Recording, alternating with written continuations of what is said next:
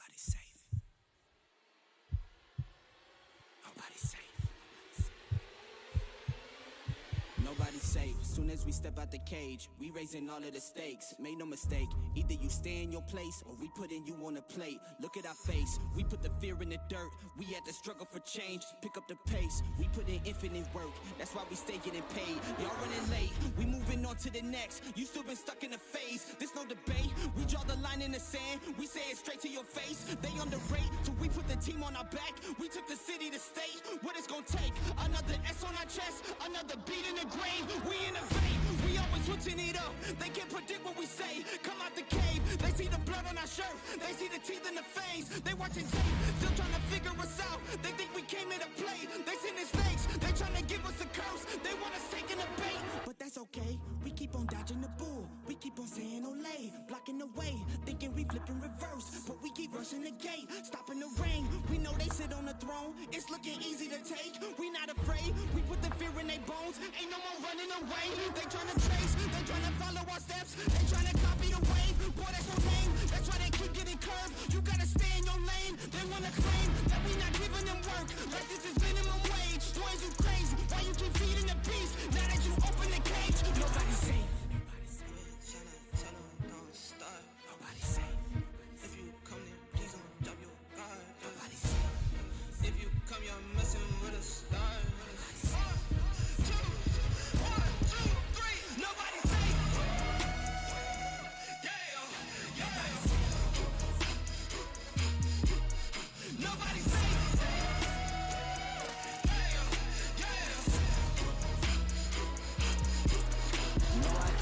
For my folks, for my mama and my pops. I don't care if you the cops, anybody could get boxed. If you aiming for my head, then you better take your shot. If you miss, then this fist gon' be cleansing your clock. I don't care if you the press or the feds or an op. If I stretch out these hands, then prepare to get robbed. If your friends said that you had a chance, understand that they probably was never for your friends. They my fans. Jumped in the ring and I started swinging. Came from the jungles of drunken demons, fighting them off in the Coliseum. Studied and learned how to target weakness. That's why your team will do better beefing with someone else who was probably vegan.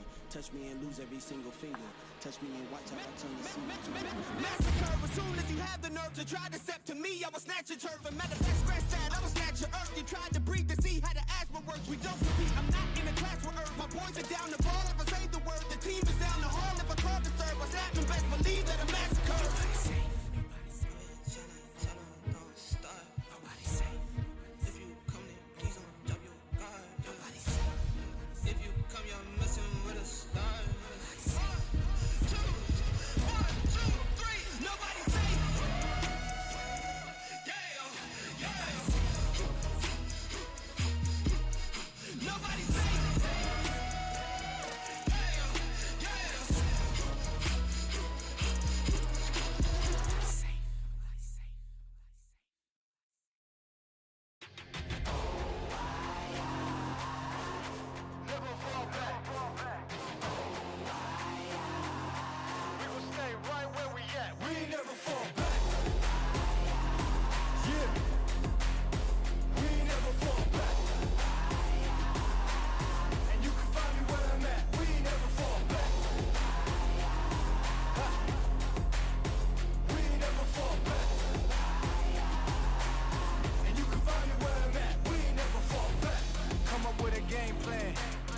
XL up in the paint, you can't shake that.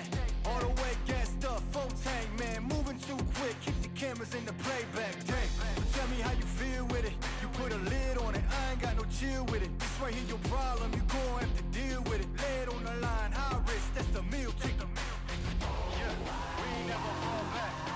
Hold our ground where we at. Never fall back. No lies, no facts. We gon' stay right where we at. We ain't never fall back.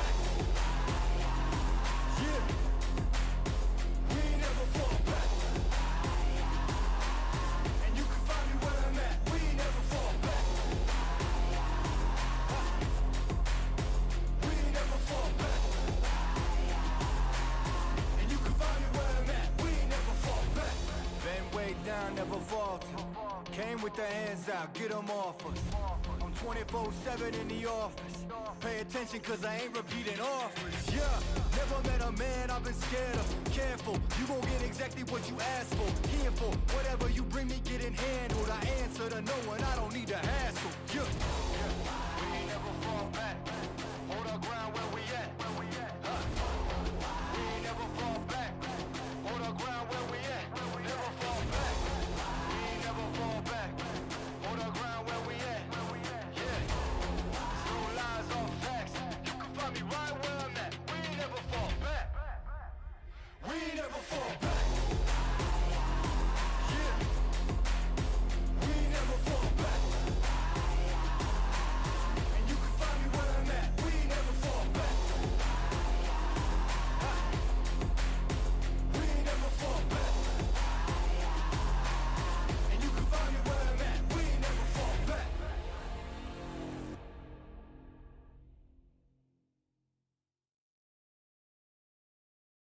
Nobody's safe.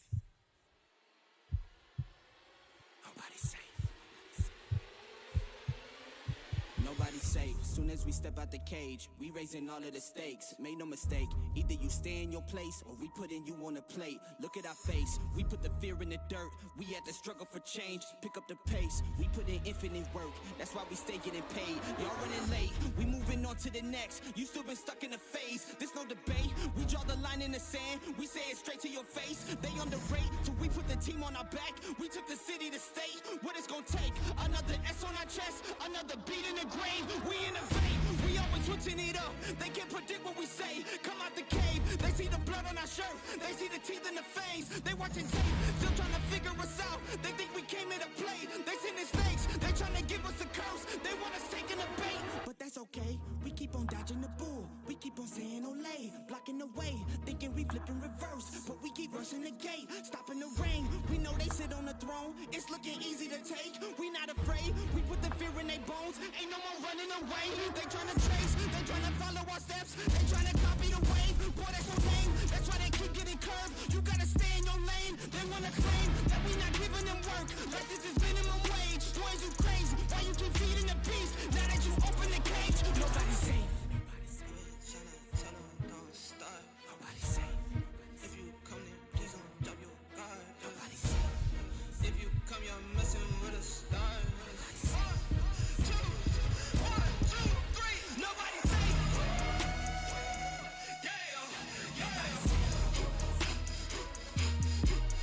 Nobody's safe.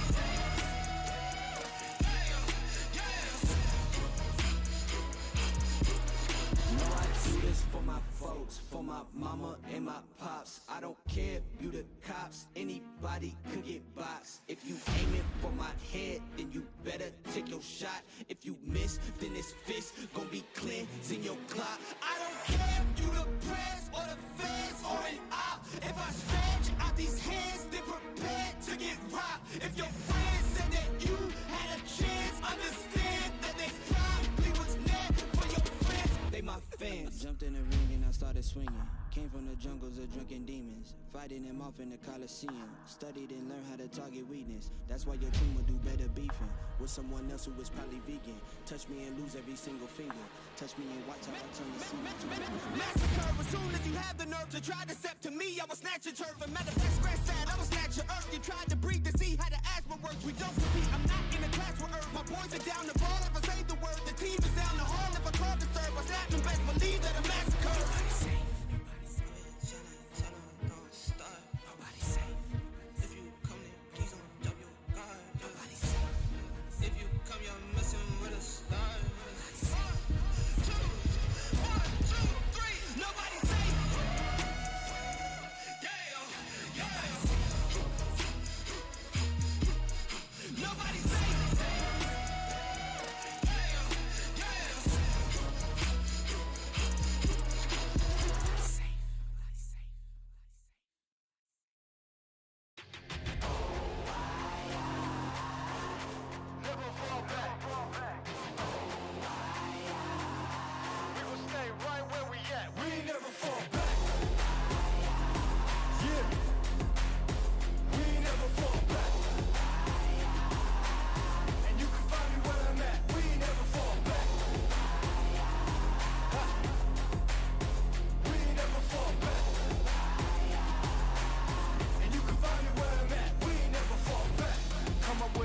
plan. Double XL up in the pen, you can't shake that. All the way gassed up, full tank, man. Moving too quick, keep the cameras in the playback. Dang, so tell me how you feel with it. You put a lid on it, I ain't got no chill with it. This right here your problem, you gon' have to deal with it. Lay it on the line, high risk, that's the meal ticket. Yeah, we ain't never fall back. Hold our ground where we at, never fall back. No lies, no facts, we gon' stay right where we at. We ain't never fall back. Yeah, we ain't never fall back. And you can find me where I'm at. We ain't never fall back. We ain't never fall back. And you can find me where I'm at. We ain't never fall back. Been way down, never falter. Came with the hands out, get them off us. I'm 24/7 in the office.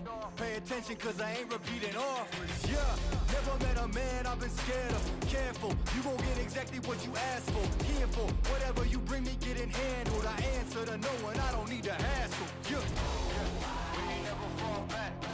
Hold our ground where we at. We ain't never fall back. Hold our ground where we at. Never fall back. We ain't never fall back. Hold our ground where we at. Yeah, no lies, all facts. You can find me right where I'm at. We ain't never fall back. We ain't never fall back. Yeah, we ain't never fall back. And you can find me where I'm at. We ain't never fall back. We ain't never fall back. And you can find me where I'm at. We ain't never fall back.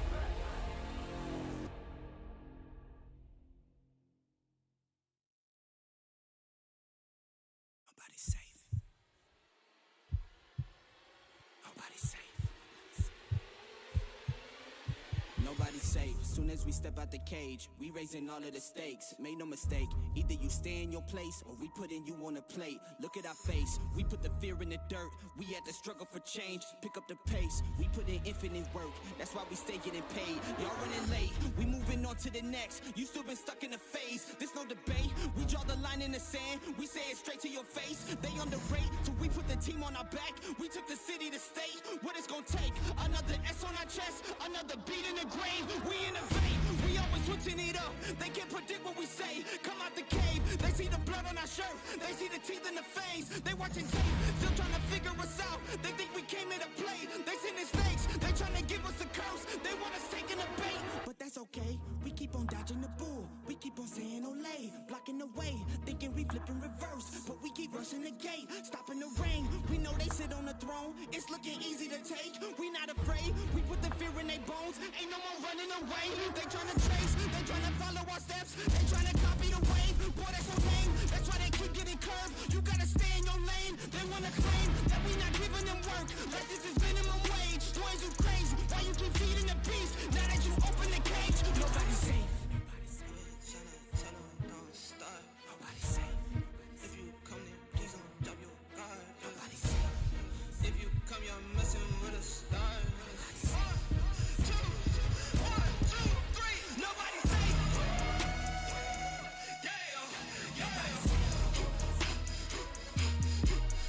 Nobody's safe.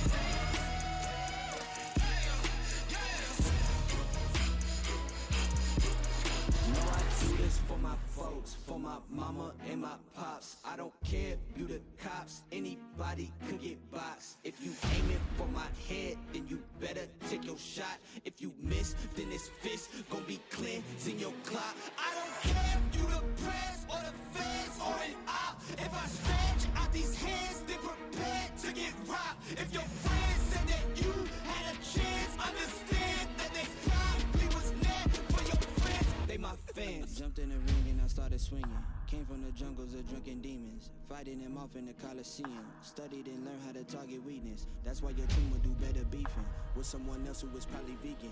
Touch me and lose every single finger. Touch me and watch how I turn the scene. Massacre, as soon as you have the nerve to try to step to me, I will snatch your turf. And matter of fact, scratch that, I will snatch your earth. You tried to breathe to see how the asthma works. We don't compete, I'm not in a class with earth. My boys are down the road, if I say the word. The team is down the hall, if I call the third.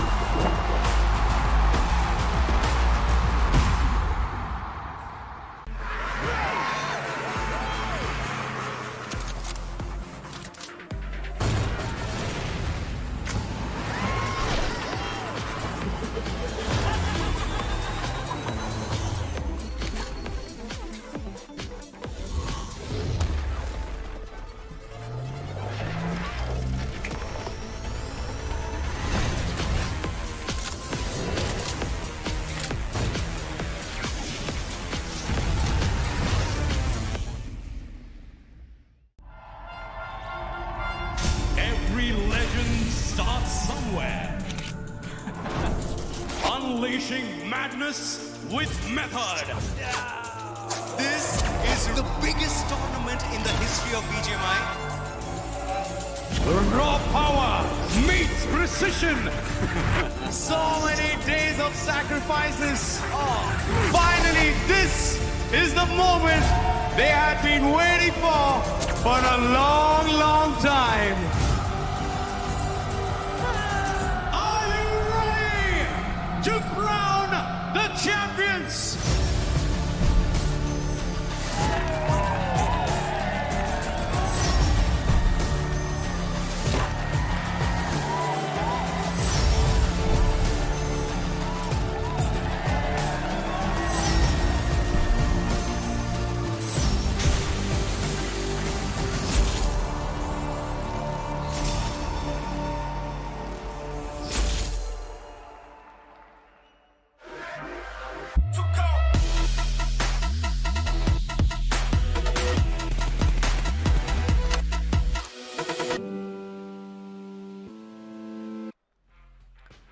Hello everyone, and a very warm welcome to all of you to a very special evening, a very special occasion. This is the start of the grand finals of the Krafton India Esports College Campus Tour Championship. My name is Super Johnny. Joining me right now, it's going to be none other than Phoenix. And Phoenix, it's a big opportunity for all of these college students, all of these people that are studying to secure a future, to also make a name for themselves in the circuit of BGMI if they want to. We have been seeing a lot of young talent enter the scene, and of course we know a lot of young talent is also studying inside of these colleges. So, well, Krafton India Esports, they were like, why not get them included into the action? And of course, it is the grand final. The top 16 teams from different colleges across the country tonight are going to begin their fight for 5 lakh rupees in prize money in BGMI. Once again, a very big chance for all these players out there, especially these college students, because once again, sometime whenever you see those official events happening, you tend to see those players, they are on stage, they are performing well, they are playing this amazing game, and they're showcasing their true talent, especially on the big screen. Now this is their chance. This is the chance for these lads too, because they got the perfect stage so they can showcase their true talent too. And I am very excited because especially, first of all, you're getting the stage, but as well as the massive prize pool is already on the line, as you just mentioned, right? 5 lakh rupees. And if you end up winning this particular tournament, you'll get 2 lakh rupees. That's a massive number. Exactly. Split that between 4 players, and 4 college kids, 4 students are going to be like 50,000 rupees richer each at the end of Sunday. So there's still a little bit of journey to decide who actually walks away with the lion's share of that prize money. 2 lakh rupees, as you mentioned, for the winner. The second place team walking away with 1 lakh, and the third place team walking away with 50,000 rupees. Even if you finish second, that's a small little treat for all of these teams, because finishing last, I mean, it gets you 5,000 rupees. You can have a night out with your friends, go out for a meal, go out for some snacks, but we're gonna have to see where these 16 teams end up. The point structure remains the same. It is gonna be a little bit of taste for all of these teams of what the competitive circuit, of what the professional teams experience. You win a match, you secure the chicken dinner, you get 10 points. You finish second, you get 6. You finish third, you get 5 points, so on and so forth. 9 to 16, you get no placement points. And as we talk about points, well, points are going to be earned by the teams that are playing. Ladies and gentlemen, we have a 16 finalists on our screens, and I think right off the bat, Sivansh, I'm going to be very honest about it. I have massive expectations from this team called God's Omen, just because I have seen this name in the officials that happened recently, and that is the only reason why I have been, when I saw that name in the list of teams competing, I just wanted to see what they will be able to accomplish in a tournament like this. But again, a lot of the talent in the country goes undiscovered, and this is the opportunity for these players to actually showcase what they could have accomplished had they gone an alternate route. And once again, as you just mentioned, right, there are going to be a lot of players we have to look out for. Especially, we got some X Factor too in terms of some different team WasTaken. I think so I'm looking forward to them. As you mentioned about Gojo, and we have Arto, Armin, Dope, Anuj, 2 OP, and Zeref. To be honest, yes, known faces, known names, and once again, as an organization itself, God's Omen, pretty much excited, by the way. Will they be able to, just like speed run, or they will face some serious competition? Because once again, these college kids never take them lightly, because they got some serious talent hidden. But we talk about the other 4 teams: Endeavour Esports, Team RaZr, Team Gojo, and Fantastic 5. Personally, Johnny, I like their logo. Before this, stream started, we were talking about which team you are looking forward to, and I told you that I like their logo. I like the lineup too: Smokey, Rocky, Roshan. So looking forward to Fantastic 5 to at least end up at least on podium. Yeah, of course. I mean, I am sure a few of these players, because looking at the tags, you can tell that they have been playing in a few tournaments as well on the sidelines along with their studies. I mean, we all know how it works, right? You finish your lectures early in the morning, and then in the evening you sit down with your friends and enjoy competitive BGMI. And I'm pretty sure that's going to be the story for a lot of these players.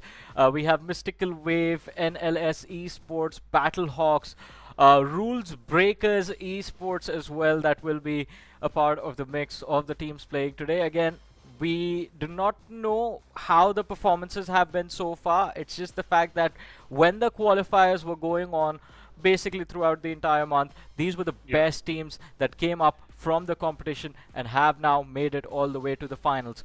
We have the schedule on our screens. Rondo is where we kick things off, followed by the next 3 maps, which will be Erangels, and then the last 2 games of the day are going to be played on the map of Miramar. And ladies and gentlemen, as I said, for a lot of these teams, this is their first taste of what pro tournaments are like, of what the competitive circuit is like. There's a team filled with a lot of pro players in the mix. God's Omen, you saw those tags. Each of them plays for a different tier 1 team. And that is going to be the team to beat, personally, according to me. And that, again, enhances the experience for all of the other 15 teams that are going to be in this mix. And even with the schedule, this is the same schedule that gets followed in the competitive tournament starting off in 2026. So now you get to see that Rondo being played by all of these young athletes. And again, these lads are some of the smartest people in the country, the next generation of aspiring entrepreneurs of whatever career they want to choose, engineers, doctors, because all of them come from a variety of different colleges, by the way, aspiring a lot of different career paths in the future. And I think we get to see how creative they can get with their BGMI now, which is what I am very excited about, to be very honest. I agree with that point, Johnny. And Rondo is the perfect map to showcase your creativity, right? You got a lot of options. You got a lot of space to work with. In the early 10 minutes, early 5 to 10 minutes, the gameplay, it all comes down to you. How are you going to play? Are you going to play hyper aggressive or just a bit control, or maybe completely depends on to you. So I think I'm very much excited for this particular event. And as you talked about God's Omen, they have to be a little bit careful. You got the experience in the backpack. The players got a lot of experience, by the way. But these players, they're not gonna, they'll not go easy on you, because you know what? They have been looking forward to your lineup, and you have qualified at least on this stage. So very much excited, Johnny. Any expectations, or are you just expecting some crazy BGMI today? I mean, crazy BGMI, of course. I keep saying that God's Omen is my favorite team, but as you just said that, even though these lads, they have played the pro circuit, we do not know what this collegiate tournament is or how it is going to turn out for them. But with that being said, ladies and gentlemen, I think it is time to kick off the action. And with that, we are going to take off over the map of Rondo. This is going to be an intense one for sure. As again, a reminder for our new viewers how Rondo functions within the first 4 stages of the game. Recalls are available for everyone. That means if a player gets knocked or finished off, you can recall them once. So you get basically 2 lives. You get an opportunity to fix your mistake. But we are going to have to see who makes the most mistakes and who walks away, well, with the majority of points on Rondo. Because again, this is the map where you can set the pace for the rest of the day. And right off the bat, we have team OneShot on our screen. We have not seen the flight path yet, so I do not know where they are headed. I mean, I do see Stadium in the distance, so I assume they're going to be landing somewhere towards north of Stadium. But once again, the confirmation, once it's going to be in front of her eyes, will be more perfect with speculations, by the way. But OneShot, once again, flawless FPS. You have Dolphin, Abe, Inferno. This is the first game of this collegiate grand finals, by the way. Dope already got knocked out. I hope he will get out of that dire situation. Dolphin right off the bat in front of the garage, just looting and will collect some good amount of util right off the bat. Abhinav also got knocked out. Zverev not looking good for him. Meanwhile, I think so. Zverev is none other than from God's Omen too. So we can clearly see the finish field is already running fast and a lot of players are going down. But as you just mentioned, this is the map where you get 2 chances. If you commit some mistakes, you can eventually bounce back. Meanwhile, Anuj, wait a minute. He already got knocked out. Oh, that's bad. Ah, that's the finish. Alpha eventually securing that finish too. That's crazy. Man, someone let my boy Anuj 2OP play in at least one tournament. This is a college tournament. We saw him denied playtime in the recent official. The man got to play like 2 games in the entire tournament. And now this is the first game of this college campus tour. And Anuj 2OP becomes one of the first casualty in-game. It is heartbreaking, but also it's quite exciting. Because if these lads have the potential to take down a team like God's Omen, well, we do not know what else to expect. But for now, we have Blackhawks on our screen, and whoa, Arc, what a play coming through. A nice little flank, takes down one, no HP, wants to take down the other player as well, round the corner. A little bit of assistance from the distance, and well, Blackhawks, they do end up securing 4 elimination at the cost of just 1 player lost from their side. So this is a decent start of their journey in this game, but we are going to have to see how much further they can take this from here. Yeah, the important factor is eventually they just secured 4 finishes. Doesn't mean the whole squad is done. You still gotta utilize those recall path about to, just get another knock. But that's it. We was eventually got knocked out, and we can clearly see some players are already moving towards those recall towers. Zelor also got knocked out, as well as Alpha. This is not looking good for the players of Alpha. NLS Esports path is back, as well as Ultron. So now one of the player is already rooting around that recall tower, so they're quite safe. Already got 2 finish. And Johnny, to be honest, I expected Rondo to start in like this way only, because I wanted to see some aggression, and these players showing that perfectly. Exactly, and a few of these individuals have been finished off completely as well. We see the player counter drop to 58. Already 6 players lost. The teams have taken a massive hit at the very start. Not something you would want, especially considering that, again, as we mentioned, recalls are available for these teams. But Rulzbreakers, seems like a little bit of a conflict. They have a player isolated right next to them. They can go for the execute, but being patient, climbing up this ridge, it is going to be a big challenge. And even though they have the information, close quarters combat situations can get turned around for the worst before you even expect, or before you can even react. But Mystical Wave, bros, he's just waiting, he's prone, the opponents have closed in. I don't think this was a good idea. I think this man here, he is going to get taken out very soon. Needs to be careful. Things might go south against him. Already got spotted out, about to get a knock. And oh, beautiful one though. Best get got knocked out though. Need to confirm that particular finish. Drop down towards the stairs, but a complete wrong decision went against you, and you were just alone in that particular compound. Now you lose your life, bros. Already done. Mystical Wave, they're gonna figure out how you're gonna revive your teammates now, how you're gonna recall your teammates, because in the early stage, you can at least expect to probably maximum 3 players going down, but not the whole squad. You still got some time. Recall your teammates out, get back into the game. Meanwhile, 4 campers, they're looking solid, by the way. Look at the player already securing 2 finishes, and Lord on the other side, clearing out those compounds one by one. This is a good strategy, by the way, Johnny. Yeah, I mean, it is a good strategy, but we will have to see 4 campers. The name says campers, but they want to make the bounce. And a jump shot from Z-Lord finds the opener for his team. The backlines for Team 12 have been compromised as well. One of the players spotted out. The util, the nade lob to perfection. That's going to be the second knock secured by this man. And with how aggressive he is, I think he might just be looking for a complete squad wipe over here.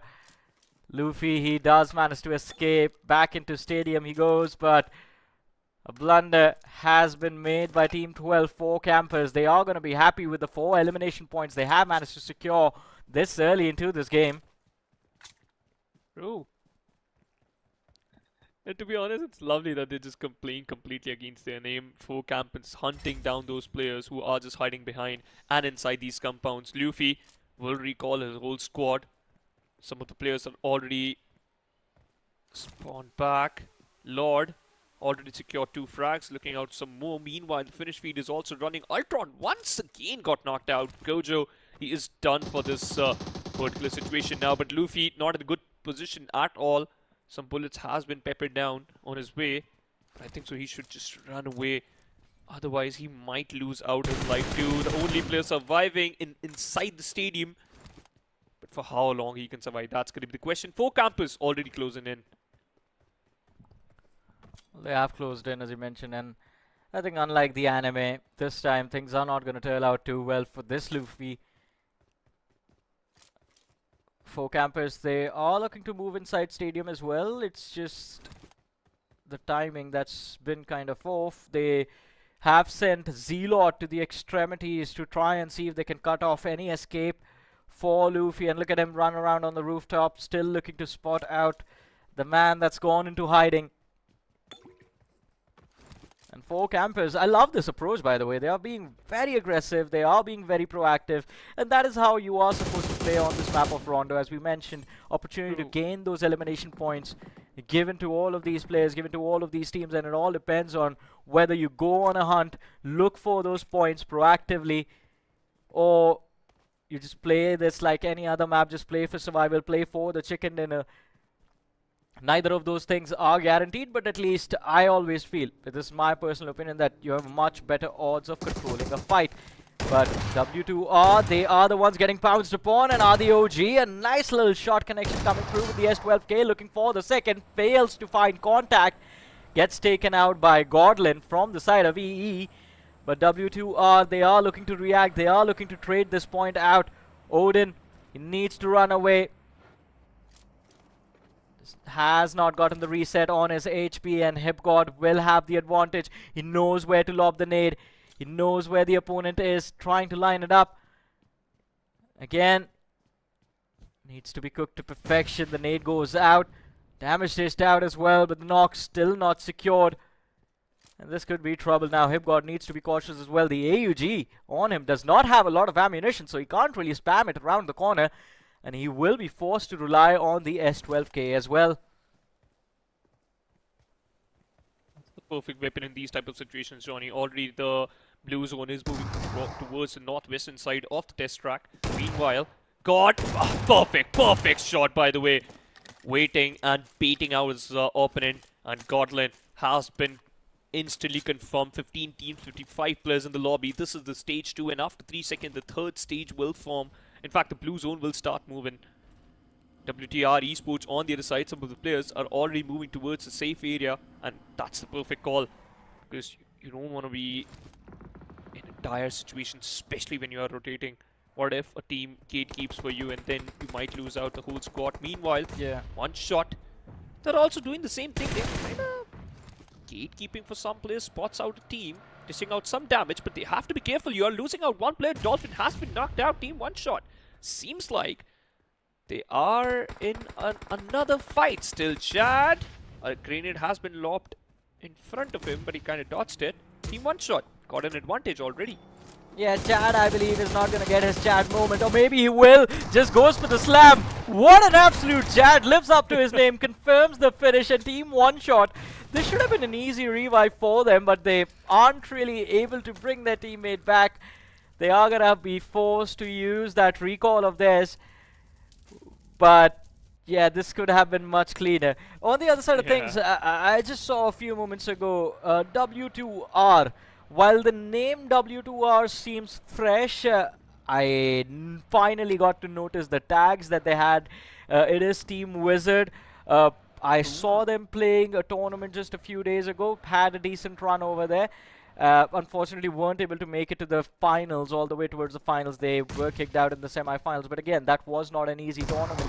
They are part of the Undergod circuit, as we call it in competitive BGMI, the teams that are on the verge of making it to the top stages, but just need a little bit more experience. Well, they are playing in this tournament as well, so we have another top contender for this particular college campus store. It's going to be exciting to see how this day one is going to turn out for them. But team OneShot, 1 player lost, 2 points secured, and are looking to make their way in towards the circle itself. But finally, Gojo and the big names have arrived. Zerif, he has squad 17 in his crosshair. Saw a player rotating out into the open, but they know they have 2 pinned down in the compounds below. But Gojo, you see the caution as well from their side. They are not just committing completely into the fight. They are being respectful to the opponents. Simultaneously, Anuj 2OP collecting some more loot from the depth right there. Smart decision though. But Omen representing Rishihood University, looking forward to at least some more finishes from their side, because at the early stage you saw that they were eventually got instantly bamboozled by these opponents. Anuj 2OP, he was on the finish speed, unfortunately on the receiving edge, but right now he's looking good, secured 2 finishes already. And now this circle is kinda annoying, Johnny, because Stadium River is into the play. Test track, some of the northern side of the test track is still inside the play area, and I actually don't like this circle because the terrains are completely uneven, and if you're not aware about your situation or maybe the premises, you might get taken down from an angle you are completely unaware about. But for the time being, you're safe. But FRAG Ninjas Esports, not even a single frag yet. Yeah, this is going to be interesting to see. FRAG Ninjas Esports representing the Central Institute of Technology, making their way here from the Eastern qualifiers. And again, I think they are going to try and put the big brain plays on display rather than just being aggressive about those points. Right now going up against 4 campers, I believe, on the other side of the ridge in the distance. 4 campers, their counterparts, not their counterparts, in fact, both the teams having made it here from the same regional qualifiers, both of them representing the Eastern qualifiers. On the other side of things, I think this is going to be another interesting lineup. Desynx Esports, another team from the Eastern region, but right now they find themselves clustered towards the southeast, and it could be a trap that's laid out for them. Right now they have decent position to work with, but I did not see a lot of escape options. Maybe they are going to be forced to wait for the next zone. Yeah. That's not a good call at all, because what if the circle just completely moves away from you? Then you have to make a tough decision that either you have to take a fight or just move instantly inside the zone. Meanwhile, Walker spots out a vehicle, trying to burst out the tires. Babu on the other side got knocked out, and that's not a good sign though. Especially when the circle is closing and you're losing out those players, will hinder your momentum. Anuj 2OP looking strong, collecting some more frags. Godlin meanwhile doing the same thing. Another finish in his name. Rulzbreakers meanwhile, not the perfect position to hide, but still in a good spot. And now the circle. Look at this, Johnny. Towards the northeastern side of Bamboo, Still River is in play. So players from Team Still, Chad, they still got some area to work with. And now this will get interesting because the southern side of the map is completely jam-packed. Yeah, there's a massive cluster present towards the southeastern edge of the circle. A lot of teams, Rulzbreakers as well, representing AIMS, Kalyani, also from the Eastern Conference of the qualifiers.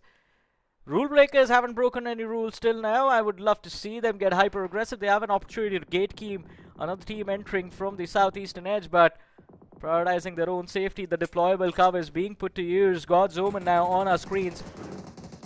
Representation from the Northern Conference of qualifying teams going up against squad 17. That is a squad from IIT Guwahati.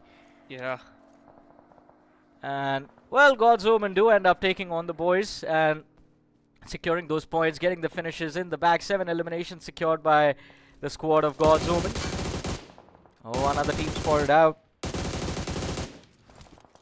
And it is going to be the side of Endeavour Esports from IIT Bhubaneswar. from the Eastern Conference.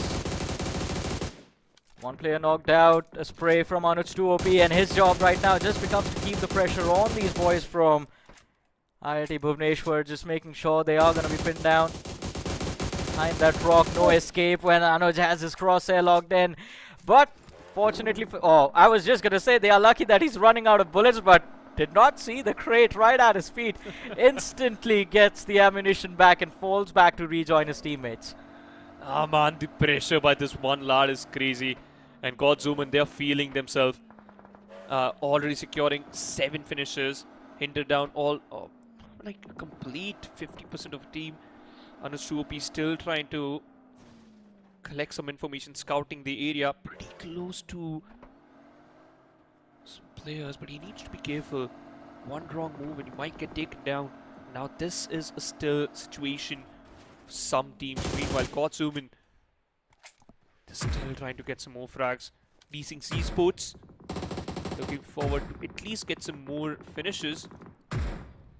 And they are also representing the Assam Engineering College from Guwahati.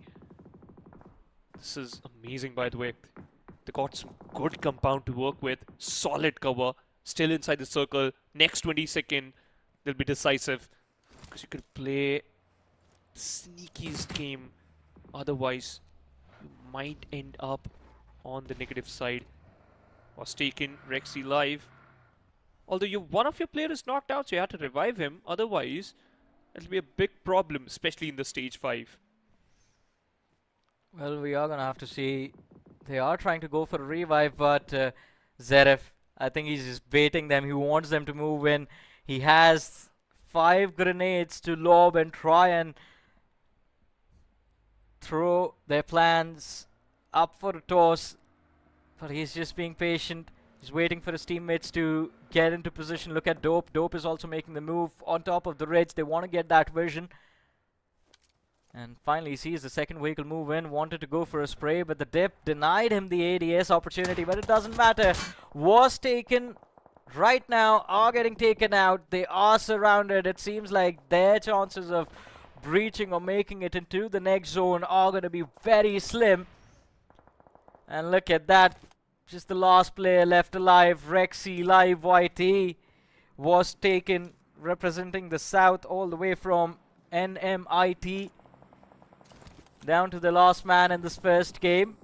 Well, this is their debut on this broadcast. We are going to be cheering for them as they move further into this tournament. But again, over the next few days, we hope that the refinement in their performances is going to be there.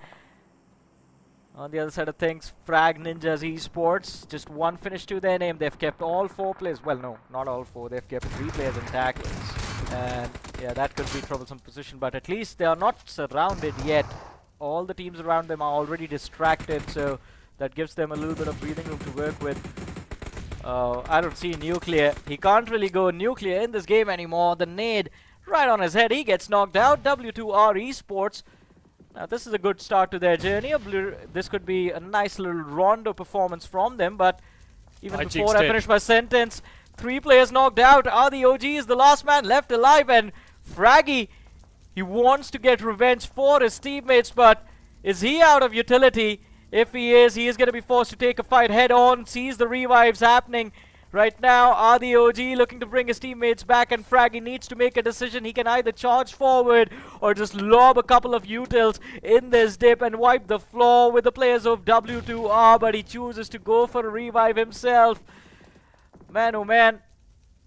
I think that is the wrong decision over here. Now, all of a sudden, W2R, they're back with all 4 players. That's completely in favor of the players of W2R. They will utilize that dip for a little bit more long because they are still inside the circle. You've got 40 more seconds to work with before the next circle will arrive. FRAG Ninja Esports, by the way, Luffy, he was the guy who got stuck inside the stadium, recalled his whole team. Now they are inside the circle in the top 9, but you could have worked your way up to the top 5 at least to collect some major points. W2R, by the way, Johnny, looking very strong from Maharaja Agrisein Institute of Technology, representing the North Zone. Looking solid, good amount of frags. Meanwhile, Desynx Esports, they are pretty close to a team. One wrong move and you might get knocked out, but Desynx Esports, they're doing the basic and advanced stuff perfectly, creating some solid covers, utilizing that smoke gun to perfection, creating some more dips to play around.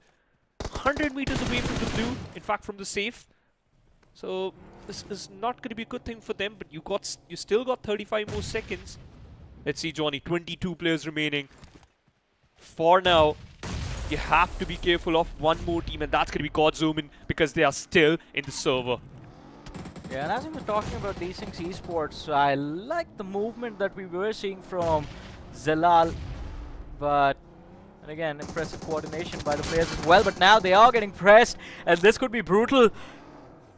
Kasuta, he's on the run, one of his teammates. In fact, Zalal was the man that got knocked out. Zoom is going to be the next man to fall, and which follows up in a few seconds. Wiped out from the game at the hands of Gojo and Desynx Esports. They were looking solid just a few moments ago, and now they don't even exist in this game, but it's just match number 1. It's just the map of Rondo. They miss out on a few points. They will have to be consistent in the upcoming games. On the other side of things, Team OneShot have spotted out Squad 10 in front of them. By the way, Team OneShot from Triple IT Delhi, a college that I'm going to be honest about it, I dreamed of going to, but I wasn't smart enough, to be honest. Did not get good grades. Yeah. Happens only. Kind of relatable, by the way, but moving we were forward good at with video games, but not at studies. Yeah. But I think so. These lads, they are balancing it very perfectly, because some of the players, they are actually showcasing a good amount of play style. You can clearly see that they are aware about the situations, how to handle them, and how to work in those completely against entire situation. W2R Esports is the perfect example. 9 finishes. There was a situation that they were about to get eliminated, but survived, and now 3 of the players still inside the circle.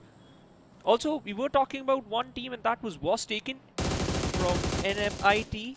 One of the lads is still alive, and he's still making sure that they will collect some major points. He made it into the top 6, so that's a good thing. Abhinav, meanwhile, instantly got finished off by Anuj 2OP. Gojo, this team, they're not backing off. Yeah, they're not backing off. There are 14 eliminations on the board, and I think this is where that competitive experience of being professionals at this one thing at BGMI kind of gives them the edge. This is the one place they are going to dominate for sure, because even from the positional perspective, they have the higher ground, and they are going to be able to look down on all of these fights, get a lot of information to prep, and make their decisions for the end game a little bit better than everyone else who's playing the lower ground, who are playing the shorelines here, just like Team OneShot. OneShot cannot take a fight head-on against a team like Gojo. Luckily for everyone else, that Gojo right now will be contested by the side of W2R, so that can be one saving grace for everyone else inside of the lobby, but we will have to see how things turn out. Also, Anuj 2OP, man oh man, I'm loving the performance that we are seeing from this this young lad. He's been in the circuit for the longest time. Personally, one of the nicest human beings you can run into in the professional circuit amongst the players. Everyone is nice, but Anuj 2OP extra sweet, considering he has got like massive arms, man. The guy works out a lot. But anyways, right now gets knocked out again. W2R Esports, one of the teams that can actually put up a fight against them, are putting up a fight, looking to see if they can wipe out. And again, this is a fight for positional control. W2R also realize how important the top of the hill right now is, and they do not want the squad of Gojo to control it for free. They want to make sure that Gojo is feeling pressure, so at least if they work in tandem with the other squads on the other side of the ridge, they can potentially trade off places and then retake the high ground for themselves. Whoever controls the top of the hill right now in this game stands the biggest probability of winning the chicken dinner as well. Oh no, that was a bad call from Arman. Yeah, taking your vehicle out and moving towards the sidelines, completely unaware that there is a team, especially a player, just hiding behind those cover. And Anuj 2OP not in a good position at all, almost got knocked down, and that's going to be Arcane. Meanwhile, WTR, they will face the brunt. One of their player also got knocked out, but Gojo, they have to work their way up because it doesn't seem good for the player Dope. ZF is the final player from Gojo. Yeah, they got sandwiched between two teams, Johnny, and that... It's not even the 7th, it's not even the 8th stage, and you just started moving early, and now you are about to lose out on the whole squad. Yeah, not really a position they thought they were going to find themselves in. But W2R, I think this is a decent start. They made it to the top 4 of this game with 12 elimination points secured. And this is all you would want from a match like Rondo. Plus, having taken down almost 75% of the side of God's Omen, we spoke about the priority for the high ground a few moments ago, Sevanch.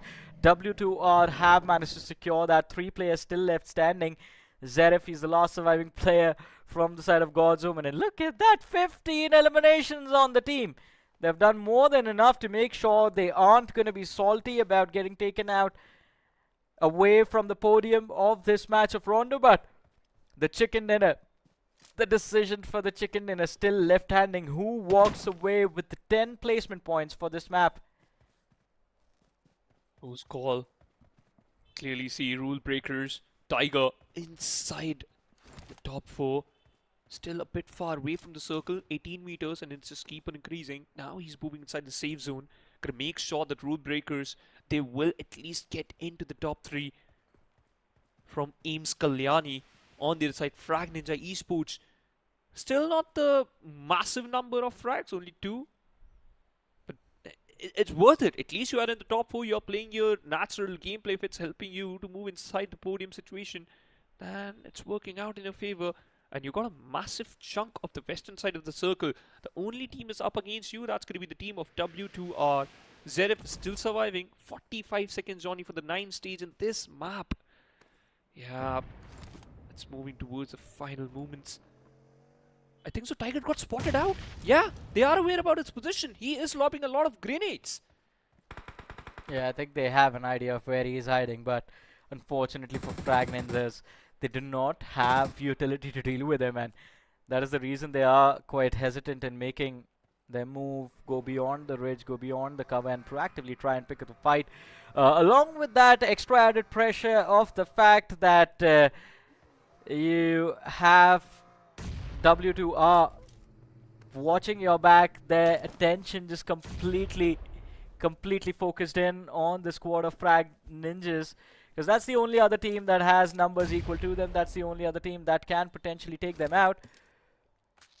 Let's see how things turn out. Arcane Jord, no utility on this man as well. Where did all the util go? You got to save the nades and the smokes for the end game.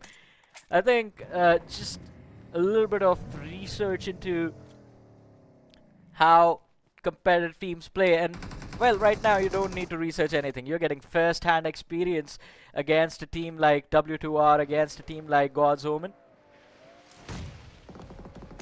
This type of gameplay from these players eventually, but Tiger could have dealt with him a bit early, and now he cost you a player. That's going to be Nazi, has been taken down, and this could be the final movements. W2R moving forward to at least secure the first chicken dinner, and they did, ladies and gentlemen. That's the first chicken secured by the players of W2R Esports from Maharaja Agrasen Institute of Technology from the North Zone. What a perfect game, by the way. Yeah, what an amazing performance coming through. And again, I think this is what they have been practicing for a very long time. And finally, a big chicken dinner in the bag as well, and taking on a team like God's Omen. I think one of these two teams is definitely going to finish first. The other one might just be second. Impressive performance coming through at the start of the day on a map of Rondo. Map that requires you to be aggressive, be proactive. Yeah. These teams knew what needs to be done. But from here on out is where things will get interesting for sure. Because Erangel and Miramar, well, they are standard when it comes to competitive battle royale, and especially BGMI. So even the other teams know exactly what needs to be done on those maps. But now the story changes that you have to take on God's Omen, you have to take on W2R and try and play from a deficit, because finish points combined with the chicken dinner, that means they are going to have a massive edge, especially W2R. For the side of God's Omen, they got taken out a little bit early, so they are just going to have those those finish points to work with. But now you will see a massive difference at the start of the day, and everyone else will be forced to play catch up. Again, these are some of the smartest people in the country, ladies and gentlemen. Like, they're going and they are going to schools and colleges that are very difficult to get into. So they're very smart. They know how to make those calculated decisions. That is what they're best at. And again, those calculations, they come in handy when you're playing a longer journey, where you're looking at the bigger pictures. So I believe they are going to have those fleshed out plans for the upcoming games as well. Looking forward for those particular games, because once again, Rondo, I think so that just this map is a surprise for everyone else out there, because once again you can create those temporary covers and you can eventually just turn around the whole situation according to your play style. Because if you want to create a lot of covers, if you tend to hide behind those particular temporary covers, you love to play around those dips. Yes, you have the liberty to do that. But in Erangel and Miramar, you have to stick with the game plan. You have to stick with the map. But if we talk about the highlights, a beautiful start, by the way, and we saw the finish speed. Anush 2OP and the whole squad of God's Omen, they got peppered down by a lot of players. But to be honest, you end up, almost creating a lot of chaos. Not almost, actually you did create a lot of chaos in the whole game. The only kryptonite was W2R, because they were controlling the sidelines alongside you. So technically these two teams are just moving together from the sidelines, creating and eventually eliminating all the teams who are just walking in front of them. And they did a fabulous job. But eventually, like the end though, FRAG Esports collecting some decent points. I'm looking forward for them in the next matchup, especially in Erangels. Pretty much, I mean, as you said, it's not just you, it's me as well. FRAG Esports, I think the positional play was definitely quite good. And again, Rondo, it gets hyper aggressive. I understand chaos can sometimes be very difficult to deal with, but if you believe in the chaos theory, you are going to find how it works and how eventually you also need to be a part of those chaotic positions, take priority in certain positions and then fight it out. That is how you are supposed to get points on Rondo, which is what W2R and God's Omen were doing the whole time. But as we said, up next we have 3 Erangels to follow up. There will be an opportunity for the other teams to be consistent and try and catch up. But before we move to the upcoming games, we are going to have a look at the stats of this one. The MVP of this game is going to be my man Anuj 2OP from God's Omen. 8 finishes secured, finish contribution of 0.53 for his team. Yeah, man, more than 50% contribution by this lad. So once again, you almost secured what, more than 14 finishes. So that's a massive number just in the first matchup itself. But you know what, Rondo allows you to do that because of the recall feature, you tend to collect a lot of finishes in your backpack. So this is the perfect map. This is the perfect map to get things going on, especially in the finish department. But in the next few maps, especially in the Erangels and Miramar, you have to give respect to the placement points. You have to give respect to the point structure. But Anush 2OP, amazing performance, and would love to see where God's Omen see themselves after this first matchup. How many total points they got from this first Rondo map? Well, that is something that I want to see as well. And let's move forward to the match ranking, ladies and gentlemen. We have 27 points for W2R.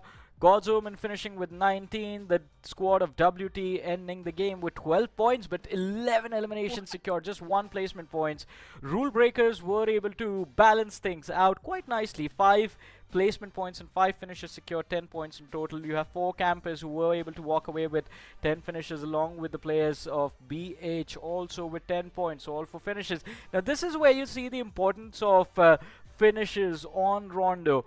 A majority of the teams that did not survive for long but were able to secure those elimination points do end up finishing within the top 8 of the bracket, and that is why aggression on Rondo is very important.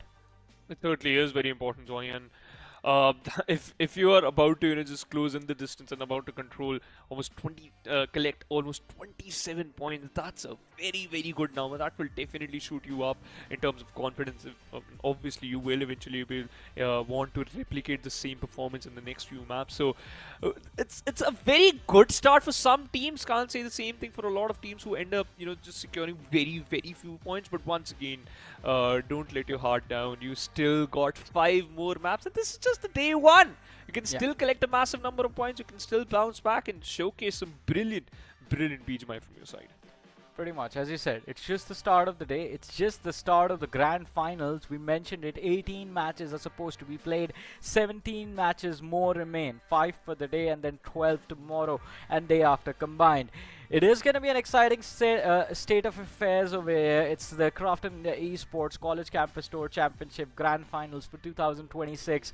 And again, a big opportunity for these young lads to make sure that the next few months they are going to be celebrating. As we mentioned, the winning team walking away with 2 lakh rupees in prize money for a group of kids that are prepping or in fact in college waiting to step out into the real world. Well, before you do that, here's some money. Go enjoy, go have a party. If you want to buy a new device, well, you can do that as well. True that. And you know what, I think so this will definitely help you, you know, just showcase that, you know what, this is just not only fun, this is competitive, and you can easily, you know, make your name and collect some extra cash for yourself too. Yeah, but for now, before we jump into the action of the next map, which is going to be Erangel, we're going to take a very short break. You guys stay tuned, keep watching. We'll be back after this.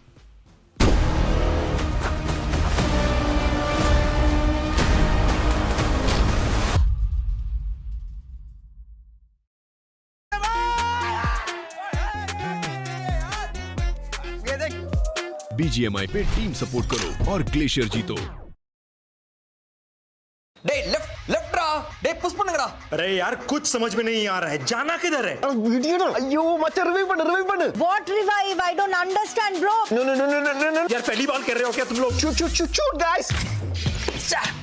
मचा क्या कर रहे हो यार? நீங்களாச்சும் கொஞ்சம் தமிழ் கத்துங்களேன்டா। अरे कोई translator बुलाओ यार, ऐसे कैसे चलेगा? உங்களால தான்டா தோத்தோம்। क्या करते हो तुम लोग भी? IPL champion of CSK. Mass மச்சான்। ஐயோ பல yes Yellow Army, bro. C language இல்ல CSK இருக்கு மச்சான்। गाइस बंदे come on அவன சுடுங்கடா। come on man, nice shot man, well played guys. yeah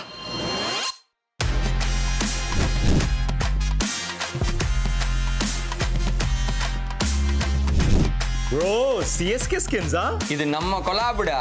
Now we don't need call outs. Just whistle podu. BGMI ஆடு whistle போடு।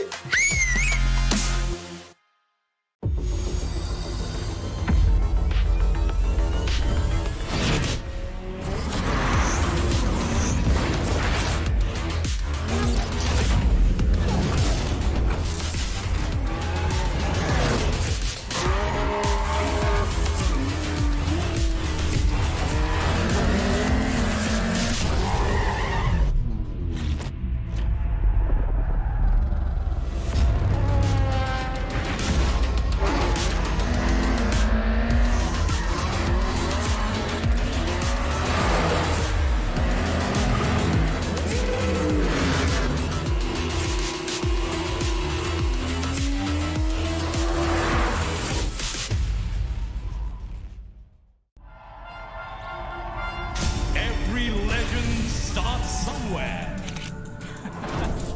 Unleashing madness with method. This is the biggest tournament in the history of BGMI. Raw power meets precision. So many days of sacrifices. Finally, this is the moment they had been waiting for a long time.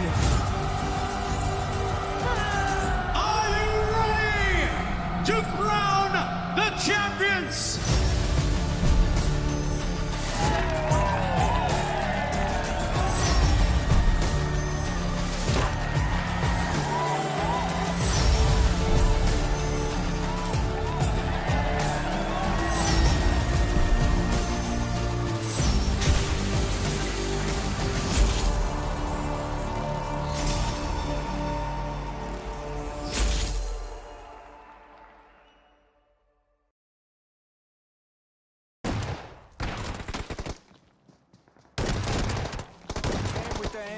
Get them off us.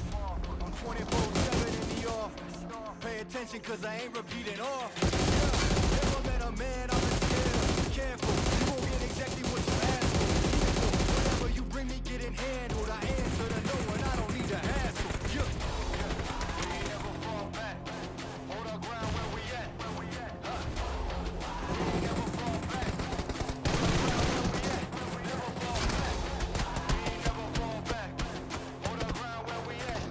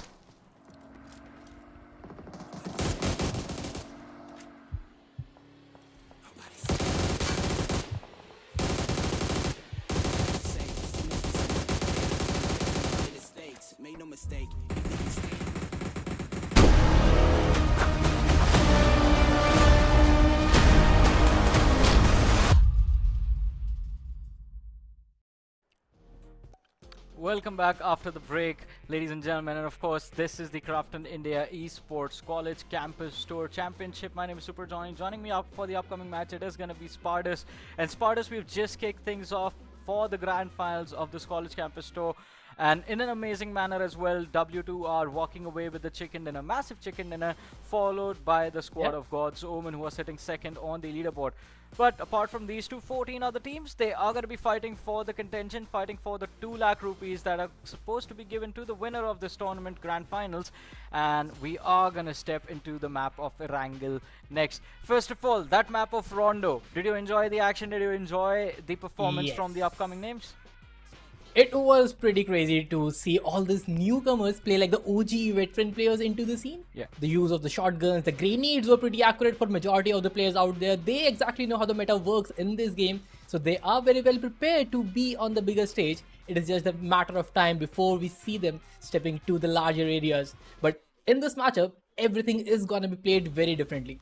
Round is one of those maps where you are very aggressive to a certain extent. But on the map of Erangel, you have to play a little bit passive. More preference is given to the placement points.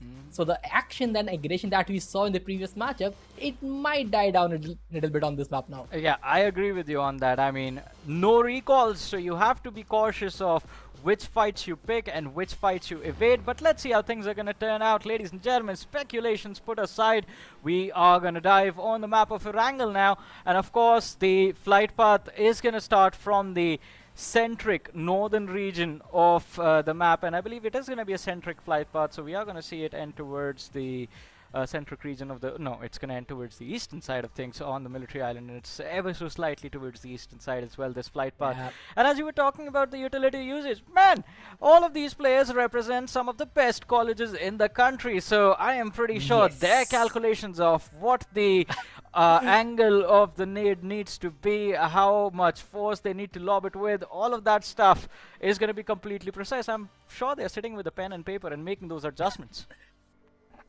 Pretty much evident, since majority of these players belong to triple IITs and IITs, the most craziest institutions out there. And being good at studies and at the game at the same time is something really commendable. But now, early drop clashes is what I am looking out for, since this is one of those plane paths where we see a little bit of drop clashes, especially for the vehicles, since the western side is pretty much far out for all these players. But as things stands, nobody is engaging right now. I think the calculations have worked out except for the teams in the shooting range arena.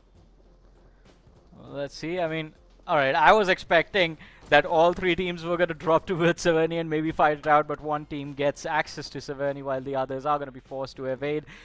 Team OneShot, as we were talking about calculations, I'm pretty sure they calculated that Stalbakamishki is the best place to start if you want to take things a little bit slow on the map of Erangel, and we see them drop towards the northeastern quadrant of the map. Although Puchinki, again, that early fight has been initiated. It's God's Omen, and they are...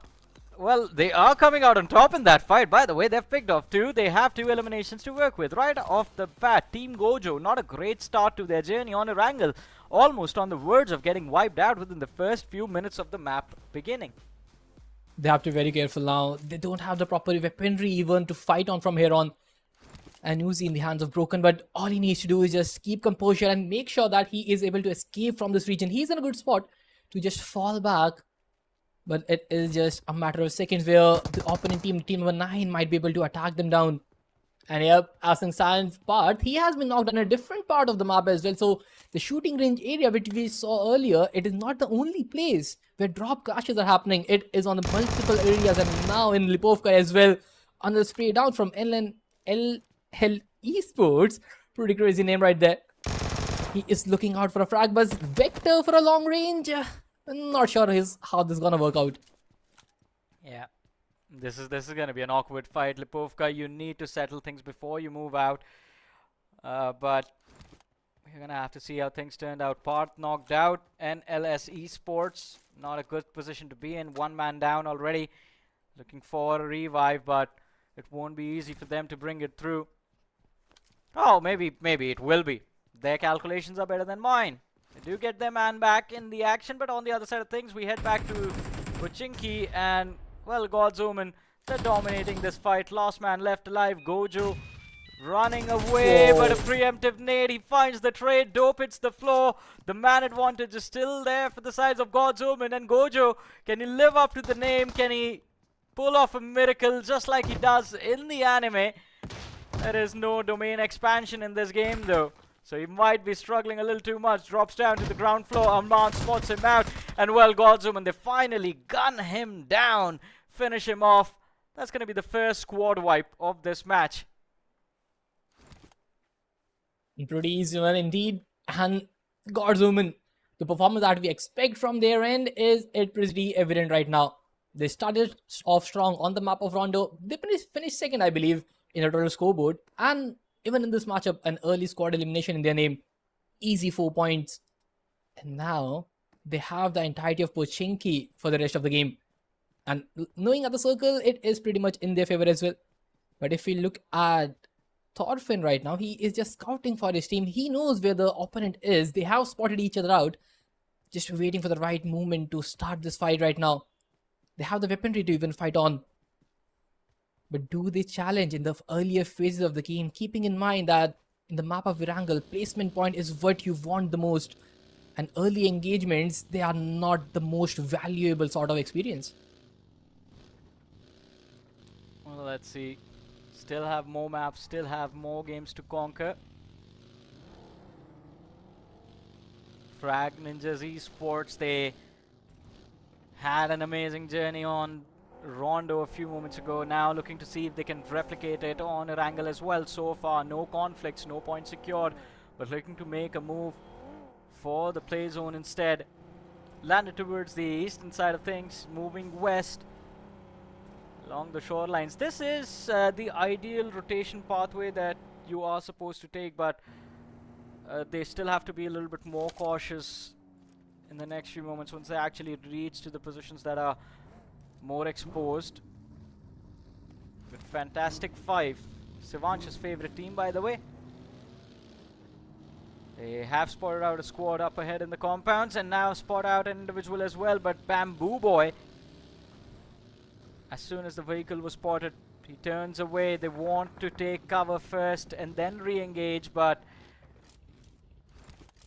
over there, I think a little bit of a communication mishap, by the way, from Fantastic Five. One player fell back, the other two, they want to keep on fighting, and that might just give RB the edge that they want. One player from the side of Fantastic Five, extremely low. They've started to fall back, started to regroup.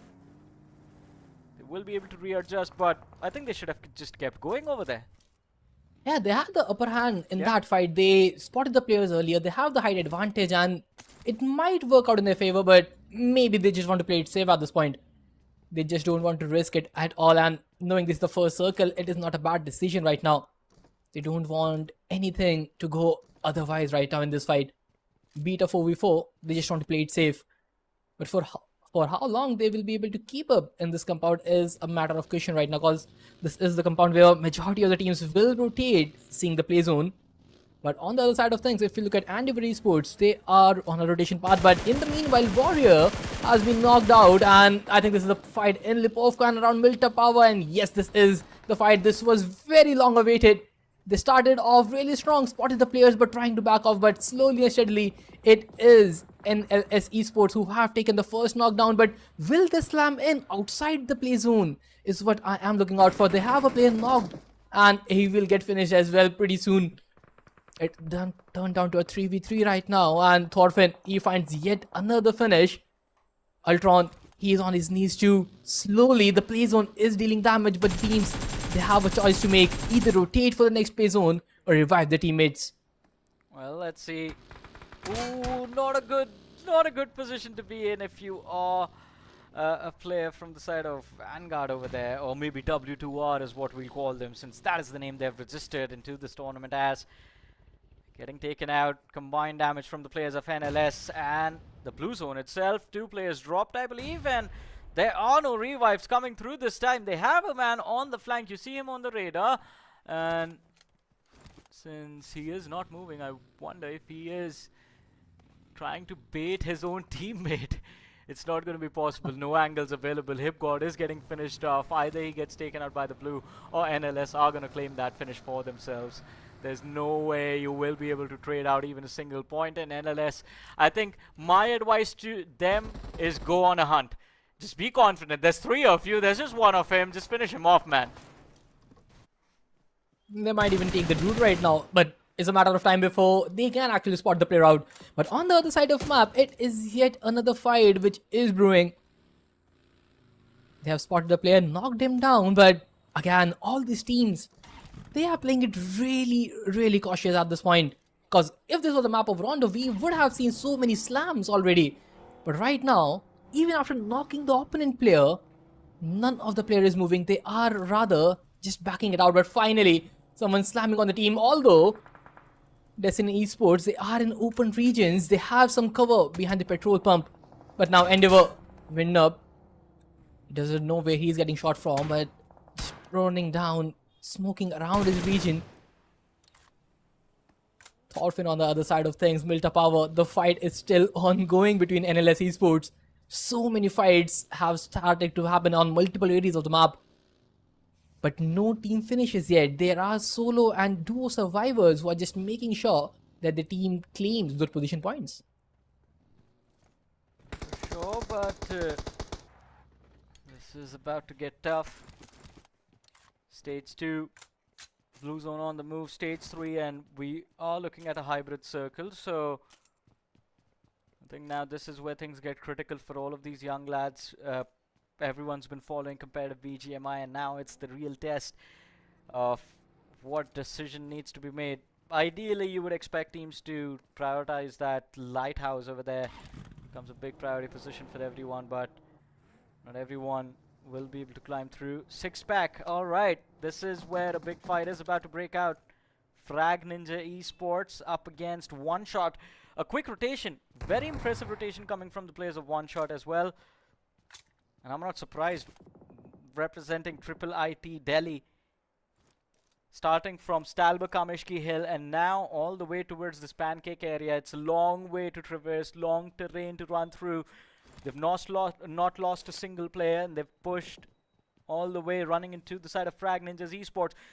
And I like Dolphin as well. They know the doors are open, they know someone is here, and they're just keeping their distance. They want to spot out the entire squad before they choose to engage into this fight. They're just waiting right now for the perfect moment before they can actually give up their position and take a fight. That's a pretty good decision on their end. On the other side of things, Battlehogs just spotting the maps, spotting the mountains. Have a good compound in their side and no threat as of now. They can keep this place for as long as they want. The play zone is pretty much in their favor as well. Not too much of a rotation they need to deal with. But now if you look at the play zone overall, I would say almost 50% is in the water. So all the teams who were playing safe and steady till now they have to engage in the fight, especially on the extremities of this play zone. The white circle, it is going to be a nuisance for so many of the squads. Battlehawks 300 meters away from the play zone, but look at this. Oh no, a cluster building up, and Team OneShot, they can be caught off guard if they aren't really wary of these open windows. Abhay checking the back lines, making sure the players of EE stay back, but hey, there's a different form of trouble to deal with, and my goodness, this is gonna be very awkward. A shotgun, point blank range. Dustin, he stood no chance over there. OneShot, they have another point in the bag. And of course, FRAG Ninjas, I'm surprised they aren't really getting involved in this. This could be an opportunity. This is a fire sale for these finishes. And everyone is just, well, they are just avoiding any form of conflict this early into the game. Abhay, he does get traded out, but Dolphin is right there on the flank for the revive. Flawless FPS. He needs to make sure he keeps the counter pressure on squad 6. Does not allow them to close the distance.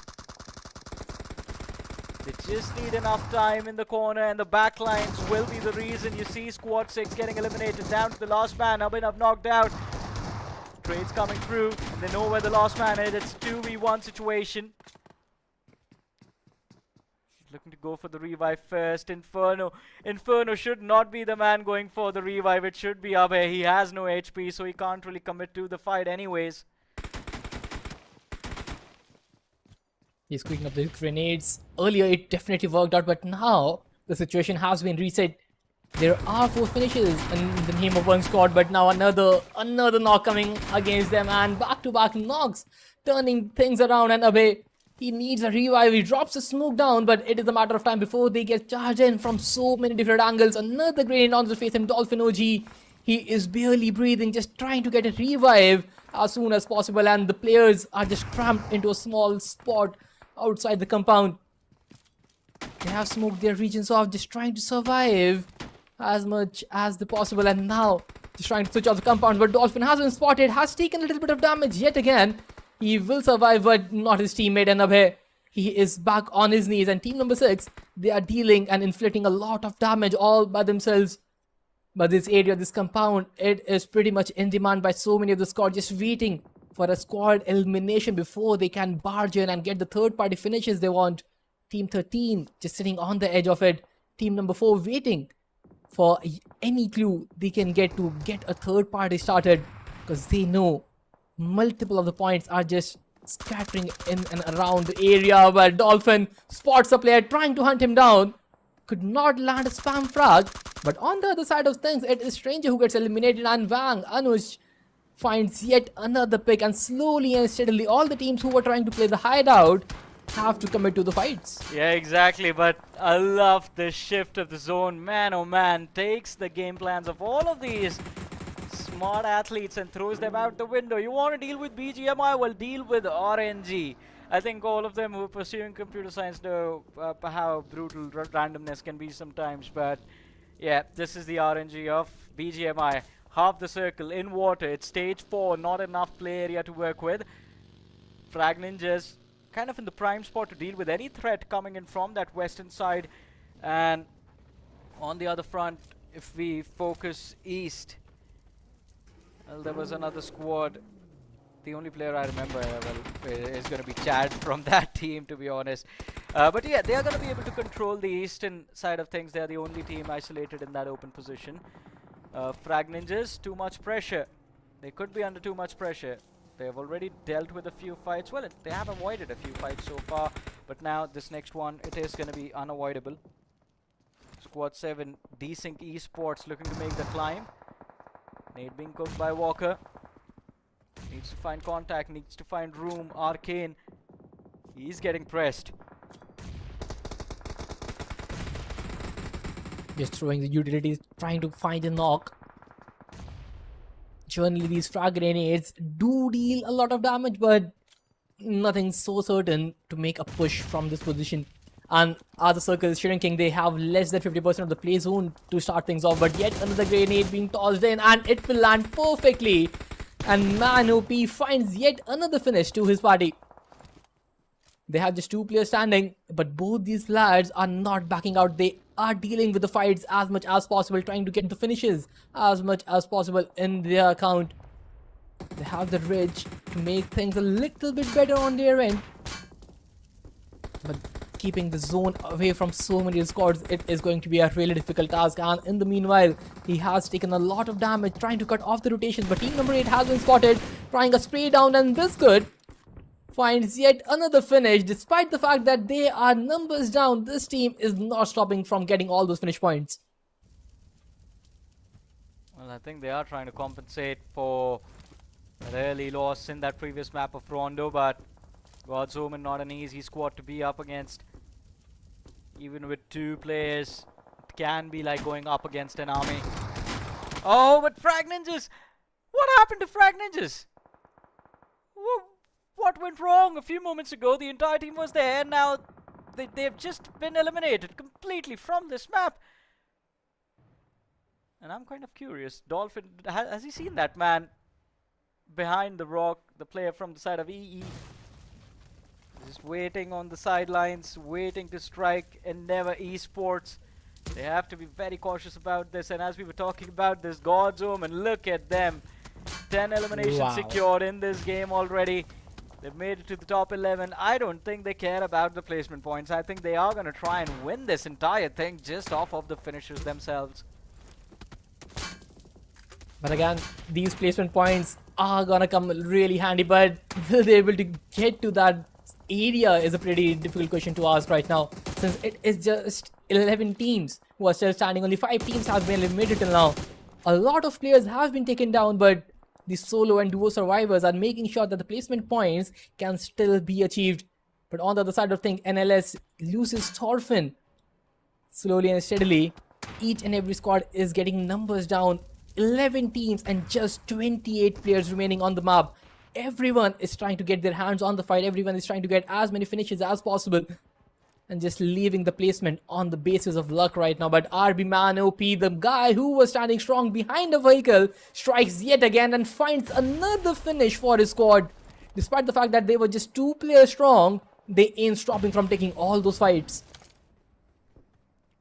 As you mentioned, it doesn't matter if it's 2 or it doesn't even matter if they're down to their last man. This team will just be out for blood.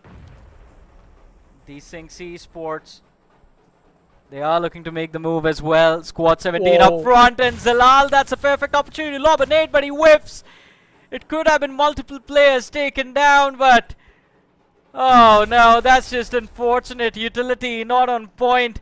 He still has a few more nades to work with. So, a pro tip, lob a molly first, cut off movement speed for the opponent, and then lob a nade. Higher odds of making contact, higher odds of securing the knocks, but doesn't matter. 2 players knocked out, 1 man on the flank spotted out as well. No shots taken, and the punish is going to be there. Desync Esports, well, they are facing a desync between the thoughts in their heads and the actions of their fingers. And that has allowed Squad 17 to survive. That has allowed Squad 17 Mystical Wave to push through. A team from IIT Guwahati. The numbers advantage still in the favor of Desync Esports. Zalal, he's back on his feet. He wants to make the pounce, wants to get revenge. But utility, it's been used. Only 1 Molotov and a flash remain.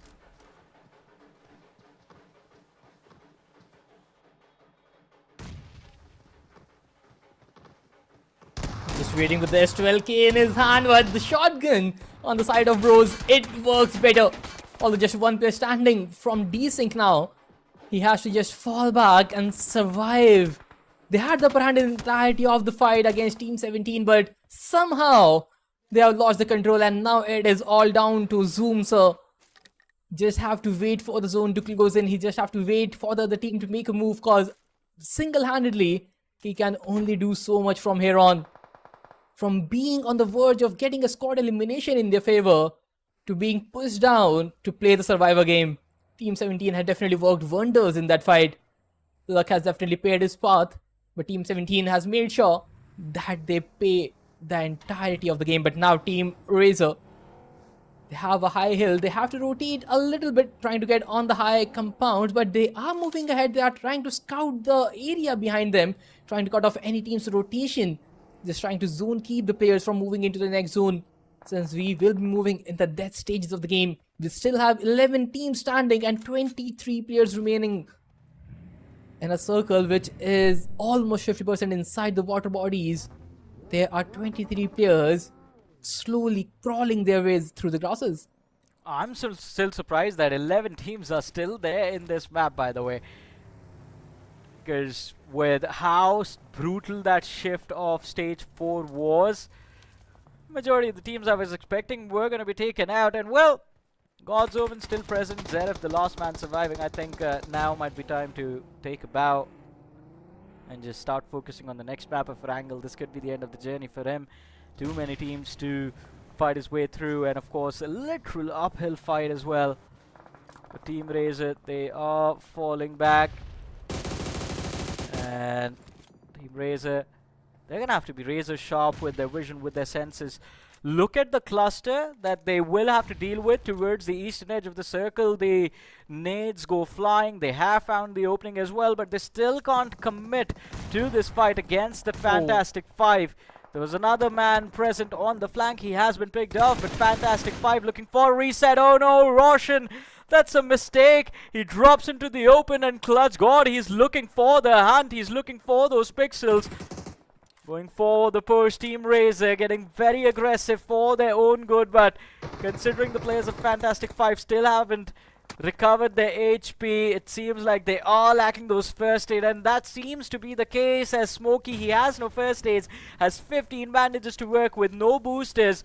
This is going to be the big detrimental factor to the end result for Fantastic Fight. This is why they lose. Lack of heals on the team. There's a loot crate right next to them. But unless they find a first aid, I think they are going to be pinned and in the next few moments finished off at the hands of Team RaZr. But now they have a decision to make. Do they engage in the fight or either rotate out from the region? But it is going to be very difficult. But Team RaZr, they are just trying to pin the players out, and the grenades are making a little bit difficult for them. But now Clutch God trying to make his way ahead, trying to just close down the distance. The play zone is slowly closing down and the teams are forced to make a move. Team RaZr still holding their ground, representing GB Punk BGMI Campus from the North region. They have made their way to the top 10, but now their decision making from here on will decide whether they will be able to get to the top 3 from here on or not. We are down to the last stages of the game. It is stage number 7, where things get a little bit more drastically nasty for each and every individual out there. Team Fantastic 5, they are still standing their ground. There are 3 players remaining on their team. They have a very little space to move, yet everyone is still alive. 9 teams remaining, 17 players still alive. Team RaZr, 2 points secured so far into this game. I think they are hoping for a chicken dinner. They do not want to get aggressive and lose their lives early. But all of a sudden, 2 turns to 4. Number of finishes doubled up in a matter of seconds. Looking for more. Bro, he's been spotted out in the distance, and Anshu did want to take these shots, but he runs out of ammunition. No more bullets left on that AUG. A refill is going to be needed. We are going to see when he actually gets it for himself, but this is going to be a very awkward position to fight from. They're stuck on the northern edge. They will have the high ground, so they will have the vision of the fields up ahead, but lack of ammunition, lack of utility might just cause them big trouble. But also the fact that they have to close down the play zone gap in the next 1 minute. Yeah. All they have is just 60 seconds remaining, and I'm not sure how many smoke grenades they have. They need to create a path so that they can at least create an illusion of moving ahead. They know there are teams and players in the compound. They are trying to spray down. A good slam coming in, a good cover fire from Clutch God, and now Team RaZr trying to take the head-on fight in a 4v4 scenario, but they are losing out the players. The cover fire is not working how it's supposed to be, but slowly and steadily Anshu trying to deal the damage with the SLK in his hand, trying to pre-fire the shots, but not landing any of it. They have a player knocked out, trying to survive, but team number 20 in the compound, they are still holding on, but now Anshu, he will try to close down the gap. He has cover fire. They have to make a move, and they have to do it pretty quick before the other team try to capitalize on the situation. And Team RaZr, they are playing it real nice. They have the compound closed down, and now the inside have been secured. Anshu, all by himself, just slammed the area, and Clutch God's cover fire paved their way for the top 6 squad right now. All of a sudden, chaos has hit its peak in this match, and Team RaZr, they have been phenomenal. Look at the amount of map control they have. As you mentioned, 6 teams do remain, but I believe Team RaZr, they are going to be the ones to cut the competition through. Squad 17 waiting on the sidelines. They have numbers to work with, but map control is how you win this game, and especially in the end game. It's waiting for stage 9. All of these squads, they're waiting for the end game blue zone collapse. And Mystical Wave, 6 eliminations secured. For them as well, it's going to be a nice little reset on the overall leaderboard, considering they did not have a great start on the map of Rondo. But the recovery on Erangel, it's been a phenomenal one. And this is something that me and Phoenix were also talking about when we were on the map of Rondo, even after the game came to an end, that... Alright, yeah. The boost to put him up on the roof. They are looking for that extra bit of vision as well. But as I was saying, Rondo is that off map that I think the professionals are going to do a little bit better on. Teams like W2R, teams like God's Omen, because they have had a lot more exposure, a lot more experience.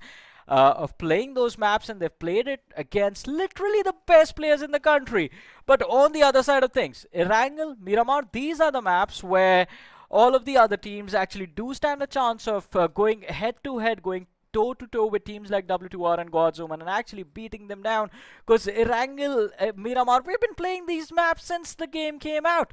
So that is why understanding of the fundamentals of the game has been built better on these maps and not on Rondo.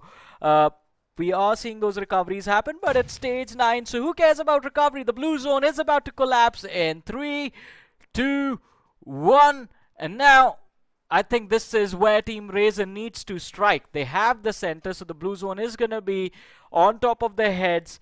The lost. Everyone else playing the edge, well, they're going to be forced to run now. Mystical Waves, they have a perfect upper ground right now. They are just set up in a good spot, but they have to make sure that nobody is able to shot them from the right hand side of their area, since that is a blind spot that they need to be very worried about, and they are looking at it. Spots a player, just finishes him off, and Team Mystical Wave, they are in a perfect area to secure the winner chicken dinner right now. Flex bro just holding his ground, but now trying to just jump across the roof, just trying to change the compound before he can move ahead. Spots nobody in the smoke wall in front of him. Last 3 teams remain, 6 players standing. OneShot. They have a solo survivor, Ash, trying to crawl his way for the next area, but Slash Bro finds Clutch God, and Team RaZr, who had a compound, they are losing out on the players, and now Team OneShot, they are trying to just secure yet another finish point or even get better on the placement sheet. Well, let's see.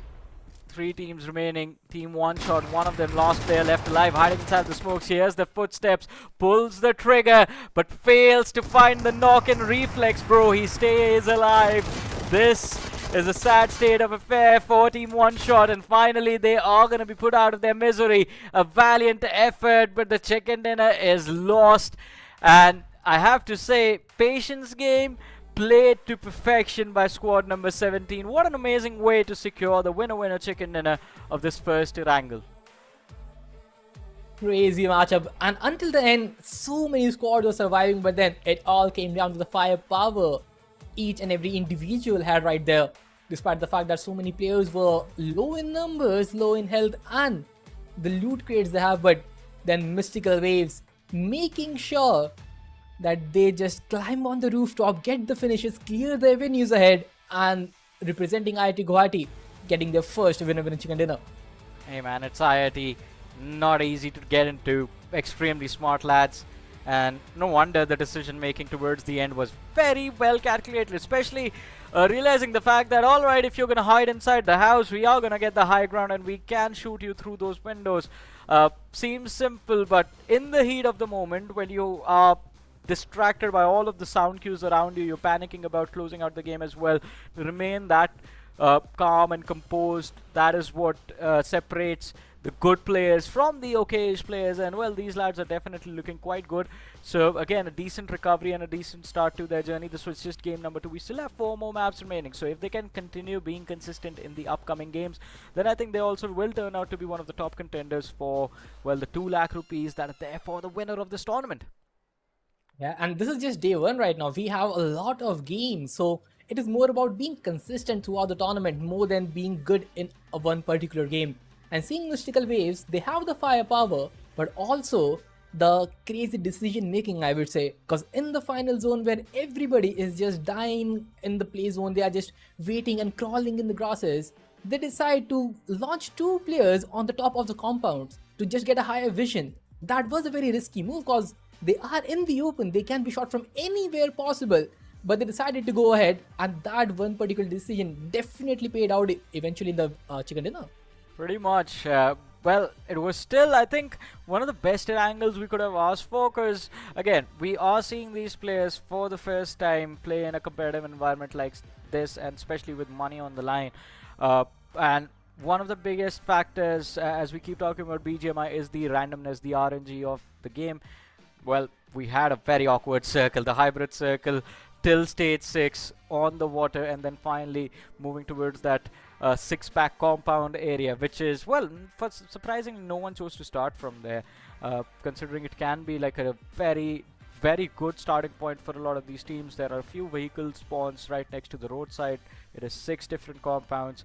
2 sets of 6 compounds, my apologies. So that's 12 different buildings, enough for an entire squad of 4 to go loot around in. But no one was there. We saw teams close in later, but that is what caused a lot of trouble for all of these teams, except Mystical Waves, who were staying on the sidelines for the longest of time and chose the perfect time to run into the cover. But with that being said, let's have a look at the highlights of this match.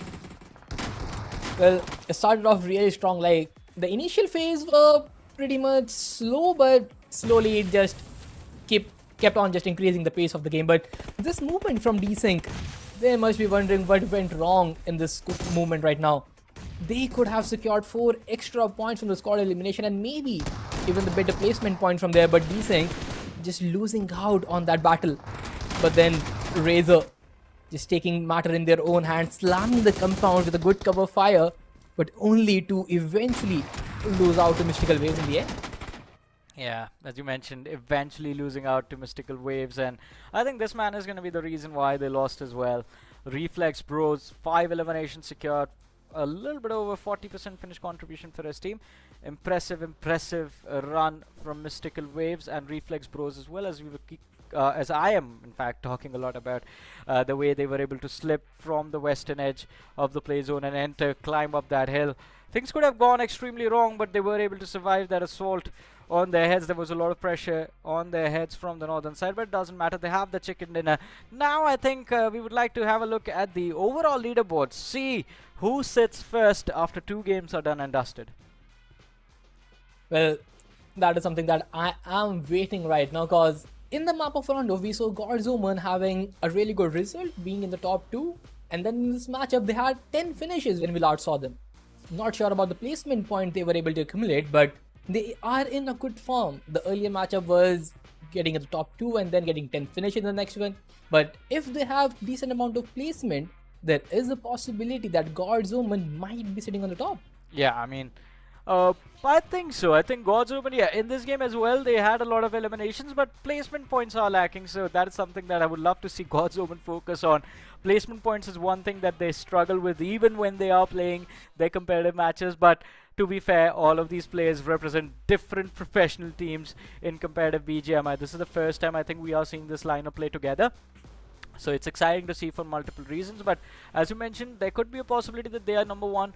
For Mystical Waves, I think they are going to be inside of the top 5, but I am failing to recall what their performance on Rondo was like. I think they got a few eliminations early and then were picked off during the mid-game stages. So again, the points tally for this game for them, it is going to be solid, but I think top 5, maybe top 4 first position, they are going to have to play better in the next Erangel if they want to sit at the top of the leaderboard next.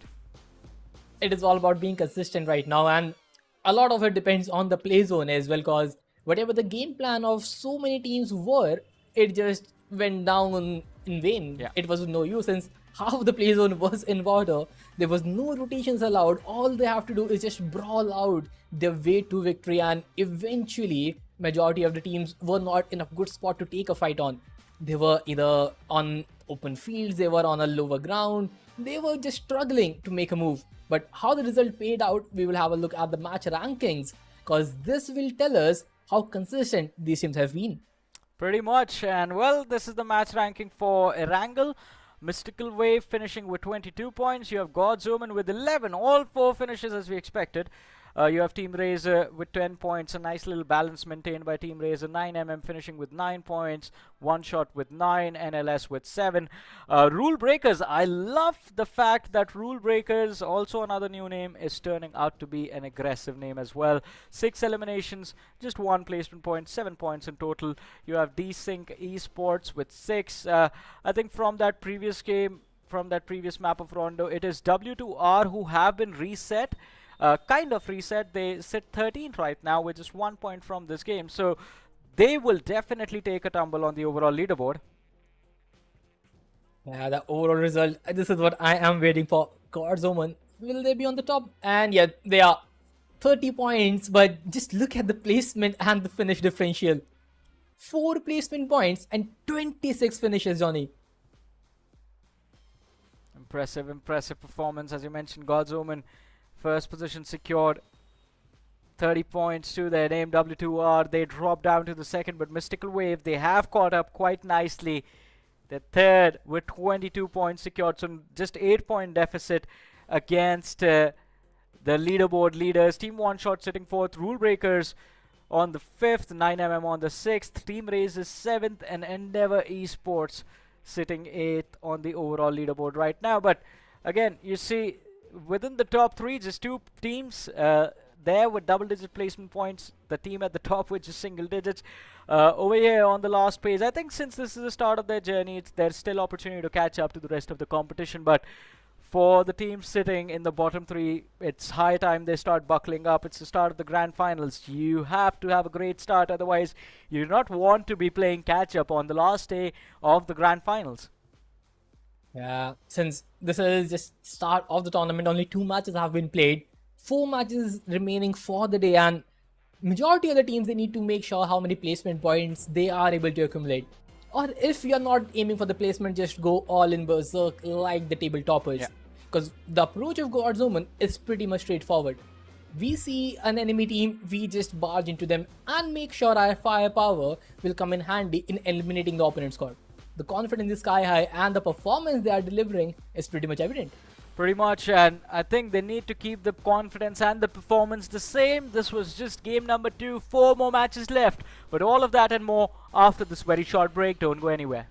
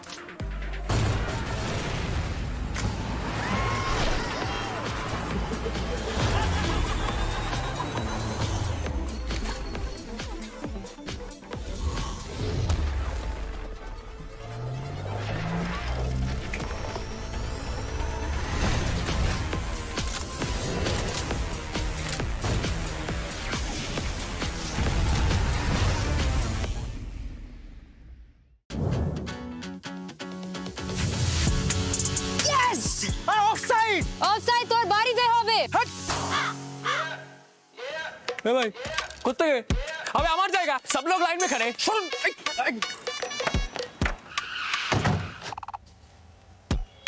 पहले मैं चल निकल ticket ticket ticket ticket ticket ticket দাদা lobby ticket কোথায় আছে তো দাদা কতবার কাটবো করবো লড়বো জিতবো केकेआर है तैयार नाइट का फाइट कोलकाता का प्राइड पर्पल में दिल गोल्ड में है जीत केकेआर ऑन रिपीट नाइट हो या day nights are here to stay चुप एकदम चुप इस बार ये डिनर हमसे कोई नहीं छीन सकता कोई भी नहीं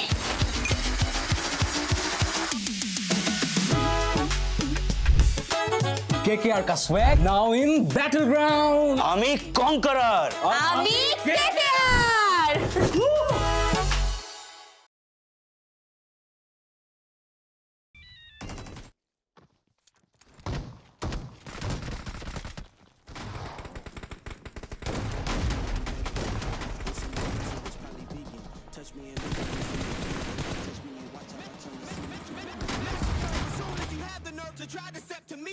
your turf. And matter of fact, scratch that, I'ma snatch your earth. You tried to breathe to see how to ask what words. We don't compete, I'm not in a class with earth. My boys are down the ball if I say the word. The team is down the hall if I call the third. What's happening? Best believe that I'm massacred.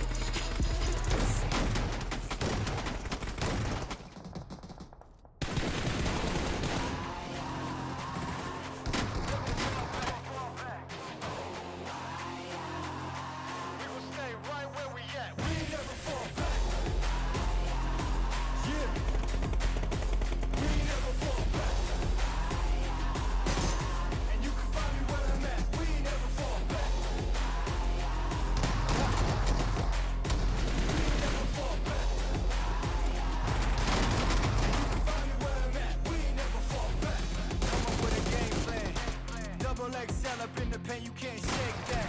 All the way gassed up, full tank, man. Moving too quick, keep the cameras in the playback. Tank. Tell me how you feel with it. You put a lid on it, I ain't got no chill with it. This right here your problem, you gon' have to deal with it. Lay it on the line, high risk, that's your meal ticket.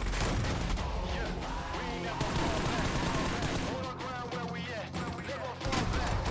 No lies, no facts. We gon' stay right where we at. We ain't never fall back. Yeah.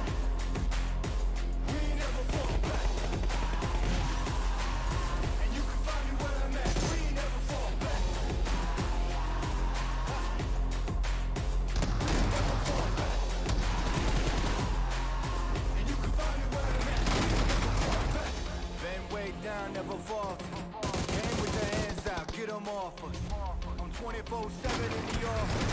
Pay attention cause I ain't repeating offers. Yeah, never met a man I've been scared of. Careful, you gon' get exactly what you asked for. Careful, whatever you bring me, get it handled. I answer to no one, I don't need to hassle. Yeah. We ain't never fall back. Hold our ground where we at. We ain't never fall back. Hold our ground where we at. Never fall back. Never fall back. Hold our ground where we at. Yeah. No lies, all facts. You can find me right where I'm at. We ain't never fall back. We ain't never fall back. Yeah. We ain't never fall back. And you can find me where I'm at. We ain't never fall back. We ain't never fall back.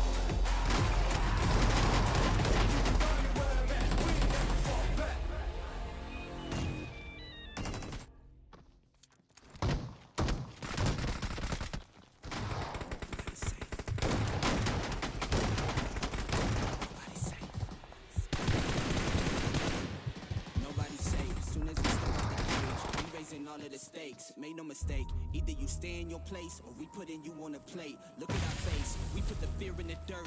We had to struggle for change, pick up the pace. We put in infinite work, that's why we stay getting paid. Y'all running late, we moving on to the next. You still been stuck in a phase, there's no debate. We draw the line in the sand, we say it straight to your face. They on the break, we put the team on our back. We took the city to stay.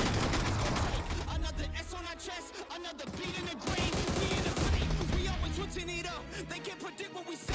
Come out the game. They see the blood on our shirt. They see the teeth in the face. They watching tape, still trying to figure us out. They think we came here to play. They seen the snakes. They trying to give us a curse. They want us taking a bait. But that's okay. We keep on going. We keep on going. Thinking we flipping reverse. Stopping the rain. We know they sit on the throne. It's looking easy to take. We not afraid. We put the fear in their bones. Ain't no more running away. They trying to chase. They trying to follow our steps. They trying to copy the wave. Boy, that's your name. That's why they keep getting curved. You gotta stay in your lane. They wanna claim.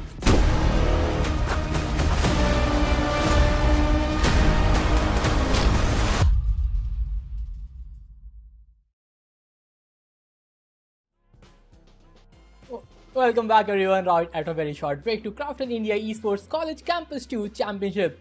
We have already witnessed 2 matches, and for the third one, we have Phoenix back on the desk. Phoenix, the map of Erangel, it paid out how we expected it to be. A little more than just aggressive from majority of the teams. Yeah, to be honest, I thought that W2R will continue their game plan and dominate the next map or two, especially Erangel. But unfortunately, they slipped off. On the other side, Gojo, Omen, they took the spot. The first position has been acquired by that particular team, and I'm quite happy with their performance. Other teams also somehow managed to climb back. I think so. It's just all about the familiar faces. It's just all about the familiarity of the map, Erangel itself, right? The next map, it's again going to be Erangel, so I am once again thinking the teams who are still not opened up yet, they will eventually bounce back and showcase their true colors. So let's see, pretty much excited for the next map up, because once again this particular map, the next Erangel, will mark the 50% completion of the day 1 of this event. Well, and I still think that Omen will be the one who will still gonna be a dominating squad, because we saw them in the map of Rondo, they were sitting on the 2nd spot.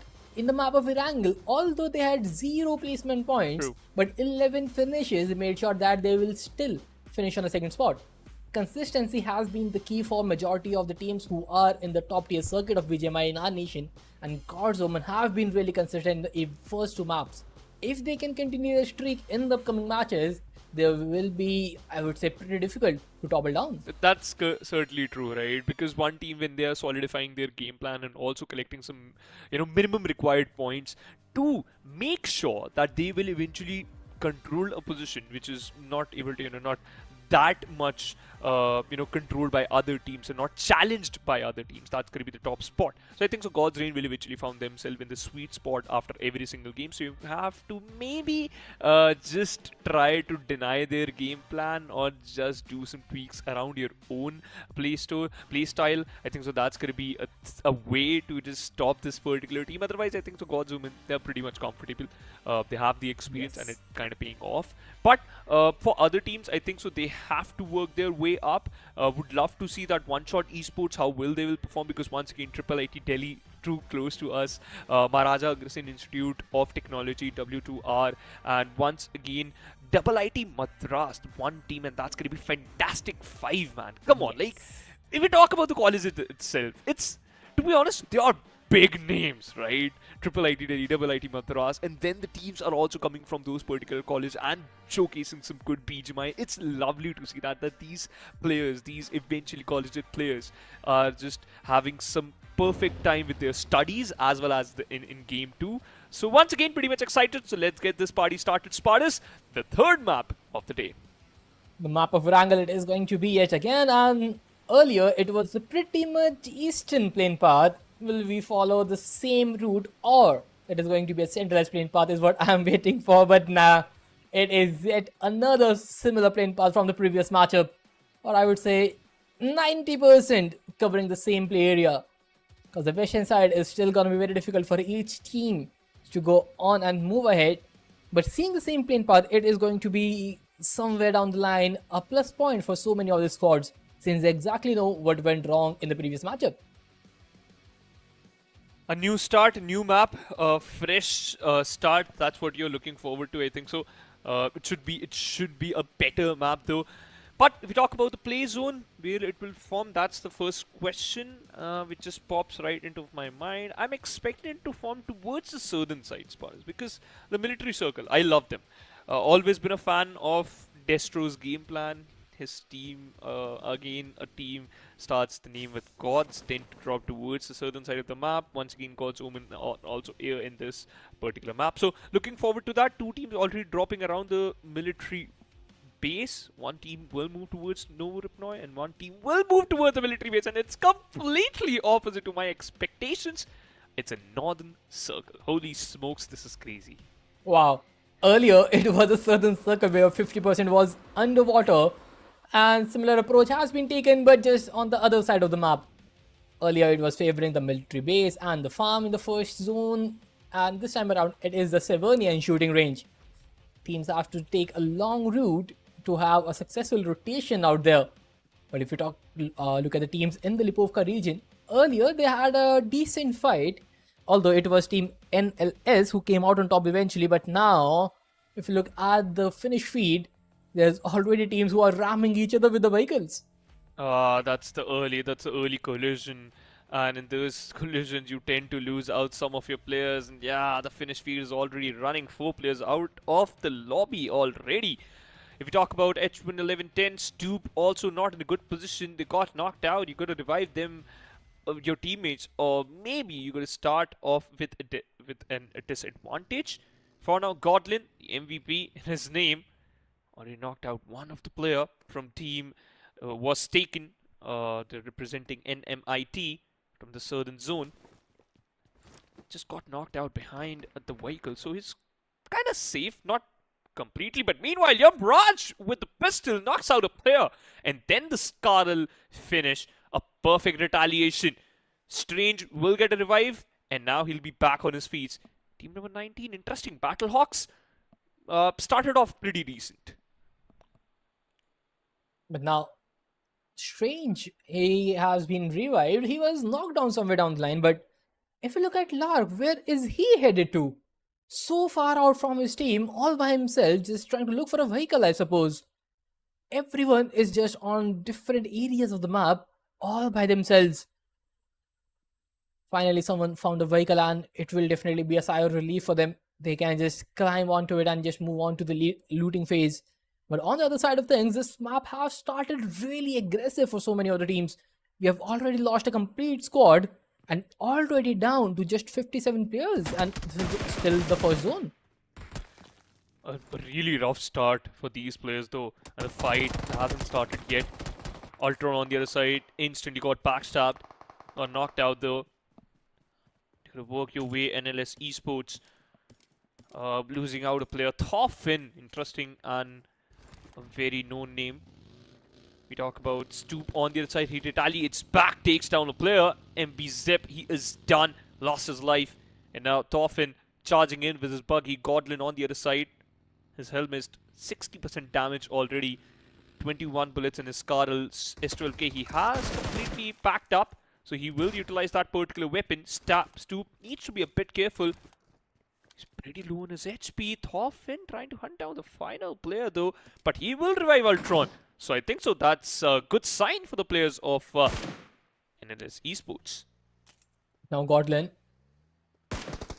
still trying just pre-fire, trying to get a player down, but Rexy Live has been shut down yet again, and NLS, they are dominating squad. Yet another team wipe in their favor, and this time around, again, they lost just one single player, exactly the replication of the previous Erangel. Although this is earlier phases, last time they were just trying to rotate out and the fight just went in their favor. But now, just learning from the mistakes, making sure that they take fight as a unit and get all those 4 finishes early on in the matchup. Down to 14 teams, and this early elimination of squads just states one thing, that all these teams are hungry for blood. They certainly are. That's what you need, those points, the early points, because once again, Erangel and Miramar, they are quite similar. You won't be able to get, stack up some extra finishes, unlike Rondo, which gives you that liberty to play aggressive. Meanwhile, Abhinav will move towards the ruins, regrouping with his teammate. And now it's a standstill.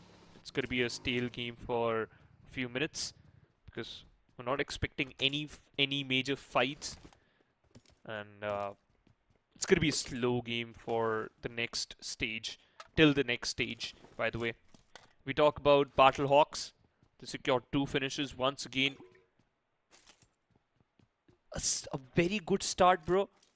But the only problem is, how would you able to just expand from this position? You have to collect some more frags. You need to collect some more points if you are looking forward, and if you are looking yourself in the podium spot. Meanwhile, Strange Forever spots out Gojo in his buggy. A perfect focused fire will done the job. And yeah, Yamraj. Yeah, he's done. He got knocked out. Completely out in an open. And Broken will broke him apart. That's it. He's done. And Team Battlehawks lost their player. Not a good trade though. They started off really strong, but the way they were rotating out, so many players are already isolated in the earlier phases, and it was kind of inevitable with the way they were playing that they will lose out a player. Because so many slow and all by themselves rotation out in the open, and Yamraj, he was just not able to get into cover in time. But on the other side of things, Team RB, who had pretty rough start in the earlier phases, this time around they are still 4-man strong, have a good kit and utilities on their end, just making sure that they don't engage in some early fights. Taking it slow, man. Taking it slow. Yeah, because that's the natural gameplay, though. Gojo on the other side peppening down some bullets onto his opponents, revealing his own position. You have to be careful because you already lost one of your players in the early stage. Ah, Gojo! He faced the brunt, but meanwhile broken with a knock of his own. Will continue his spray. Oh, beautiful kit, by the way. A level 3 vest, a level 2 helmet, AUG with an S12K. He just only got one grenade, so that's a department you're lacking in terms of throwable utilities. Other than that, if we talk about the health utilities, you are completely packed in. 1 first aid kit, 3 energy drinks, and 1 painkiller. I just want that Team Gojo. I don't want them to get completely tunnel vision towards one team. Look at the position of Rocky. He is trying to find in another angle, and Rocky TDP will do a major lifting. Broken on the other side, trying to utilize this positioning advantage in his favor, and now they're just charging in. Bam Boy also giving some cover fire. Rocky from a different angle. Roshan charging in, barging in. Sparrow, that's a sticky nade. That won't help. But this Uzi might. Nah, he lost it. The battle is going completely against Team Gojo.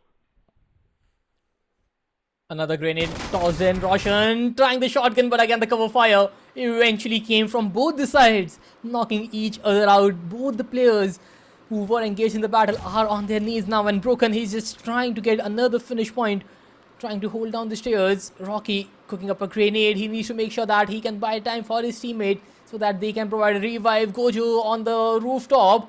A grenade tossed in, but Broken has been taken down. Another perfectly cooked grenade, and Gojo is out of the picture. Smokey, he is just reviving his teammates now. A perfect squad elimination, I would say, from the side of Smokey.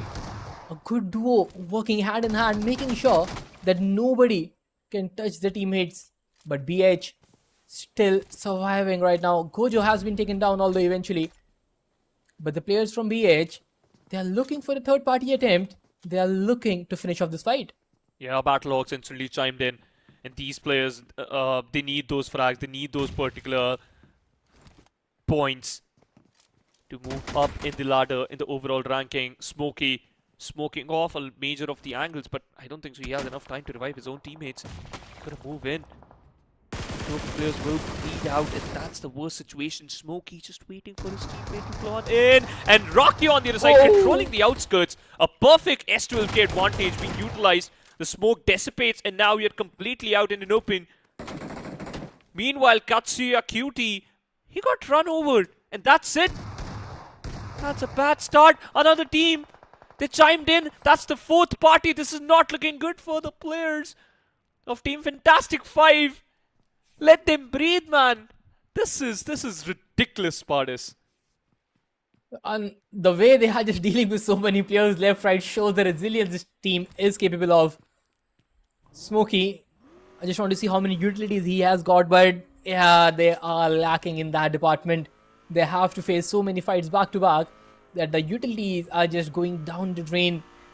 Lack of grenades, lack of healings might hamper their situation right now. Their vehicles have been damaged as well, and now team number 12 just barging in the way. And another team, another slam in. I think this is all over for team number 16. They stand strong for so long, but now I think it is all coming down to an end. Yeah, final few moments for the players of... I'm feeling sad for the players of Fantastic 5 because they started off pretty good. Roshan, once again, yes! Oh my god, the DBS works! Through the gap, you found another opening. Sticky bomb has been lobbed. A Molotov been lobbed in front of you, but you still dodge that. Completely healthy.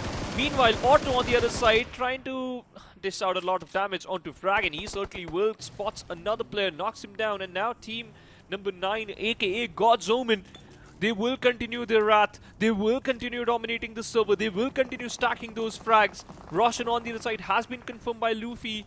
His grenade will do the job. Otto on the other side found himself on the receiving edge, and that's the revenge by Biscuit. Tore him apart, and now Gojo, yeah, you're under disadvantage. Losing out one player in stage 3, that's not a good thing. Meanwhile, Tiger also faces the brunt against Godlin. I just want to see what this team is capable of right now. Gojo, they are the table toppers after the end of first 2 matches, and they are being tested yet again. Although team number 12, FRAG Ninjas, they had a good start in the previous matchup, but somewhere down the line they just got eliminated and we never knew what was the reason and what just happened to them. And FRAG Ninjas, they have yet another good start, but this time around, if you look at the stage and the number of players surviving, it is drastic difference as compared to the last Erangel. We are in the 3rd stage and only 32 players are surviving in this matchup, and by the look of things, another -3 is coming our way. It is Wang Anuj 2 OP, who is the sole survivor, trying to revive his teammates, trying to make sure that they can still fight as a team. But team number 18, NLS Esports, they're trying to barge their way out, trying to make sure that they can secure yet another squad wipe. This is going to be very, very important though. Team Gojo, completely surrounded by a lot of players, but you still trying to make sure that you will be able to revive your own teammate, and yes, Anuj Rupi might be able to do that. Aman backs off to safety, reviving out in an open. Backline's completely clear because once again you got the height advantage in your favor. Dope, your damaged helmet, your vest is almost 20% damage. You gotta keep up with the damage though, otherwise in the later stages it will hamper your positioning as well as your health. Once again, on the back lines, can clearly see the players of Team OneShot from Triple IT Delhi. I love the positioning, but still they're not sure where to move because the circle is still not formed. Waiting for the stage 4. Where will the stage 4 form? That's going to be the question. Will it move towards Stalber or it will just move towards the southern side? And man, this circle is bad. What a weird circle, by the way. Still favoring some part of Stalber. And yeah, the northern side of Yasna is also inside the circle. Technically, you're completely out in an open. There's only one compound left, and that's the only place, I think so, where you will be able to find solid cover. But now, just look at this positioning. Just trying to run him down. The already player is low on HP and the DBS is not able to land the shot. A big battle ongoing, but finally he knocks the player, but a little time taken. And he has been brought to his knees as well and will get wiped off eventually. And yet another time, team number 7, Desynx Esports, they survive with just Zoom Sir remaining in the squad. A pretty similar fate as compared to the last matchup when they had the upper hand in the fight and they eventually lose out all the players and Zoom has to play for the placement. This time again they had the upper hand in the fight, the opponent was very low, but then missing out the early DBA shots and taking a little bit longer to secure the finish point eventually led to their demise. And now with just single player standing, they have to play for the survival. But on the other side of things, it is Omen, who already have 4 finishes and they are looking for more. Omen, once again, we have to keep an eye on this particular team because we all know the capability of this team, and 100 meters away from the circle, but it's just quite less for this team. Although you can get a surprise, you have to be careful. There's a player hiding. Aman, check your back lines. Yeah, he's safe. I thought the player from the opponent team will strike back, will be able to confirm at least one finish, but nah, that's not going to be the case. Meanwhile, we talk about Team RaZr. They got a solid spot, got the high ground too, got some good advantages position too. Coke, he is not healthy though. You got to heal himself, or he got to heal himself up before you chime into a fight. But meanwhile, you got to be ready. Team RaZr, one team is pretty close to you, and that is none other than FRAG Esports. They're rotating, and now they're moving away. not decisive, and that will hamper you, by the way. Let's see, will that be the case or not? But now, I just want to have a look at what is going on in the play zone right now, since we had a very early northern shift and the play zone just keeps on shifting to these higher compounds and these ridges. Earlier, it was a water body game and now it is a high hill game. Not an early, or rather an easy way to just make your way to the next play zones. Have to be very careful about the ridge and the sniper towers. You never know where the other teams are camping, and moving from the downhill to the upper hill, you are in a massive disadvantage which every team eventually have to go through. And now this is a standstill once again, Spartans. We are waiting for the fights to pan out. If the fifth stage will form, it's still favoring. Oh, this is favoring. This circle is favoring the players of FRAG Ninja Esports. Now, this is a surprise because there was a time when I was focusing on the players of Team RaZr because they got the solid outing. They were able to control at least the center of the map, but now it's completely being switched. The players from LLS Esports, Gordon is one of them, spots out a player, dished out some damage. 7 eliminations already for NLS. They're looking strong. The backlines is completely clear. The only problem is the sidelines, and God's Omen is coming from the sidelines. If you're able to, just keep them aside from your game plan as well as from your territory, you will be able to, just move forward towards the podium finish, and you might be able to secure a chicken dinner. That's going to be a bit of a question for now, but still got 2 minutes 25 seconds on the clock before the 6th stage will form. Team 18, aka NLS Esports, they're having a good time. Yeah, they're just getting into the next zone slowly and steadily. But now they have to make sure that they can keep the edge of this play area. There are so many teams who are eyeing out for their spot, but Team 18, they're still standing strong. They have so many players in their radar, just not trying to give up the position. And Godlin finally fires his bullet and takes down Dope, and he is not in a position to get revived, I suppose.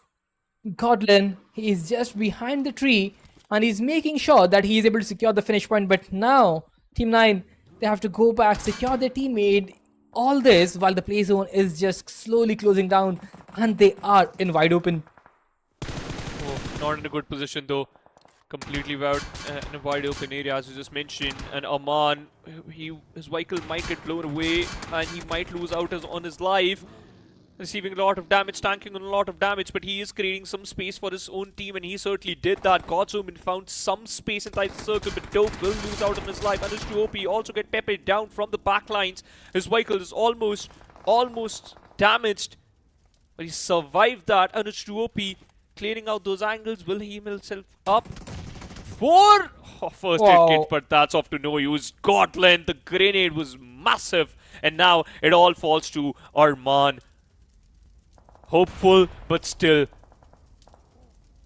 for how long you can survive, that's gonna be the question. Helmet level 1, vest 50% damage, position revealed, and he is dead.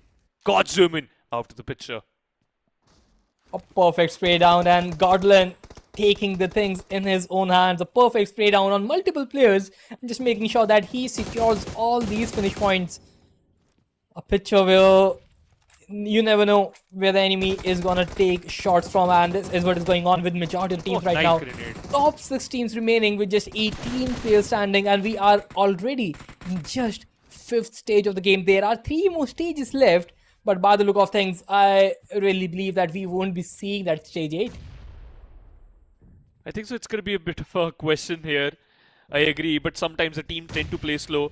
Oh, grenade being exchanged against Adi. Look out for this team. That's going to be W2R. In the previous match, they won't be able to perform that well, but I think so. They're looking solid. Hipgod moving forward with his S12K, aware of the situation, aware where the player could be, but trying to juke him out. Oh, pulled a grenade, and that's going to be Godlin once again. What a grenade by Endeavour Esports. Godlin, the team from IIT PSR. The spray was beautiful by Krish, but still it won't help you. He'll get the 5th finish point, and he is just making sure that one single point gets accumulated as soon as possible before the teammates can come for the revival. Spamming in the smoke, just doesn't know where the position is, but a grenade onto his face. He's barely breathing on just 20% of his HP, but that is from a different pitcher. The OG just trying to make sure he survives a little longer for his teammate, but now Team Wizard getting hunt down from multiple angles. Krish, he's back into the cover. They are in the play zone, so they don't need to make any reckless moves right now. They need to make sure that the finish points they have accumulated makes even better with the placements. Just waiting for other teams to get eliminated so that they can make their way to the top 3. Being in the play zone will definitely make out and eventually prove that it is better for them if they don't make a move from here on. But the smokes have been deployed. They're trying to switch compounds. They're trying to get in the open, trying to clear up the spaces and take the threat in their own hands.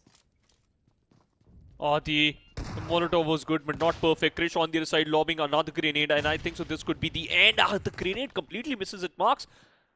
A sticky bomb has been lobbed in front of Adi. Will deny it. The space, trying to close it out. Adi completely unaware where the player has moved out.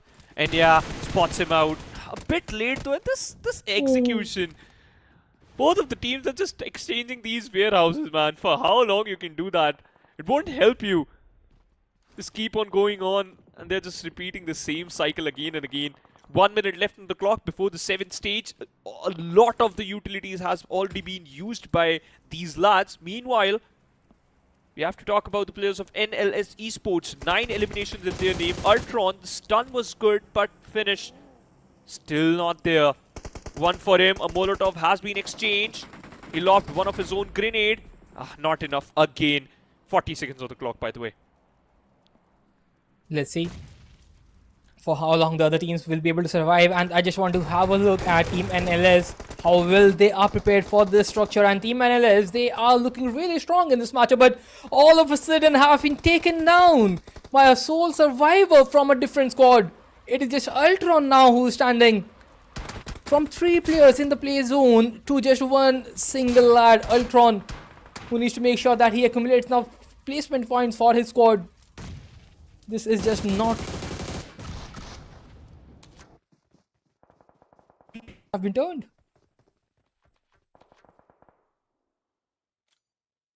This is their particular chance to at least just strike back. Adi on the other side heard the player just chiming in, trying to control space down.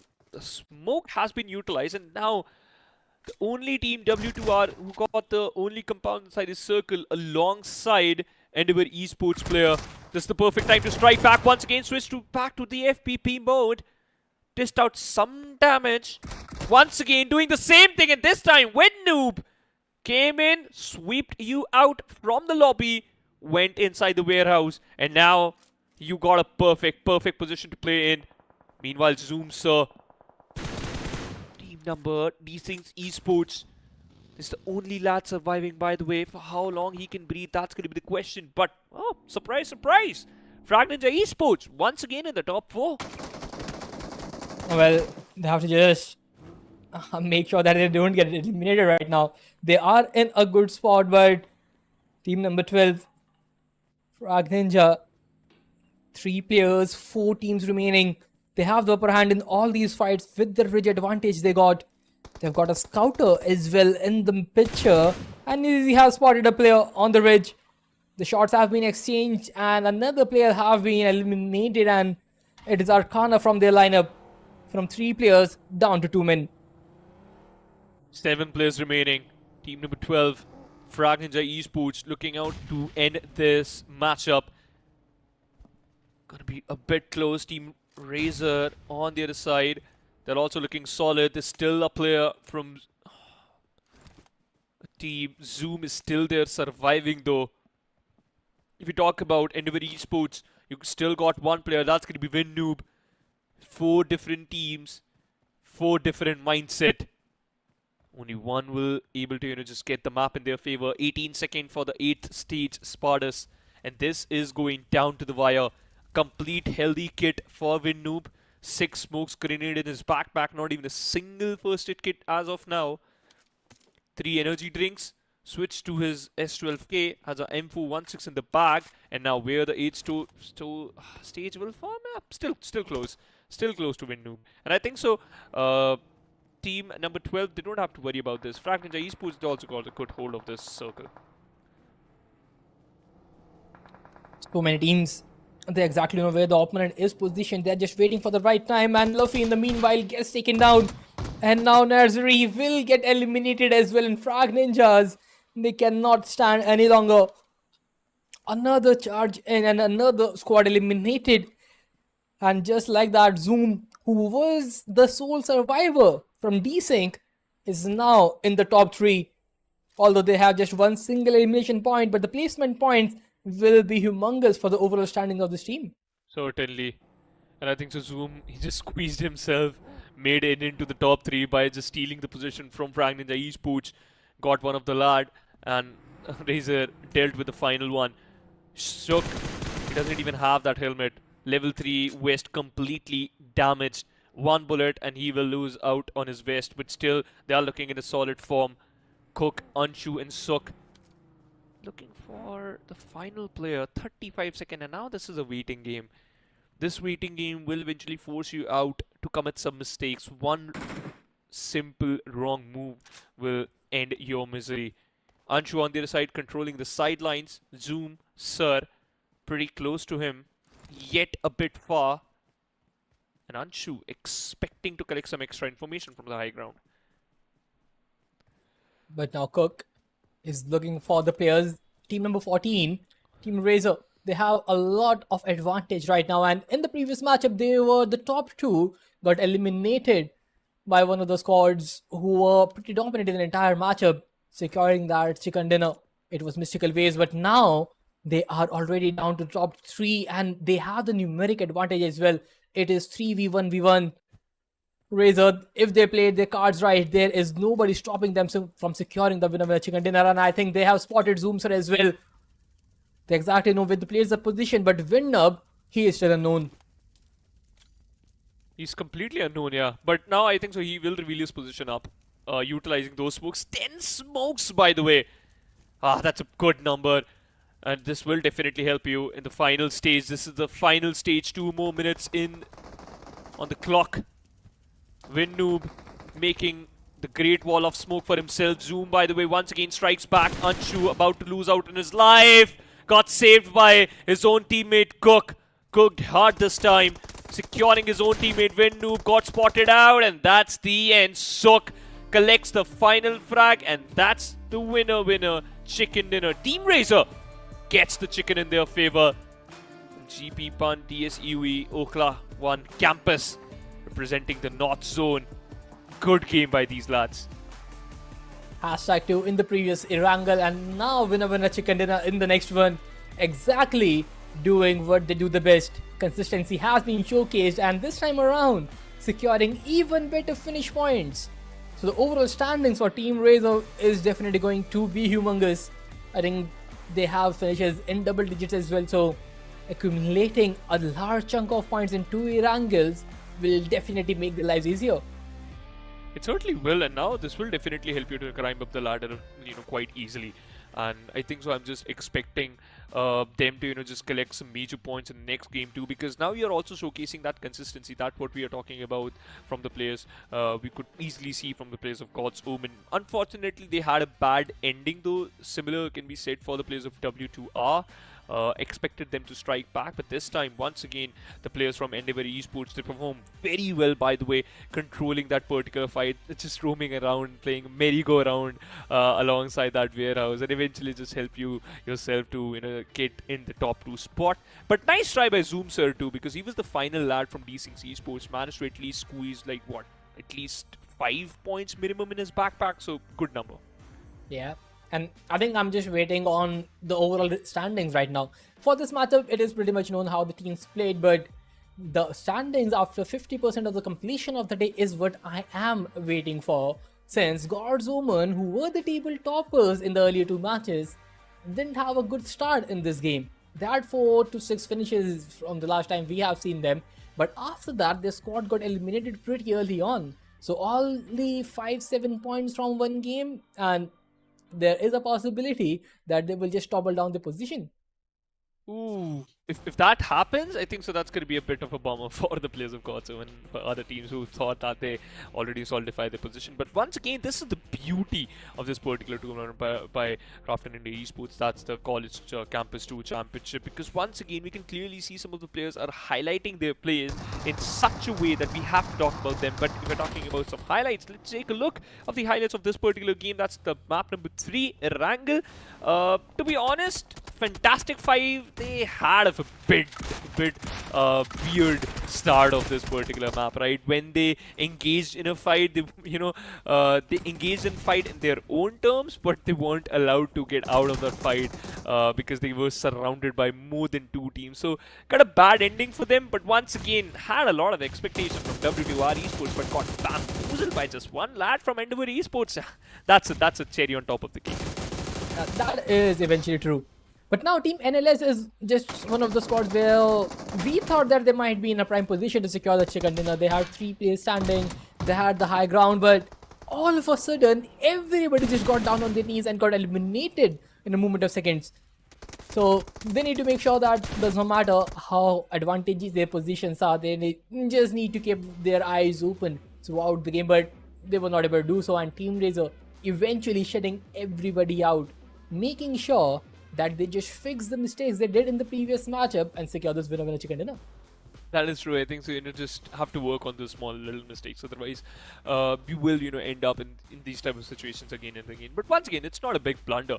So you can work around your way up towards the overall ranking, and that's the major point. That's the ending where you want to see yourself, especially on the positive side of the note.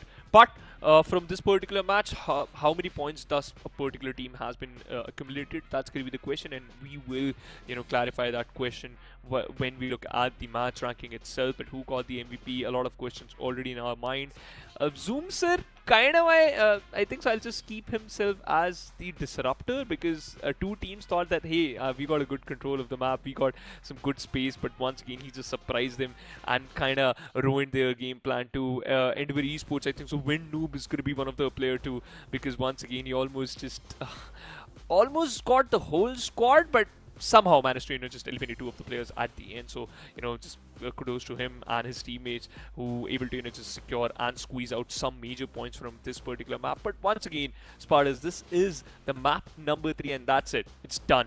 Now you already got 3 maps left, and one of them it's going to be Erangel, and the final 2 maps it's going to be the map of Miramar. But before we head on to the next map itself, we have to take a look at the MVP of this particular matchup. Who got the MVP title for themselves? Let's find out. It's once again, is it Anuj? Nah, it's gonna be Arcane Short. 5 finishes, 63% contribution. And that's a big contribution on his squad. 63% is a big number. And Arcane has definitely made sure that FRAG Ninjas, even if they are not able to get on the winner chicken leader, he is the one who will shine the most in the entirety of the matchup. 5 finishes, 63% is a big one, but now that is all about the individual stats. If you look at the team, the placement points is what I am looking for, and Team RaZr 10 placement points and 9 finishes, giving them a total of 19 points, and that is a huge number to get in one single match. Once again, Sparta's 19 points, especially in a map of Erangel. Kudos to this team. Yeah, that is a huge number. Desynx on the other side, look at them. Just because of that one final top 3 position, you're able to squeeze out 5 total placement points. And yeah, it is actually 5 total number of points. You got 6, but let's take a look at the overall ranking, and that's going to be W2R Esports still on top.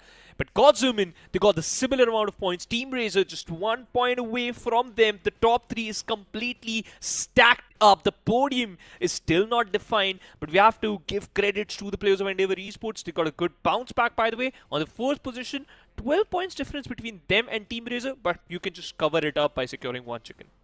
But the thing is, after the first 3 matchups, the top 3, they are in a league of their own. Team RaZr 35, Omen and W2R 36 points. Just 1 point separating 3 teams. But then there is a huge drop of 12 points. And then on 4 to 7, it is just 3 points separating the teams.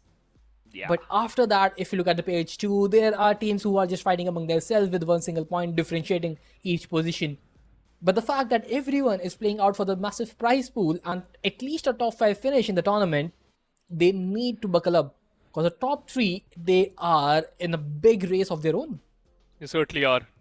For Campus, Battlehawks, WasTaken, fantastic fight. To be honest, they had a good game.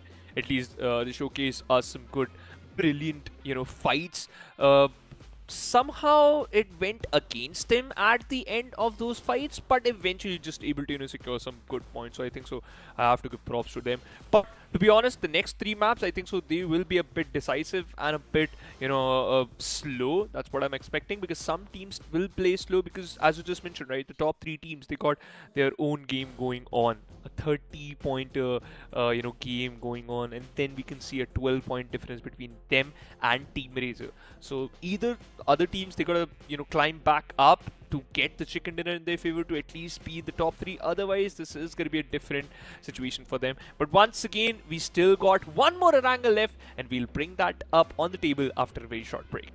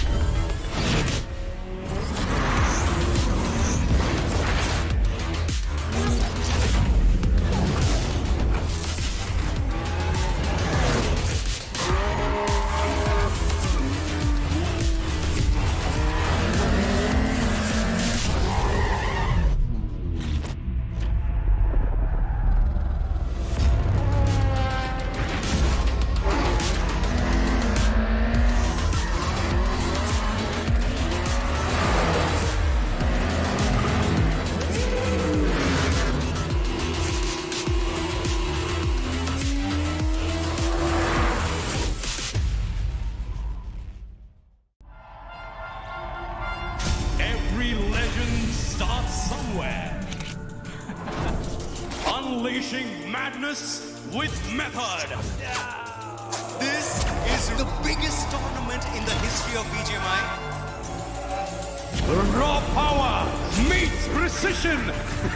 So many days of sacrifices. Finally, this is the moment they had been waiting for a long, long time. Are you ready to crown the champions?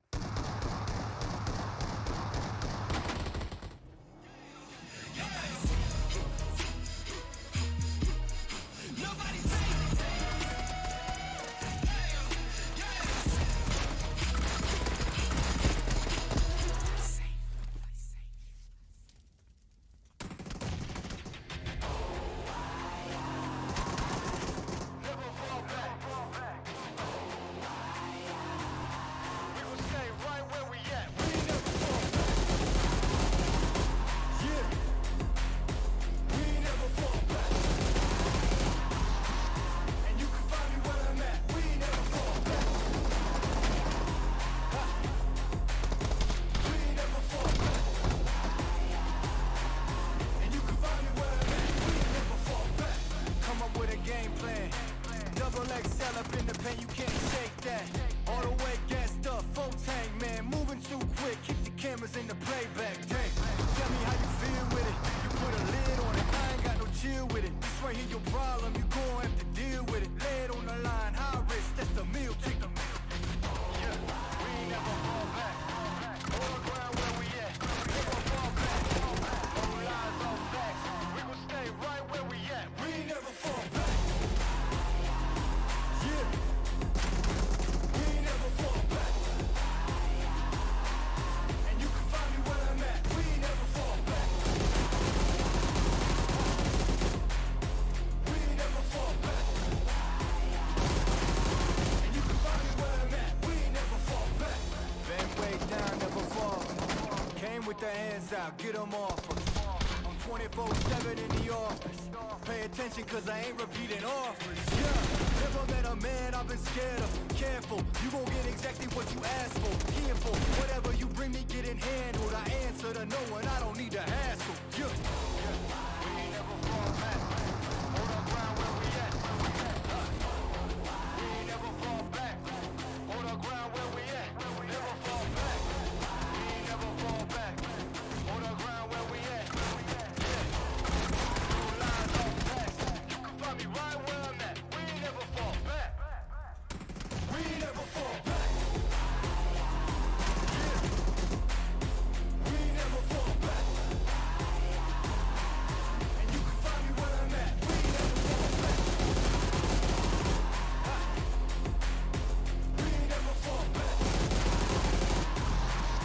And you can find me where I'm at. We ain't never fall back.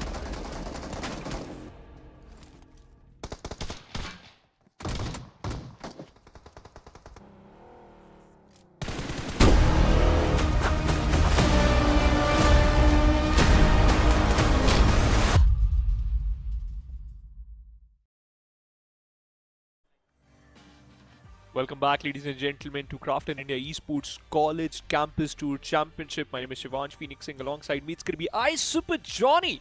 And this is going to be the fourth map of the day, Johnny. Once again, I'm pretty much excited. How about you? This is going to be the final Erangel of the day. Yeah, exactly. It's the last Erangel of the day, and as you said, I am excited. I'm intrigued because now we are seeing a lot of consistency develop from a few of these names. And of course, with Erangels out of the way, the Miramars, it's a whole different ball game for everyone. So there are going to be a few of these names that do enjoy the slow play style, do enjoy fighting at a distance, do not want to get into close quarter combat situations, and I think that will be the map that they're waiting for. But before we get to the Miramar, you have to get through this last Erangel, and this is going to be a big challenge. As we mentioned, and as I just mentioned, in fact, on the overall leaderboard, there's a little bit of consistency from the teams that are sitting within the top 5, the top 6. The deficit at the bottom or from the bottom, it's getting quite big to deal with. So now would be the time to catch up. But it's the start of the journey for the grand finals. It's just day one, and you would want to keep the competition in check. So let's see how this next Erangel also turns out.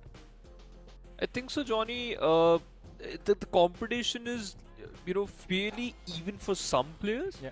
Because like we can clearly see some of the players are actually sharing that experience, and on the other side some players actually showcase some beautiful BGMI. One of them, it's going to be fantastic 5 in the previous game itself. They got 4th party, but they still managed to squeeze out more than 8 points from that particular situation. So I think so that puts us in a spot where we can actually judge these players in terms of, yes, they got the knowledge, yes, they got a little bit of experience, and yes, they are utilizing it to the perfection and eventually getting some good points. But once again, it all comes down to the consistency. They have to match the amount of consistency which is being showed by the team like W2R and Gojo. Exactly, but let's see if they can be consistent in the next game as well. Our last Erangel of the day, map number 4, it is live, and we have an interesting flight path that's going to lean heavily towards the southern half of the map. Look at that, starting from the west of Query and ending just north of Novorepnoy. Any position north of Gatka, Pachinki, School, it's going to be off limit. And I mean, Georgopol City, Yasnaya Poliana, big cluster of teams have been choosing to opt for those early drops, but we are going to find out what the off strategy for all of these teams is going to be. Of course, if you are going to stick to the fundamentals of the game, the idea would be to go for those vehicle spawns along the highways, along the roadways, pick up those vehicles and then rotate out early towards your preferred starting position inside of the game. But because of this awkward flight path heavily down south, we might just see those early clashes for those vehicles as well. Now that sort of comes down to who finds the weapon first, but again, plane is still in the sky. We are seeing these team drops. Look at that. 5 teams dropping towards the west of Gatka. Well, we do have one team taking control of the compounds in Gatka, but everyone else is still on the glide. And it's quite interesting seeing Team OneShot as well opting for the western start rather than heading towards the eastern side of the map.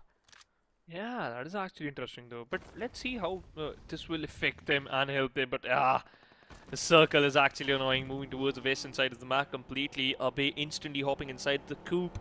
Will take away and get away with that getaway car. He certainly does that. Not even interested to just face his opponents, despite of the fact he got a beautiful vehicle in the game. Not a perfect way to drive this, but all right. Driving it in reverse, and yep, regrouping with his teammates. Nice one. Team OneShot Esports started off. Yeah, Abe is not a good driver. That is clearly visible. Yeah, a little bit of a mishap. But I think since they have control of these compounds, they are not going to be worried too much about just a little bit of a collision in the early stages. Finds a vector. And over in the distance, we did see another player from squad 15.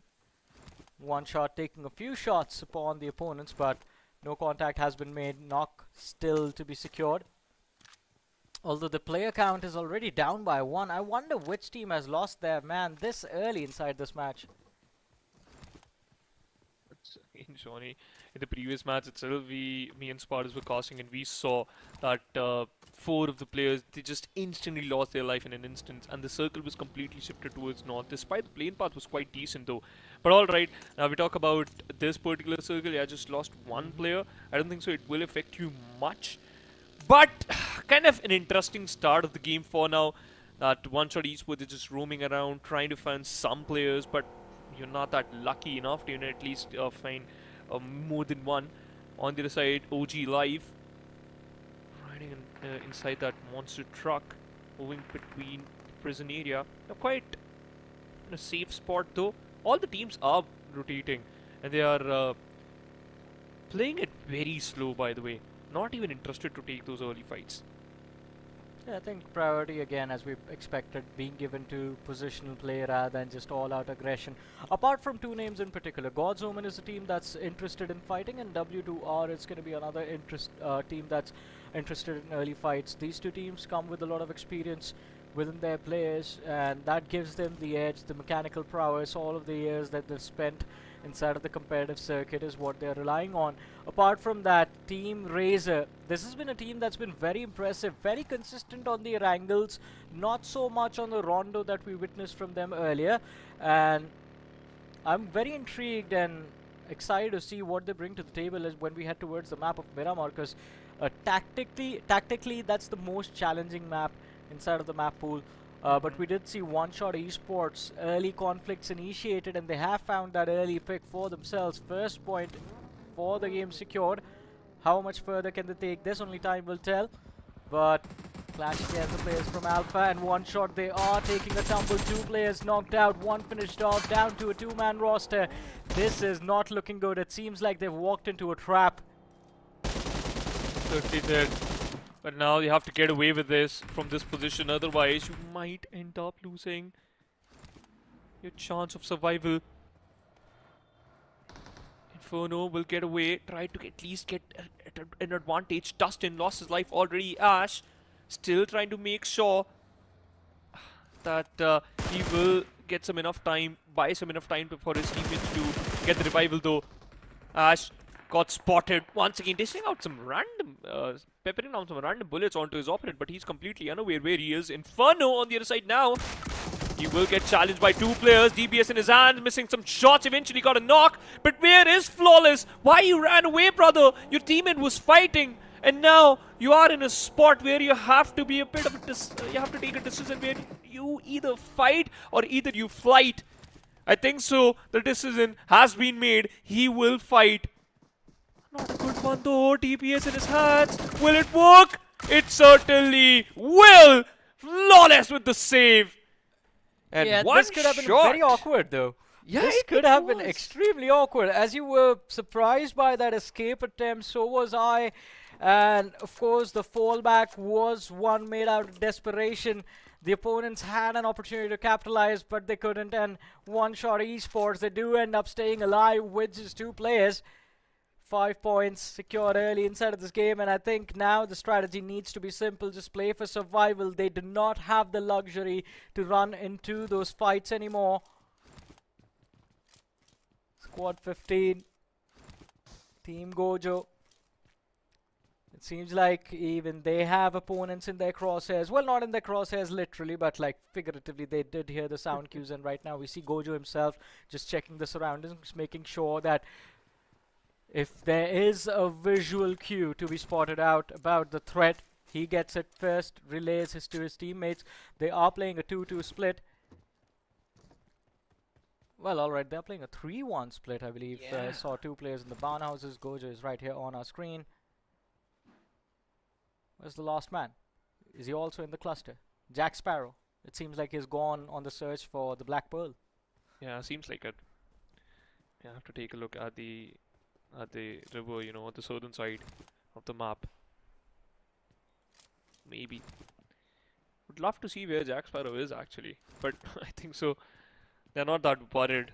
I thought they would be, but for now. Johnny, the game is actually pretty interesting though, but OneShot Esports.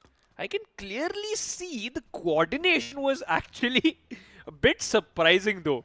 One player thought, Sook on the other side got knocked out.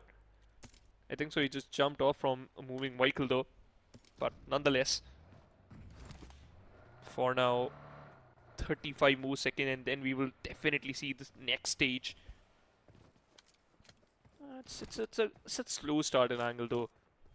An interesting fight in between, but still a slower Erangel. Yeah, for sure. And I think considering this is the last Erangel of the day, it does make a little bit of sense. Teams, as we mentioned, Miramar, it can get a little technically challenging, tactically more grueling for all of these rosters. Teams are going to try and make sure that the last Erangel, they do not miss out on points in any way, shape or form. But look at the zone. It's going to take us into the open fields of Gatka. This is where all of these squads are going to be required to take control early. Late game rotations, not that easy to execute when you have a Gatka circle. One of the team is already moving towards Gatka compounds, and I think so that's a very smart decision though. Taking control of the compounds a bit early will eventually help you to secure and solidify your position, especially for the late game though. Just I think so that's a cell smash technique where you just started off with a mindset that the circle will end up here only, and it's just all about the future predictions, by the way. There's no rocket science in that. 5 seconds and then the stage to blue zone will be in front of our eyes. Meanwhile, Z-Lord got knocked out. Not a good position to get knocked out though. The chances of getting a revival is quite slim, but your teammates have to be pretty attentive, by the way.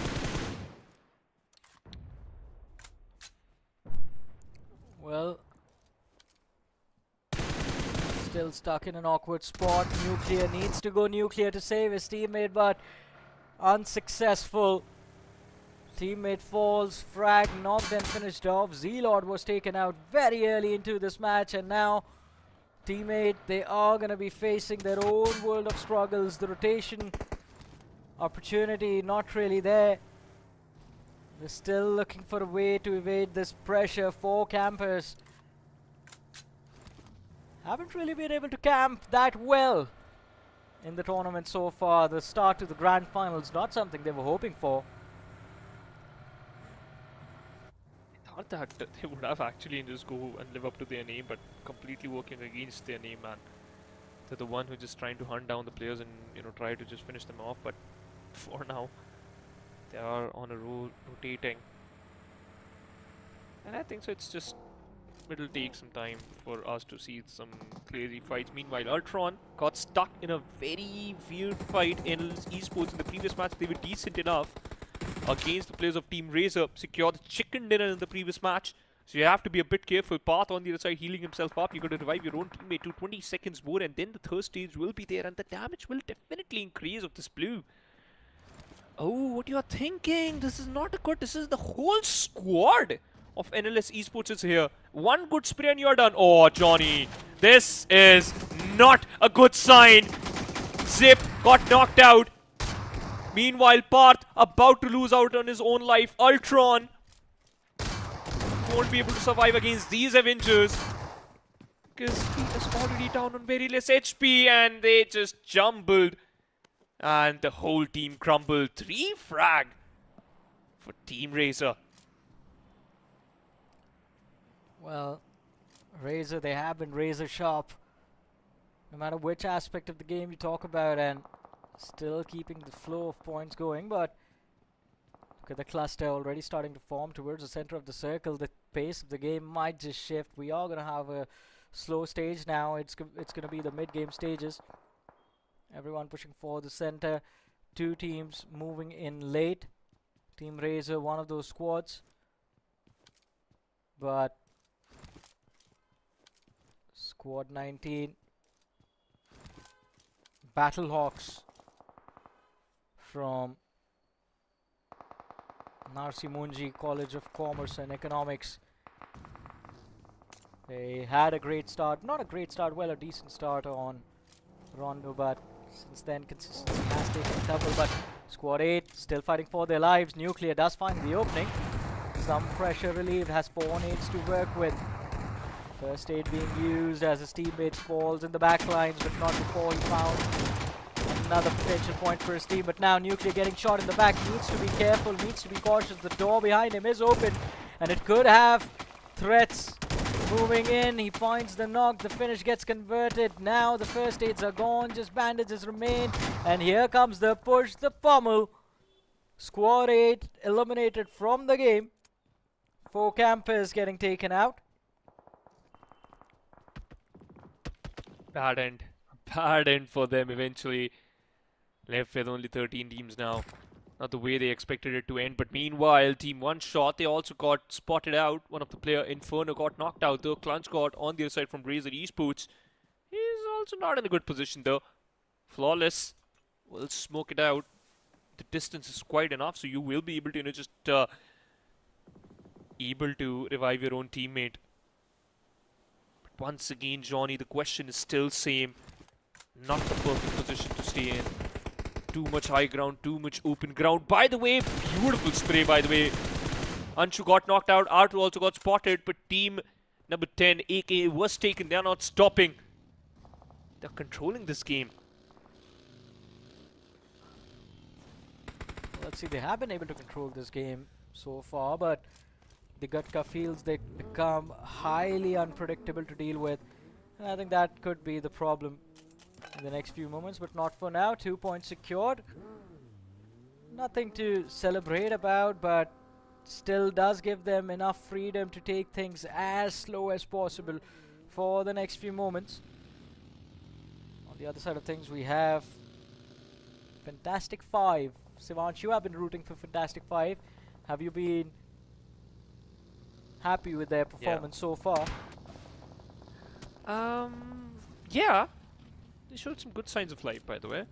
Good. The play style is actually interesting, though. The way they take their fights is actually interesting, and I kind of like it.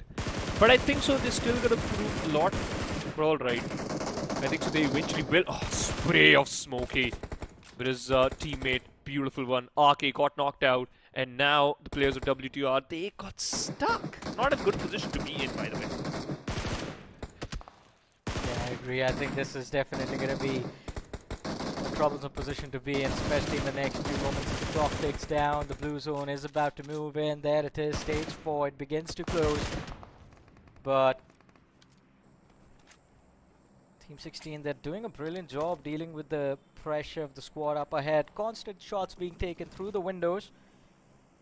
And priority right now, it's just to make sure that the players of W2R are going to be low in terms of HP, not healthy enough to comfortably step out into the open unless they use up a lot of utility. But Fantastic 5, they have to be cautious about their own ammunition count, their own util counts as well, especially considering there's going to be pressure on them from the backlines. But hey, trade knock comes through. W2R, they are going to be the ones finding the opening in this fight. Good start though, Rocky. Revive him though. Endeavour yourself for the next positioning, for the next fight. Is going to be your winning strategy. You have to brace yourself. But alright. Rocky on the other side just healing himself up, playing on the edge of the circle. Two teams simultaneously moving on to you. Team number 11, you have to be careful. W2R Esports will be able to, just control the whole map. Johnny, this is not interesting. This is not easy, by the way. It is interesting. Apologies. It's not easy as you think. Oh, the grenade. This could be big. Chad gets away at the right nick of time. This is such a beautiful way. But look at the communication between these players of W2R. One player lobbed a grenade. Krish instantly chimed in, secure that finish, and now you are controlling the whole area. Well, let's see. Mentioned they have the control of the area, but it's not going to be easy to maintain this control. On the other side of things, look at the finish feed. It seems like Fantastic 5 are looking quite fantastic in those fights. Knocks converted into finishes and the force the hands of squad number 20. Two players running out into the open for their lives. It's not going to be easy to survive for sure. And well, not a lot of hope now that they are down to the last man as well. Rulzbreakers Esports being broken at the hands of Fantastic 5. Man OP, he is just, well, he has got nowhere left to run, to be honest, in that open field. No matter where he goes, he is going to get shot at. On the other side of things, God's Omen, they are doing a brilliant job even in this game, getting very aggressive. Two finishes secured. Well, we are going to see 4 eliminations on them soon. Gojo has been dropped extremely low, and there it is. The finishes converted, the points secured. Nasty performance, by the way, by God's Omen. In every single map, they're able to just replicate the same playstyle. Doesn't matter what the map is, doesn't matter what type of rotation you are taking, and what type of circle they eventually got. That's the experience blooming, by the way. Meanwhile, Walker from FRAG Esports, beautiful weapon, by the way, got the Glacier in his hands. 2 minutes 22 seconds left, but he's completely unaware that one of the players completely left that compound, and now he's just moving towards you. Once again, enduring yourself for the next fight is going to be your key to success. Tank some damage. God's Omen towards the edge of the circle. Still try to take down one more team. And I think so, Johnny. God's Omen, they're completely focused on to get some more frags. That's it. They don't even care about that placement points. Yeah, they don't care about placement points. That team is just about getting into those fights, getting those finishes, and just flexing on everyone else. And I think the position that they have enables them to do so quite nicely. They are controlling that western edge. They have the players, their main challenges, by the way, in the forms of W2R lining up in front. Are the OG leading the charge? They want to gatekeep the players of God's Omen. Just keep them at bay, add the pressure of the blue, and get the edge inside of the fight. But Arman on the flank spots out Adi, and he's looking to just be the distraction, allow his teammates to close in.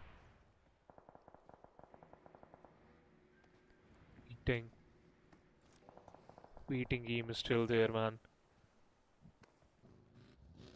And I think so this one more minute before the stage 6, this will eventually force the players to just go for some more fights, because the next circle, it's going to be a bit of a surprise for a lot of those teams. Battlehawks on the other side got the eastern side, northeastern side of the map. Your backlines and your sidelines are kind of clear, so I think so they are in a good spot. And Battlehawks is also one of those teams where you can rely in their firepower. Strange forever. The spray is beautiful. The knock is even good. Here is the finish. That's going to be the question. The Great Wall of Smoke is providing a lot of cover to Rocky. Smokey is there for the support. Meanwhile, I can clearly see God's Omen player. They are still fighting it out. Come on! You guys have to chill out, guys. Let them breathe, your opponents. They are not ragdolls. Yeah, pretty much, I think.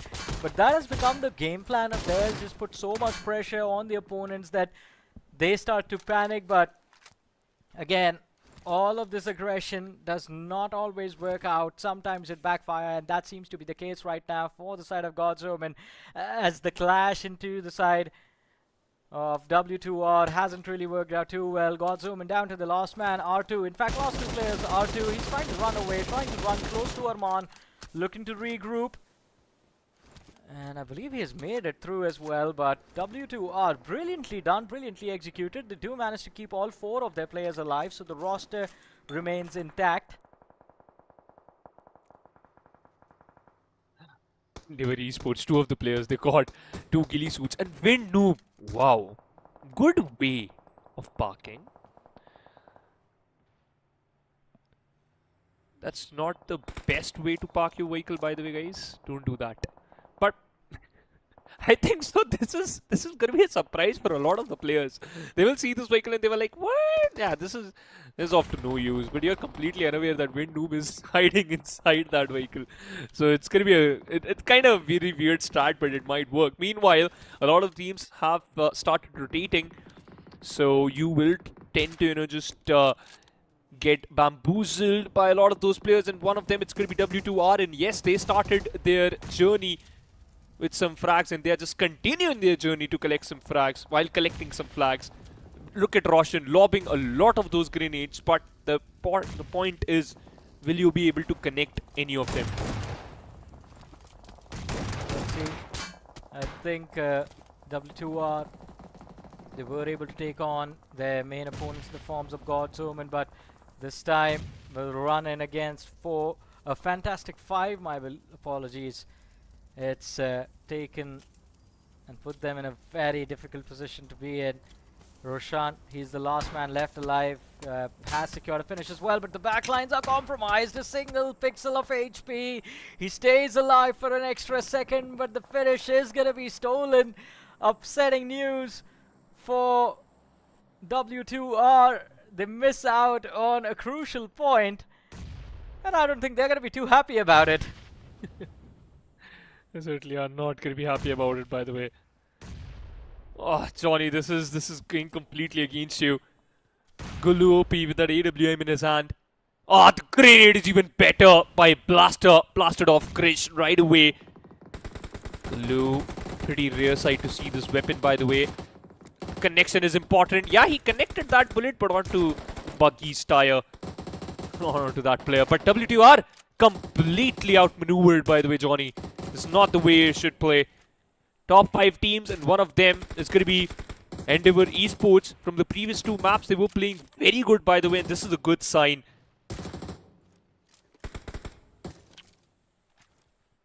Well, it is looking good so far, but it's all about the overall leaderboard. Alright, we are seeing that AWM in action again, but snipers, they've been out of meta for years now.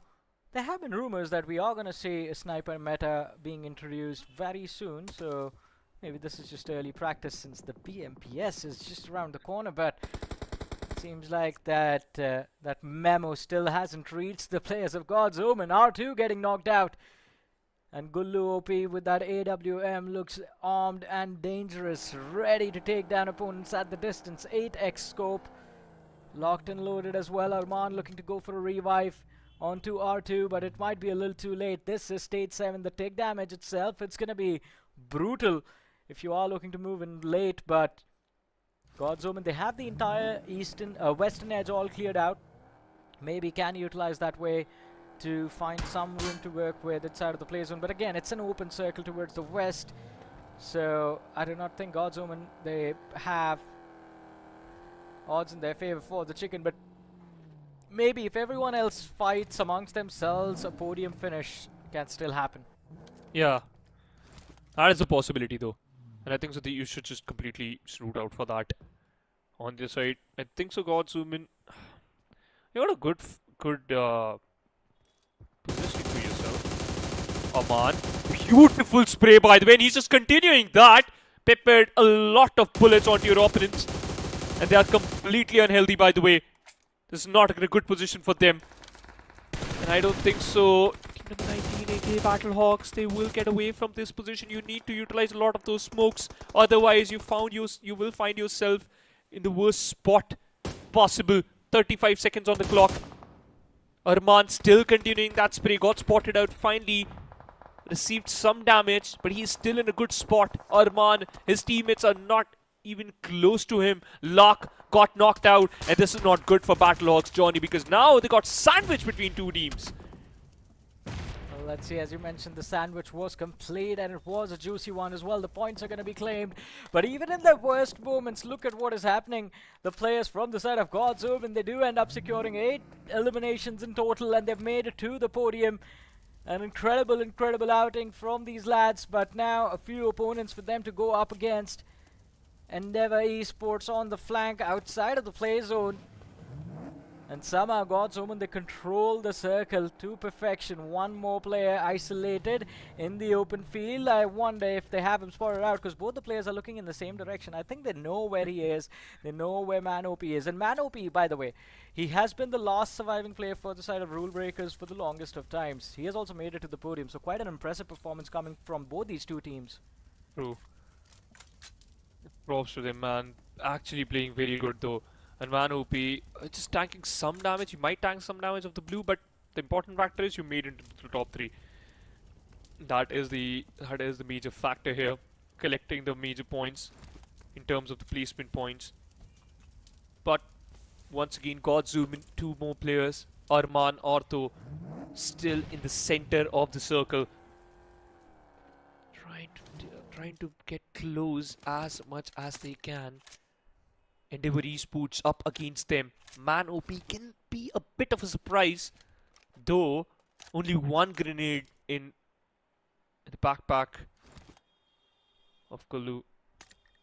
I don't think so. That's going to be very beneficial unless you're completely sure where the player is, where your opponent is. But you got to move inside the circle 10 more meters.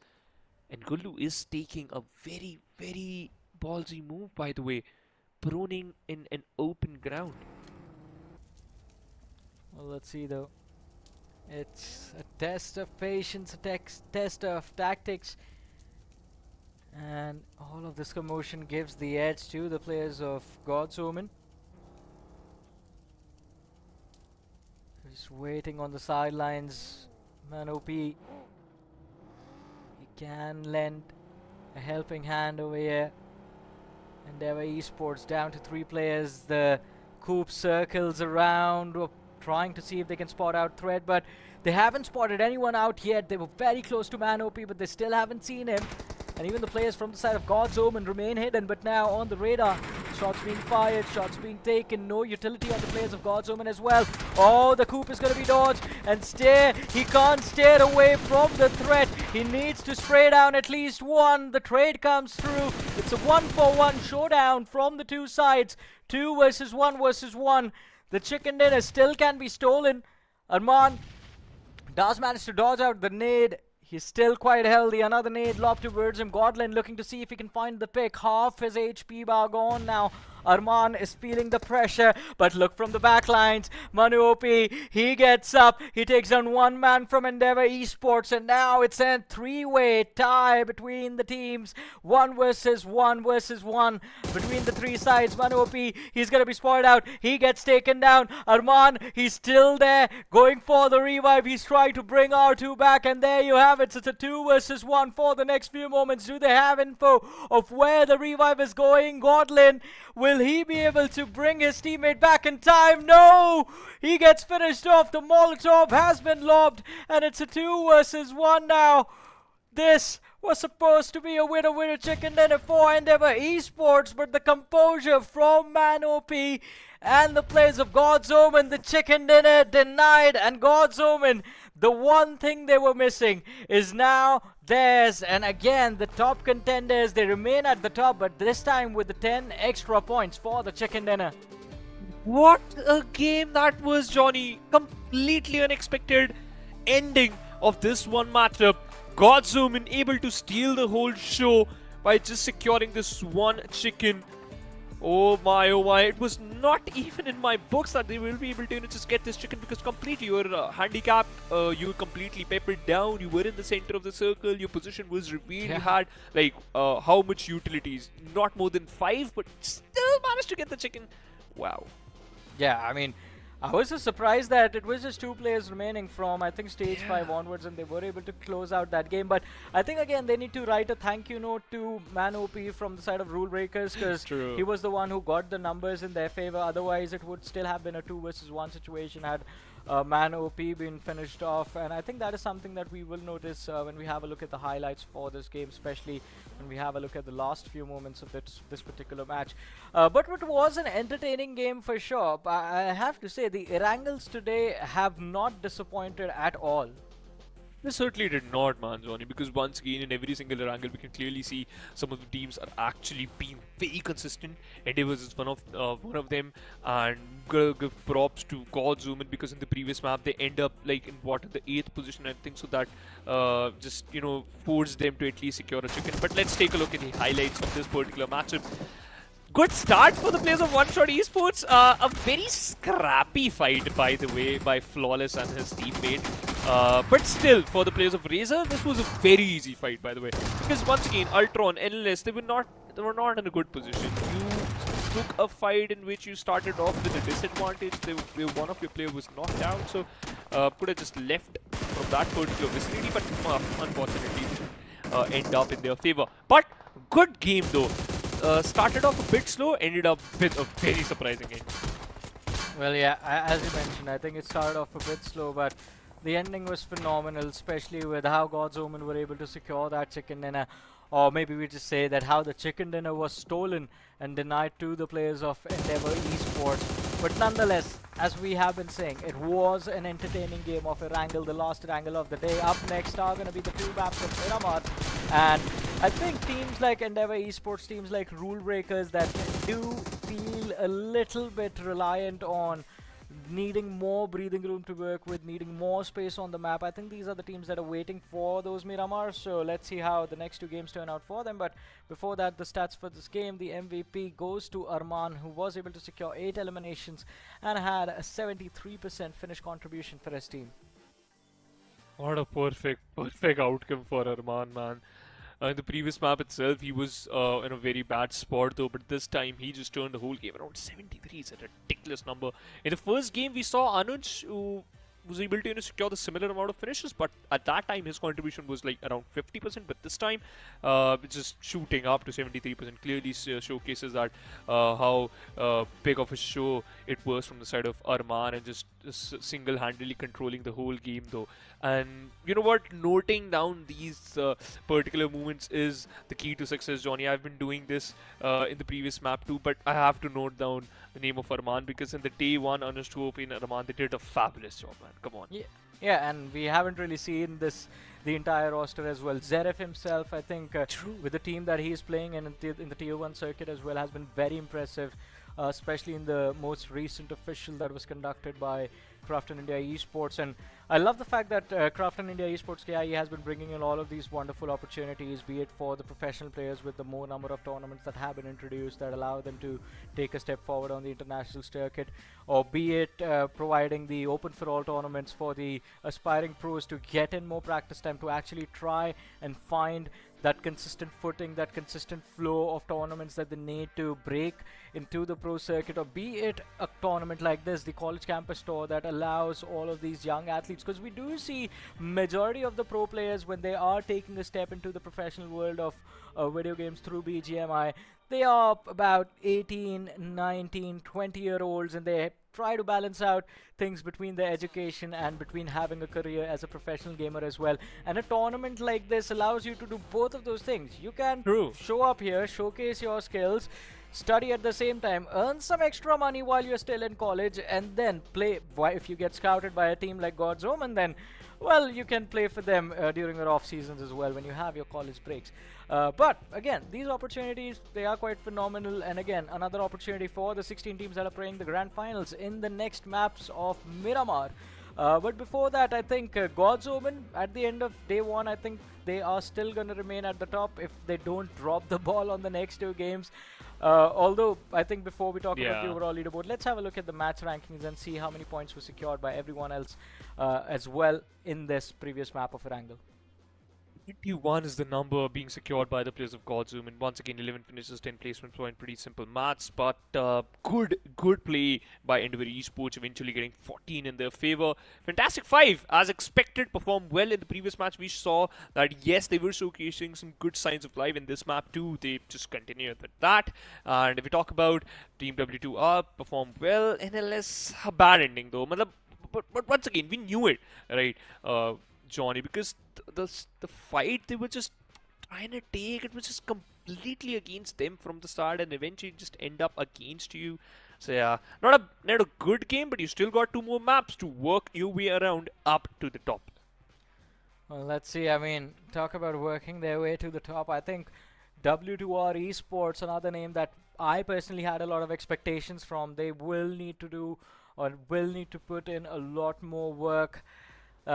They had a great start, but now the difference is there. 12 points between God's Omen and W2R Esports. On the third, we have Team RaZr, 38 points.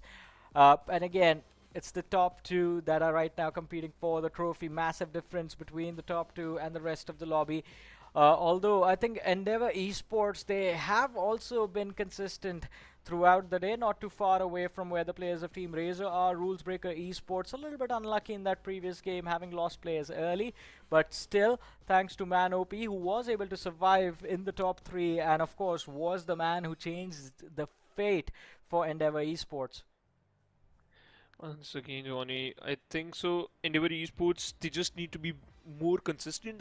Once the whole squad will start hitting their shots and play more comfortably, I think so they will eventually end up on the positive side of every single game. But rooting for other teams too. WasTaken, 4 Campus, Desynx Esports. Yeah, you were performing decent in the previous 2 maps, but not in this map though. NLS Esports, they had a good start, but still in the previous match itself, it was not good at all. But now once again, that is the overall standings. Mystical Wave, it's going to be the only team, despite the fact they secured the chicken dinner, they're still on the 2nd page of the overall ranking, Johnny, and I think so that's going to be a reality check because you have to get out from that position. Pretty much, and I was surprised that a team called Team Gojo was sitting last on the 16th position. I think a character that's just known for being too overpowered in the anime, not really able to show his powers inside of the game. But hey, that's how things sometimes turn out. And I think they're a little bit more focused on other things, I guess. Also, it's not easy to play up against the rosters that God's Omen and W2R have, to be honest. And I mean, very honest about it, it's not like I haven't tried. I have tried. These players are just too good at what they do. But anyways, I think Erangel's out of the way. Rondo is done and dusted. His last 2 maps remain.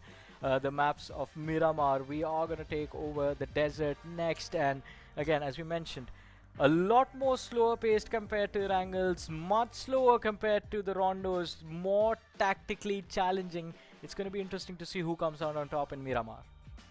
Yeah, I think so. Miramar is going to be the big test for all these players because once again, you are completely aware about the situation in Erangel. Just played back to back 3 Erangels in a row, and now you're kind of good understanding the way how the other teams will play. But in Miramar, teams tend to outplay you, and sometimes the strategies are actually very interesting. That's going to be the question, and these teams will answer this question in the next map. That's going to be the map of Miramar. We'll be right back after a very short break.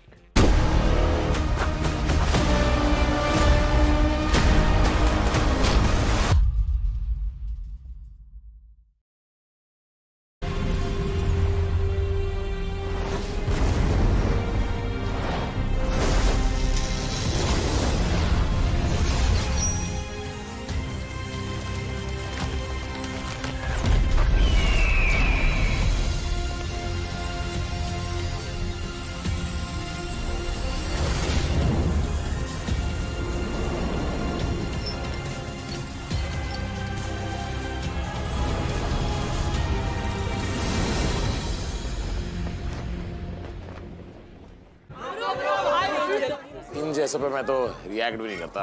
BGMI cricket league का winner है, रोज खेलता है, आप भी try करो। अबे असली का 650 करोड़ देगा फिर भी नहीं करूंगा। इस खेल में ना सिर्फ टीम सपोर्ट करनी है बड़े भाई। जीत गया छोटे भाई। ये देख BGMI पे टीम सपोर्ट करो और ग्लेशियर जीतो।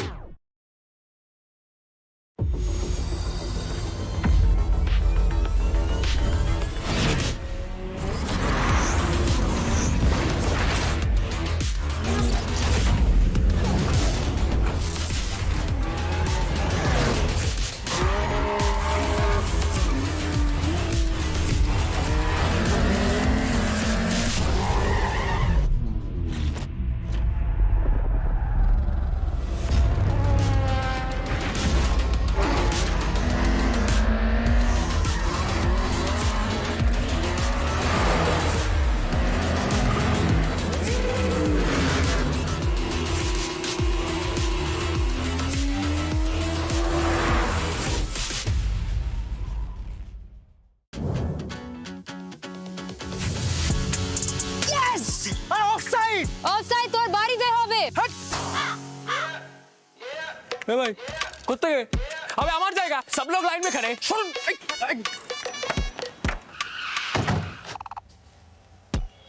पहले मैं, चल निकल। Ticket ticket ticket ticket ticket ticket दादा लावे टिकट कदा है আছে তো দাদা, কতবার কাটবো? করবো, লড়বো, জিতবো। केकेआर है तैयार, नाइट का फाइट, कोलकाता का प्राइड। पर्पल में दिल, गोल्ड में है जीत।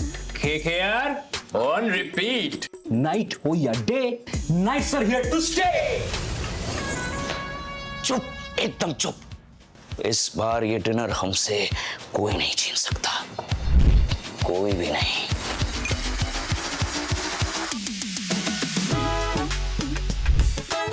केकेआर का swag now in battle ground. आमी कॉन्करर, आमी KKR.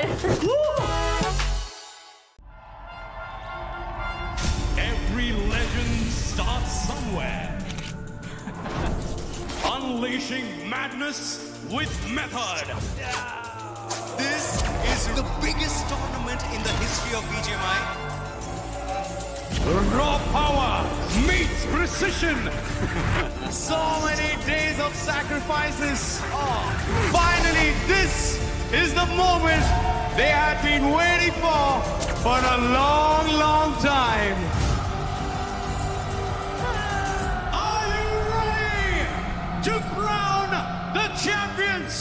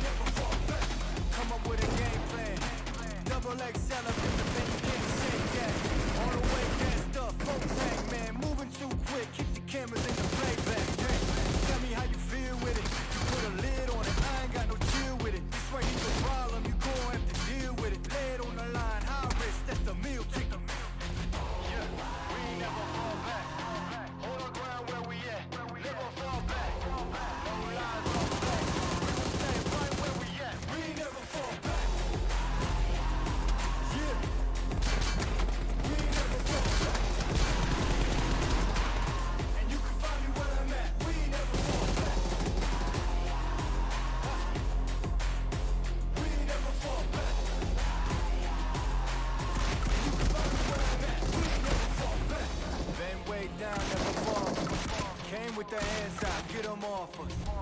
24/7 in the office. cause I ain't repeating offers. Yeah, never met a man I've been scared of.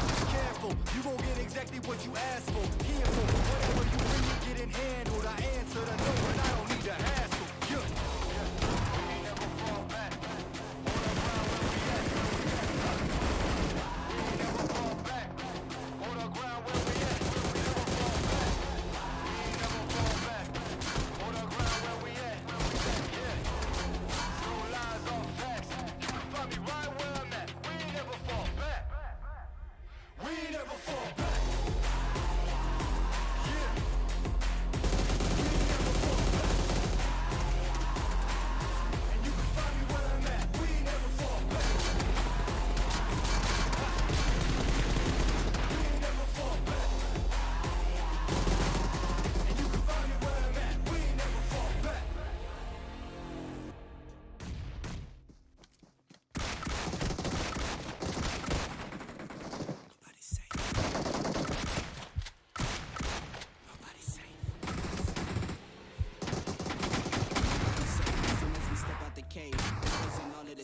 Either you stay in your place or we putting you on a plate. Put the fear in the dirt. We at the start of change. Pick up the pace. We put in infinite work. That's why we stay getting paid. Look in the face. There's no debate. We draw the line in the sand. We say it straight to your face. They underrate till we put the team on our back. We took the city to state. What it's gonna take? Another S on our chest. Another beat in the grave. We innovate. We always switching it up. They can't predict what we say. Come out the cave. They see the blood on our shirt. They see the teeth in the face. They watching tape. Still trying to figure us out. They think we came here to play. They send the snakes. They trying to give us a curse. They want us taking the bait. But that's okay. We keep on doing the we keep on thinking we flip in reverse. But we keep rushing the game. Stopping the rain. We know they sit on the throne. It's looking easy to take. We not afraid. We put the fear in their bones. Ain't no more running away. They trying to chase. They trying to follow our steps. They trying to copy the wave. But it's the game. They trying to keep getting curved. You better stay in your lane. They wanna claim that we not giving them work. Like this is minimum wage. You ain't the praise. Why you keep feeding the peace? Now that you open the cage, nobody's safe.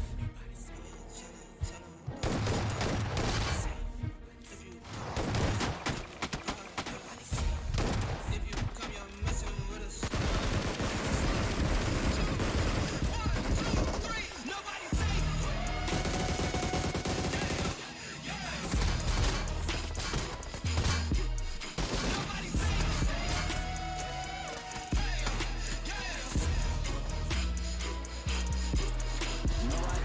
For my folks, for my mama and my pops, I don't care.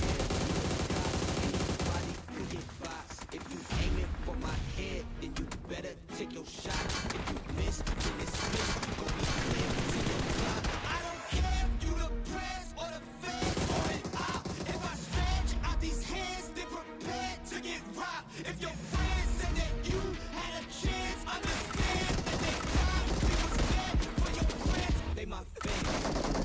Started swinging, came from the jungles of drunken demons. Started in the Coliseum. That's why the team will do better with someone else. Touch me and lose every single finger. Touch me and lose every single finger. Massacre as soon as you had the nerve to try to step to me. I was snatch your turf and manifest stress out. I was snatch your earth. You tried to breathe to see how to act. I'm not in the place for earth. My boys are down the ball. If I say the word, the team is down the hall. If I call the third, my dad, you best believe that a massacre.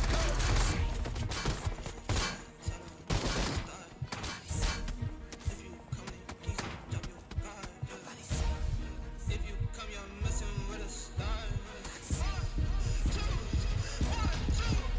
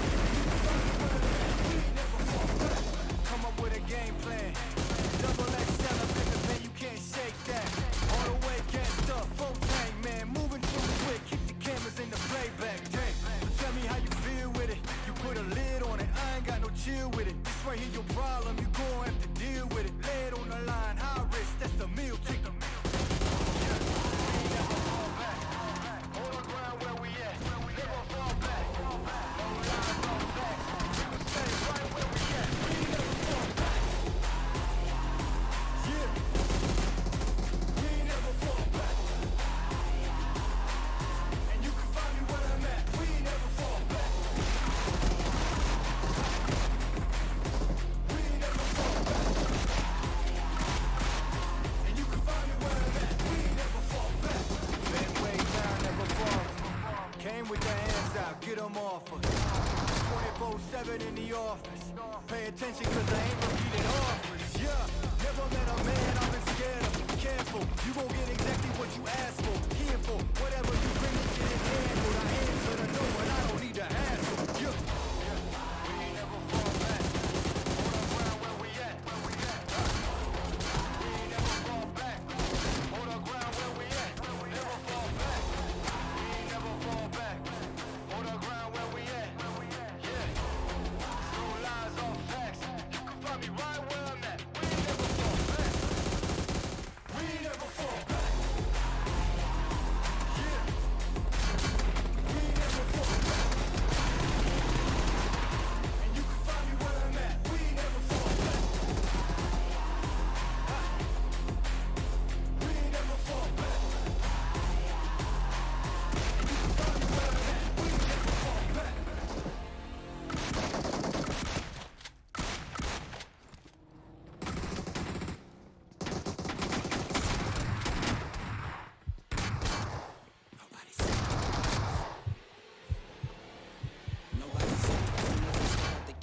We raising all of the stakes, make no mistake. Either you stay in your place, we putting you on a plate. Look at our face.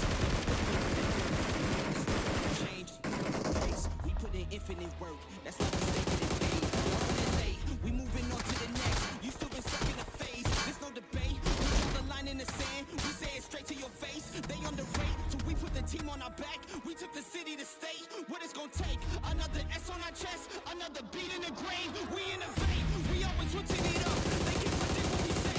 Come out the cave. They see the blood on our shirt. They see the teeth in the face. They watching tape. Just trying to figure us out. They think we came in to play. They see this face. They trying to give us a curse. They want us taking the bait. We keep on dodging the bull. We keep on saying Olay. Blocking the way. Thinking we flipping reverse. But we keep rushing the gate. Stopping the rain. We know they sit on the throne. It's looking easy to take. We not afraid. We put the fear in their bones. Ain't no one running away. They trying to trace. They trying to follow our steps. They trying to copy the way. That's why they keep getting curved. You gotta stay in your lane. They wanna claim that we not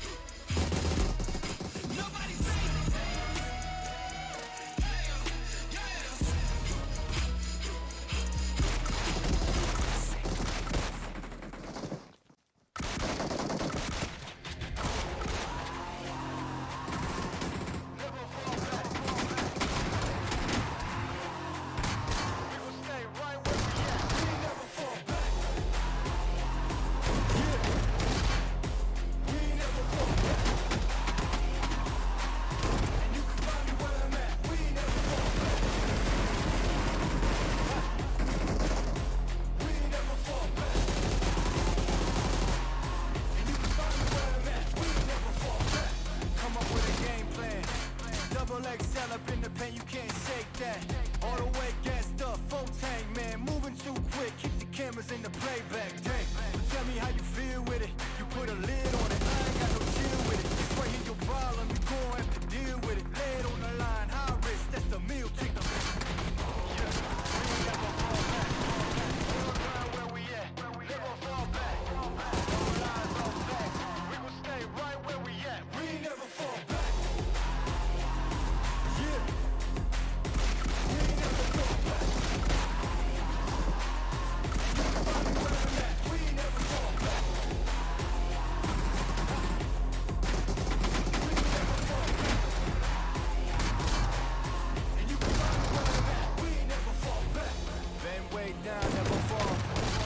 With the hands out, get them off. 24/7 in the office. Pay attention cause I ain't repeating all. Yeah, never met a man I've been scared of. Careful, you gon' get exactly what you asked for. Careful, whatever you bring me getting handled. I answer to no one, I don't need to hassle. Yeah. We ain't never fall back. Hold our ground where we at. We ain't never fall back. Hold our ground where we at. Never fall back. We ain't never fall back.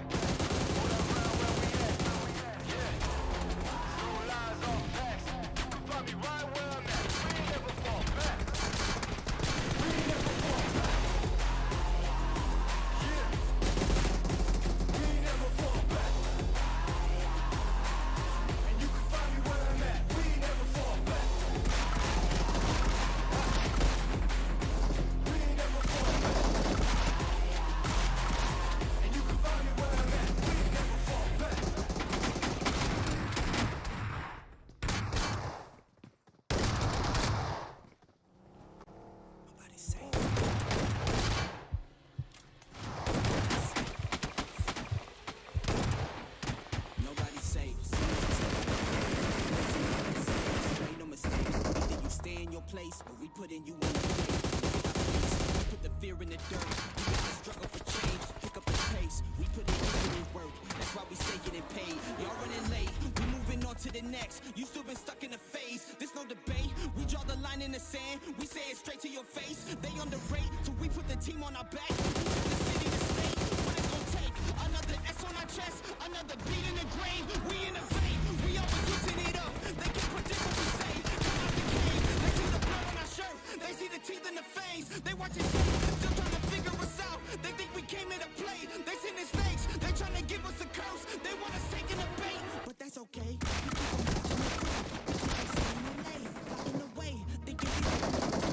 We keep rushing the gate, stopping the rain. We know they sit on the throne. It's looking easy to take. We not afraid. We put the fear in their bones. Ain't no one running away. They trying to trace. They trying to follow our steps. They trying to copy the wave. Boy, it's the way. You gotta stay in your lane. They wanna claim that we not giving them work. Like this is minimum wage. Toys you crazy. Why you keep in the peace? Now that you open the cage, nobody's safe.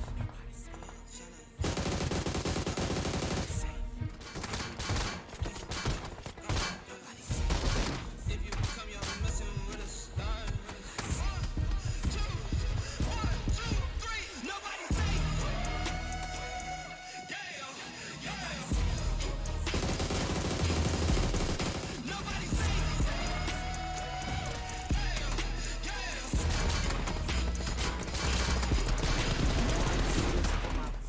For my mama and my pops, I don't care, you the cops, anybody could get boxed. If you aiming for my head, then you better take your shot. If you miss, then it's fish, don't be clears in your clock. I don't care, you the press, or the feds, or an op. If I stretch out these hands, they're prepared to get caught.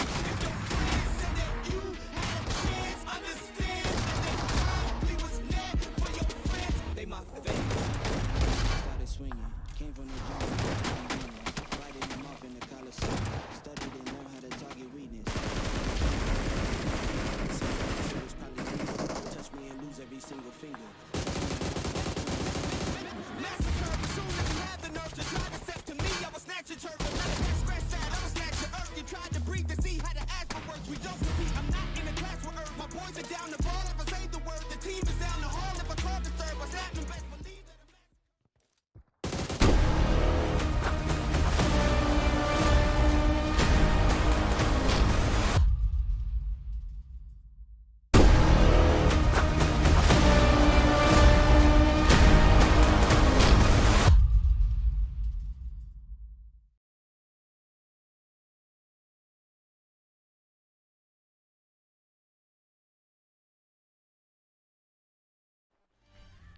Welcome back after that break, ladies and gentlemen. Of course, it has been an exciting day so far. We are down 4 matches, 2 more matches left for day number 1 of the grand finals of Krafton India Esports College Campus Tour Championship. And of course, it has been an impressive start to the journey for the squad of Gojo and for the squads of W2R. But all the other teams are still eyeing out for the lion's share of the 5 lakh rupee money we have in prize pool. Ladies and gentlemen, the winners walking away with 2 lakh rupees. And as of now, it seems like Omen, they have been able to dominate the first few games, but the next 2 maps are going to be played on Miramar, and Miramar, we all know, are the crucial ones now that are used by the teams to turn things around. So let's see how things are going to go down in the last 2 games of day 1. Like, this is my personal favorite map to play, and I just love Miramar. There are no proning to the map, long range fights, and this is somewhere where your raw skill sets comes into the play. Since the rotations are long, you have to be very predicting the zone and making sure that you have a timely rotation in your path. Because if not, you're gonna suffer a lot in this matchup. And seeing Omen with the way they are playing, I just want to see how they will keep up with the pace that they are creating, with the type of aggression they are creating throughout the map. Since fighting in the map of Miramar, fighting with the long range hills and the dynamics of the map, it's gonna be a difficult task. Yeah, it definitely will be quite a tough task for a lot of these teams, and of course it's a big map, it's an open map. You have to be cautious about the horizons as well. As you mentioned, timely rotations, early rotations are going to be of the utmost priority, because, depending on where the circle is, unless we have like an urban area warfare happening towards Los Leones or El Pozo in the end game. But that's a story for later. For now, it is very critical for the teams that are lacking behind on the overall leaderboard to try their level best to catch up to the top, especially for the team that was still sitting on single digit points at the end of map number 4. These last 2 maps can help them catch up to the rest of the competition, but that's all speculation. Let's see how the story is going to unfold as we have Miramar on our screens now. The plane is up in the sky, and the flight path is going to start from the island present towards the southwest of the map, and I think it is heading towards the northeastern quadrant. So we have a flight path leading towards the eastern side of things. I did mention El Pozo. Well, El Pozo is going to be off limits for everyone. Well, but I think whenever you play the map of Miramar, your primary objective is to find the vehicle right after you get the drop. Because this is one of those maps where the rotations are the key to success. But seeing the flight path today, it has been a destructive one for majority of the teams. The map of Erangel have been completely eastern-sided, and then we have a completely southern-sided plane path. And then in this matchup, in the start of Miramar, it is again very eastern-dominated. So every team, they are having a really hard time in finding their preferred drop spots. Pretty much, and it is going to be interesting to see how things turn out for the late game. But as you were talking about the drop spots, look at Partona. This is quite a rare sight. We see 2 teams drop off very early inside of this match, and I wonder if it's 2 or 3 squads that have taken that early drop, because even Endeavour Esports are present towards Partona. Alright, it is Endeavour. It is 3 teams, 3 squads, all in the same drop, and this is about to be a very chaotic start to what we usually see as one of the slowest maps inside of the game. And Endeavour Esports lose out on a player from their side within the first few seconds of the map commencing. A troublesome position for them to be in. Now 3-man roster remains, but this is not going to be an easy fight for them for sure. It's not Endeavour Esports, my apologies. It's squad number 18. That's the Endeavour Esports is supposed to go somewhere else. This is NLS Esports. And they've lost a player, so they have to be cautious from here on out. Not what they were hoping for at the start of Miramar. Yeah. I think this has been the story for NLS in the entirety of the day right now. I've not seen them play a 4-man squad for quite some time now. In the starting few phases, they always lose out the first player. In Erangel, they have the early fights, they lost out a player, and similar fortune is taking place in the map of Miramar as well now. Pretty rough day. When you have to play a man down at every game, it gets to, it gets pretty annoying. But they have been keeping up with it really well as well. Having decent amount of finishes and the position point in one of those matchups. They just need to perform the same in this one as well. But if you talk about Team PF, right now, quite far out, too far from the regular areas. Just trying to find something worth carrying ahead. But this has been the case with the Miramar. the early phases, the initial 2 stages, they are really slow for every team. Yeah, well, they are, and it's going to be interesting to see that how these slow rotations transition into the chaos now in this lobby. Team OneShot, this is a team that likes to have breathing room to work with. Their mid-game rotations so far have been interesting to look out for, but on Miramar, it's the rotations that become a big challenge. Shots being fired while you move around, not easy for them to for you to deal with them, and of course can't even take a return fire in the middle of nowhere. But at least they have some room to work with inside of the circle, present towards the northern edge, so not a lot of problems in the early stages.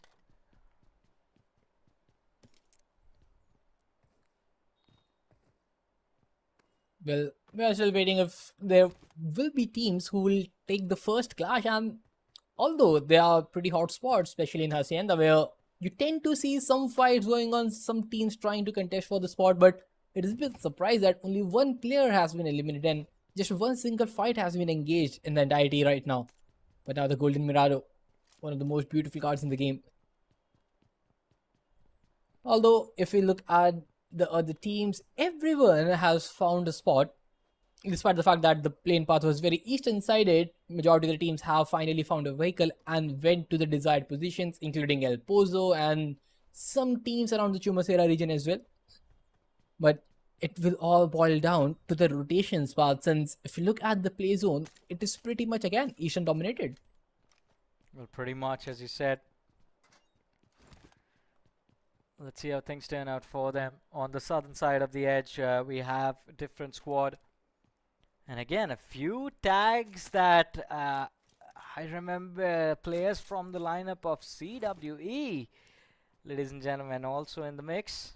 Playing in squad 6, playing for 9mm Esports. I'm surprised I did not notice them earlier on in the day. Had the pleasure of commentating on their matches a few days ago, and very aggressive bunch of players. Would love to see what they bring to the table in this map of Miramar, and can they help the side of 9mm catch up. But this is going to be the squad for them to go up against the players from W2R, who have been doing phenomenally well for themselves.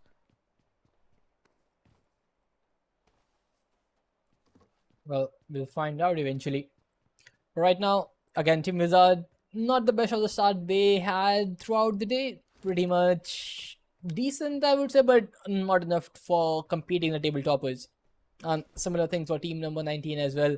They look pretty decent in multiple matchups, but again, the placement points were just not coming in for Battlehawks. They are one of those squads who start really well in the map, but then the mid-map, the rotations, trying to just get to the top 5 has been a pretty difficult task overall. Yeah, it has been pretty tough. But let's see how things turn out. Again, opportunity is still there. This is just day 1. 2 more days remain after this, and well, even day 1 is not over yet. If you can convert 2 Miramars back to back, then it sets you up for success tomorrow. Squad 19. It's been a tough day for them. Battlehawks, all the battles that they have run in haven't really turned out too well in their favor. Team RaZr, they have done quite well for themselves, have been decent overall, but not really a praiseworthy performance if you think about it. Still a little bit further away from being the leaderboard leaders, but I think again, win a game and you can change all of that. And I think Team RaZr secured that chicken dinner in the second game of Erangel today as well. So they are just fighting on to keep up at least in the top 5 by the end of the day. But consistency is what they showcased overall in the 2 Erangels earlier, but unable to keep up with the same performance later on. So this is something that they need to figure out. But also, how do you play this match? Because comparing Erangel to Miramar, it is a complete different ball game altogether. The scouting, the rotations, which compound you decide to hold, or do you even hold a compound to say the least, or just go out wide, spread across the map, take ridges for your cover. It can be played in multiple ways, and you have to have a very solid game plan entirely. Yeah, I mean, that should be the idea, but put into execution, things change. And again, talk about the changes. We did mention how slow Miramar can sometimes be. Well, after the first casualty, no action yet. All the teams have been able to put decent distance between each other.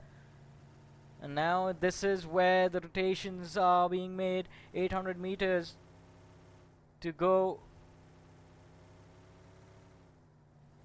But they had threat quite close to them when they landed on Partona, and I wonder if they are going to be gate kept. So far, it seems like it's going to be a straight mad dash coming through for these lads from the side of Fantastic 5. 1500 meters to go, a long way to go to enter the play zone, and this is just stage 1. The transition to stage 2 was worse. The circle just shifts away further. They will be taking a lot of damage, and if you look at the healings, they have not enough bandages and boosters overall, which is a big surprise since you spend an entirety of the zone just in the looting phase, and yet you don't have sufficient amount of loot in your backpack. And when you are late rotating, the boosters definitely come in handy. But we were talking about the action, and finally we see the finish read coming into play. Finally, a battle brewing up in certain areas of the matchup, and now the DP28 Arcane, he has been the MVP in one of those Erangel games. He's trying to replicate his performance with a red dot, trying to spray down the players, but DP not being the optimal weapon. Well, let's see. It might not be optimal, but as long as he gets the job done, that's all they would want. Armed with an S12K running out into the open. Walker needs to be cautious though. Especially with the players of God's Omen circling around him. He spots out the vehicle in the distance, and that's going to be Arman. Shots being taken. Arman still quite healthy. You do not want the attention of a player like that, or maybe even a squad like that, upon you, especially when you have no cover to work with and your backline is compromised. On the other side of things though, RaZr against OneShot, where OneShot have found the opening, but RaZr, they're looking for a reset. 2 players from the side of OneShot looking to close the distance, and they do succeed. The point does get stolen though, and now Team RaZr, they are in a world of pain. Clutch God in the backlines does get knocked out, and OneShot, they found the opening they were looking for. They are going to look to go for a squad wipe. Sook, he's running for his life, but it's not going to be an easy escape. Team RaZr, they give up on their teammates and just try to play for survival from here on out. Oh, this is the best option they got right now. Just 2 players standing from this side, and Team RaZr, this is what we were concerned about, how well you are prepped for this matchup, and clearly they were not. Getting caught in open and getting just spammed down from multiple angles. Not the perfect game start they had. They had good rotation timing and everything, but just not the rotation that they were looking out for. Losing out 2 players to OneShot, and OneShot did a pretty great job in finding the first knock and eventually just slamming onto the players, not delaying anything. And this is how you need to play as a unit in this match. The moment you spot a team, if you are trying to engage, just try to close down the distance. The ridges, the cover, it is pretty much in your favor, and the numbers can eventually be played out. And OneShot, after getting 2 finishes, just trying to rotate, but in the direction they are headed, it looks like they're gonna have to fight yet another team. Yeah, for sure. I mean, they are gonna be forced into fights now. Mid-game stage transition happens from stage 3 to stage 4. And look at that cluster up north. No one is safe. The next shift, I hope it's gonna be down south. It's gonna force all of these squads out from their cover.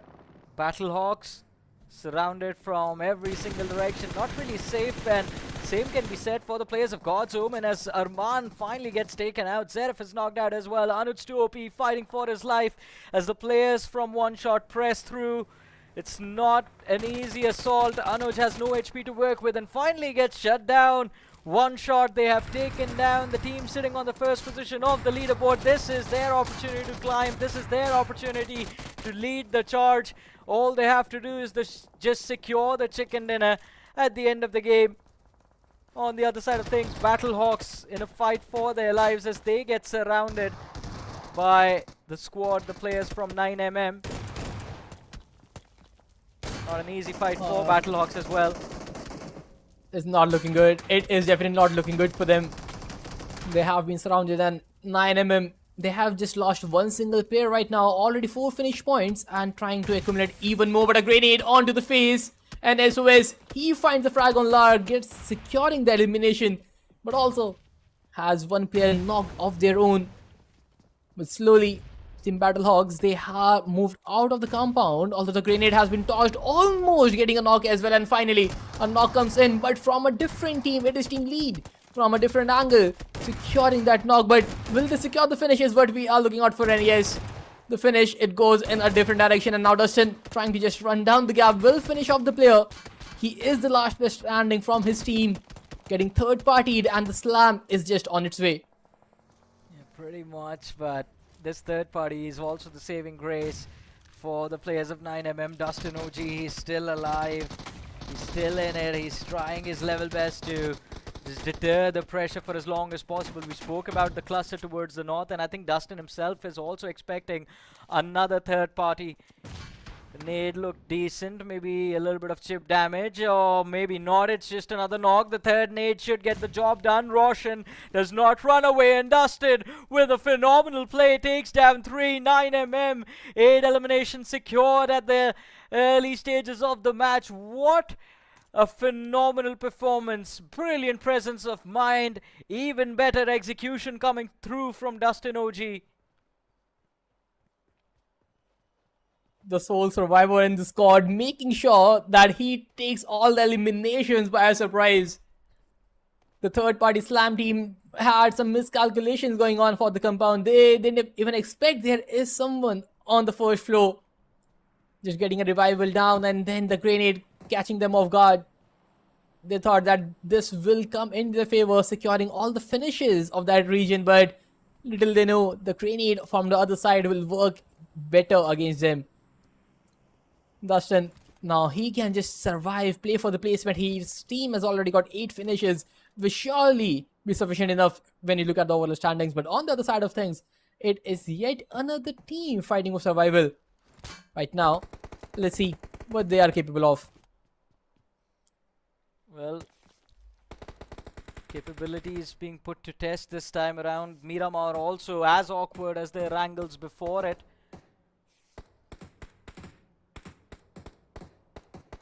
Babu just making sure he has vision of the sidelines, vision of the teams that his teammates are taking shot at, just staying safe close to the windows. An easy fight for Rulzbreakers, but Nuclear looking to put up another nuclear performance. They are surrounded, multiple teams around them. Look at that, a cluster of 4. And then as the nades go flying, Squad 10 stuck in a very awkward angle. Skell needs to run back, stay behind cover. 2 overexposed. Chad on the flank does find the knock. This is the opening they were looking for, but can they convert into a squad wipe? Still remains to be seen. It's going to be very difficult for them to convert this area. They have a lot of cover to play around with, and this is what they are doing. But again, there is yet another team in the frame who are just waiting to pounce on this opportunity when they see multiple knocks going on in the finish feed. It is none other than Team OneShot sitting on the back lines and finally giving up their position. They spot a player trying to take them down, and now WasTaken. They are in a bad spot. They can be pinched from multiple angles. 4 campers just holding their ground in the compound, and outside has been marked up by Team OneShot. Team WasTaken. They are outside and in a pinched up spot, and this is not looking good for them. And just as things stands, already losing out on the players from multiple regions. It is too much to deal with. Let's see.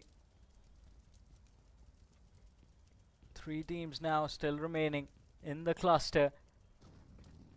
And Team 8. This could have been better had Skell stayed alive, but doesn't matter. 3 players are sometimes enough, although maybe not against a team like OneShot, who are now going to be feeling the heat of this moment. They've just taken down Gojo, and they've just taken down the best squad inside of this lobby, and now they will go after everyone else. 5 points on the board already. Looking to make the pound 6 seconds before the blue moves through, and now flawless. He spotted out the men running towards the right. He knows where the pre-fire needs to go. Asks his teammate to line up the nade, and they're just waiting to get into position. Look at that, Dolphin leading the charge, and if the nade goes out, this could be trouble. Oh no! Oh. It's a team nade. It's a big mistake in communication, and well, OneShot, they could have fallen apart right then and there, but the recovery was swift. Unnecessary casualties avoided, and the counter finishes just keeps moving up. But now it is Team Gojo who is trying to just slam into the compound. But OneShot, they are well prepared for them. Although Sig2 OP has been knocked down, Team OneShot, they already have 8 finishes in their name.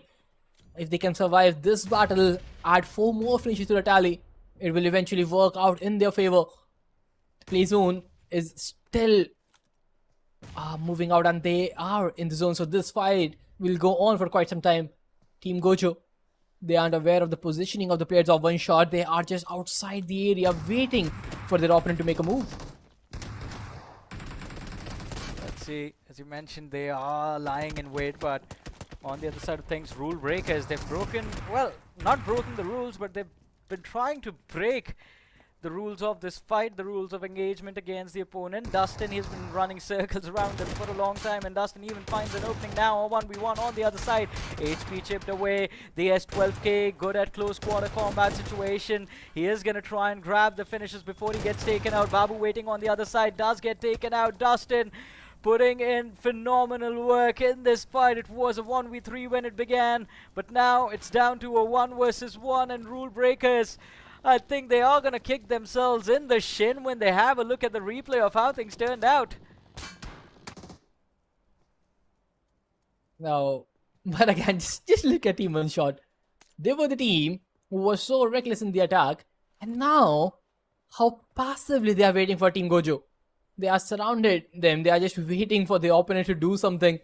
Everybody just sitting on the outskirts and maybe even trying to escape from here. This could be a good decision if they are able to just escape all 4 alive. But on the other side of things, there is yet another player who single-handedly took out the entire squad in the building. He's waiting to pounce on any opportunity he sees. Well, let's see. Team Gojo, their struggles on the overall leaderboard, not that great. Remember, we were talking about a team sitting on single digits. Well, that is Team Gojo. 2 points secured from this match, but again, it's just one phenomenal player and one phenomenal team that they have to deal with towards the northern edge of the circle. Stage 5 almost coming to an end in 20 seconds, and Team Gojo, they have to figure out their plans, their strategies for the next few minutes. They need to see what the southern side of the play zone looks like and how they want to rotate, where they want to go. W2R, I like the fact that after the Rondo came to an end, W2R, their pace of play has completely shifted, now playing much slower, much more controlled, methodical in their approach of how they want to position, how they want to execute team fights. Right now playing the southern edge of the circle. Oh, could have been dangerous for Hipgod to stay on the rooftop, but he does manage to stay alive. Now, Hipgod, he's just waiting to spray the players down right now. NLS Esports, they are unaware of the fact that they have been pinned in this region, although they have good hard cover, and will not make a move before the zone forces them to. But on the other side of things, there is yet another elimination brewing up, and it is none other than EE team. They aren't having a proper game as of now. Whatever game they have landed, it has not been in their favor. And yet again, the story is looking like the same for them. Losing yet another player in a crucial phase of the match. As you mentioned, it's a crucial phase. It's the late game transition that begins from here on out, and well, oh well, it seems like Squad 18 and NLS Esports, it's not going to work out too well for them now, stuck behind the hay bales, getting shot at from every single direction, can't really survive. But on the other end, the journey for Dustin on this map of Miramar finally concludes, And I have to say, valiant effort from Dustin. Was able to secure a lot of extra points for his team before he was eventually taken out. And that grenade was pretty crazy movement and maybe even the highlight for the day, I believe. Nobody expected him to pull out such a clutch in a typical situation, but he eventually did so and got some extra point for his team. But now, if you look at the team, and it is not looking good for them. Team NLS Esports getting caught off guard, have been sprayed down, and eventually will get wiped in the blink of an eye. Team 11, they were just waiting for the perfect movement and they striked it to perfection. Let's see. Look at this. 7 teams, 21 players alive. Smack center of it all are going to be the players of Endeavour Esports. 3 points secured so far, but this cover inside the shack, it looks quite good for them to play the end game, where all it comes down to is whether the circle will favor them or not. And Endeavour Esports, I think the main threat for them is going to be from the flank towards the west. It's an open position, the door of the shack taken out of the way, so they have to just stay tucked away in the corner. But from the south, moving in, W2R, Mini 14 at the ready. Zoomser, he has been pinned down. And Kayanch is just looking to finish him off. Although it will take a lot of time right now. Unable to spot that pixel. And finally, he spots the head and just look at that accuracy. Not wasting any time. The Mini 14 spam has been perfect. And it been quite some time before we actually see some players using this weaponry to perfection. But that Mini 14 spam, it shows the way it can be utilized. So accurate and so perfectly devastating. And now Zoomser, he's trying to move to cover, but it does not look like that he will be able to get a revive. For on the other side of things, it is team number 5. Yet another finish point in their name of finish stolen, and team OneShot securing their 9th point.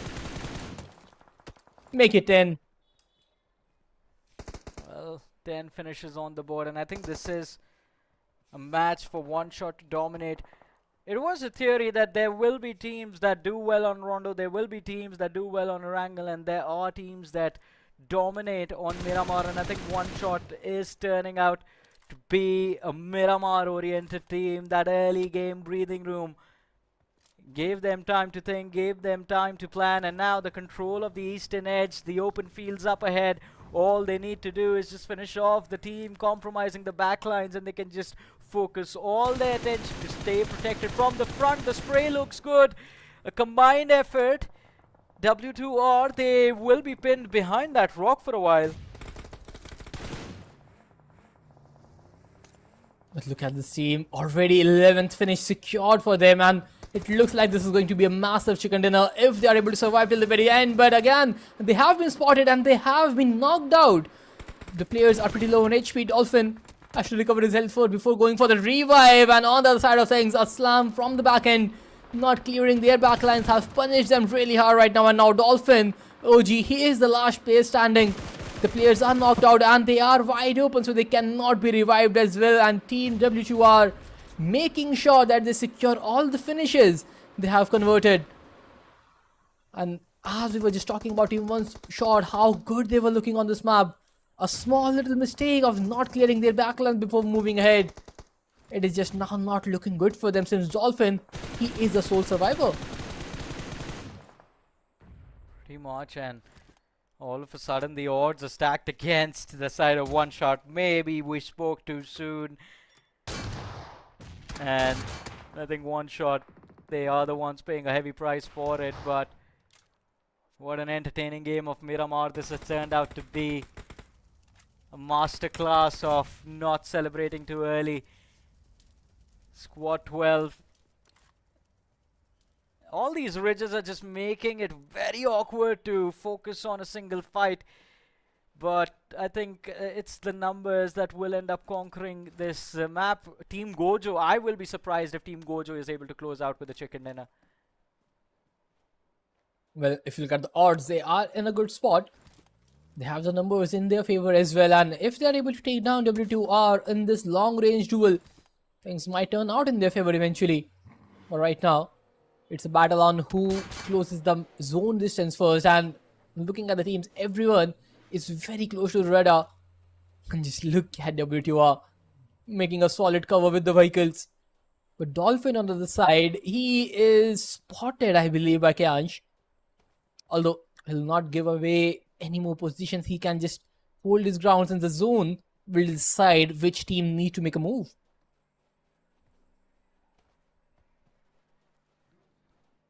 It's a game of chess now between all of these sides. They're deciding which pieces to move where. The opponents figuring out the same. And W2R being very cautious. A 3v3 on the slope. No util on Kayash. What about his teammates?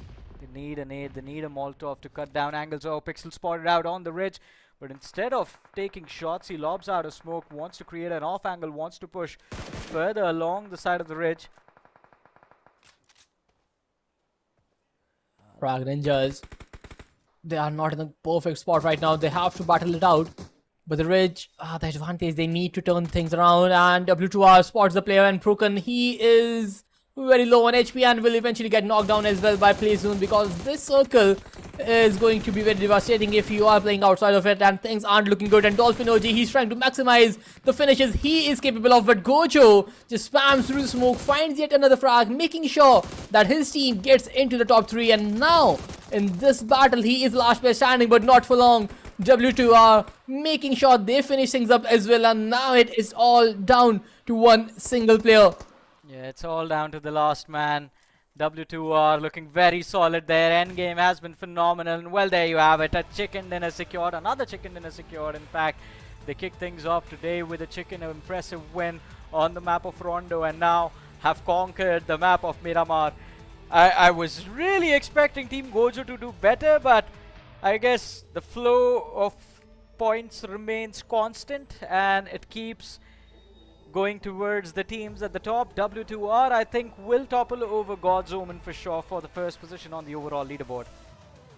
Well, they should have now. And especially when you have 2 chicken dinners and you have been decently consistent in the other games.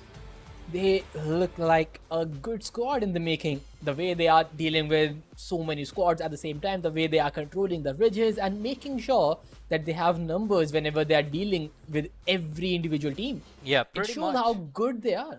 Pretty much, as you mentioned, prioritizing numbers, I think, is what is important. You want to press against the opponents with an advantage, and W2R, they have been doing that quite phenomenally.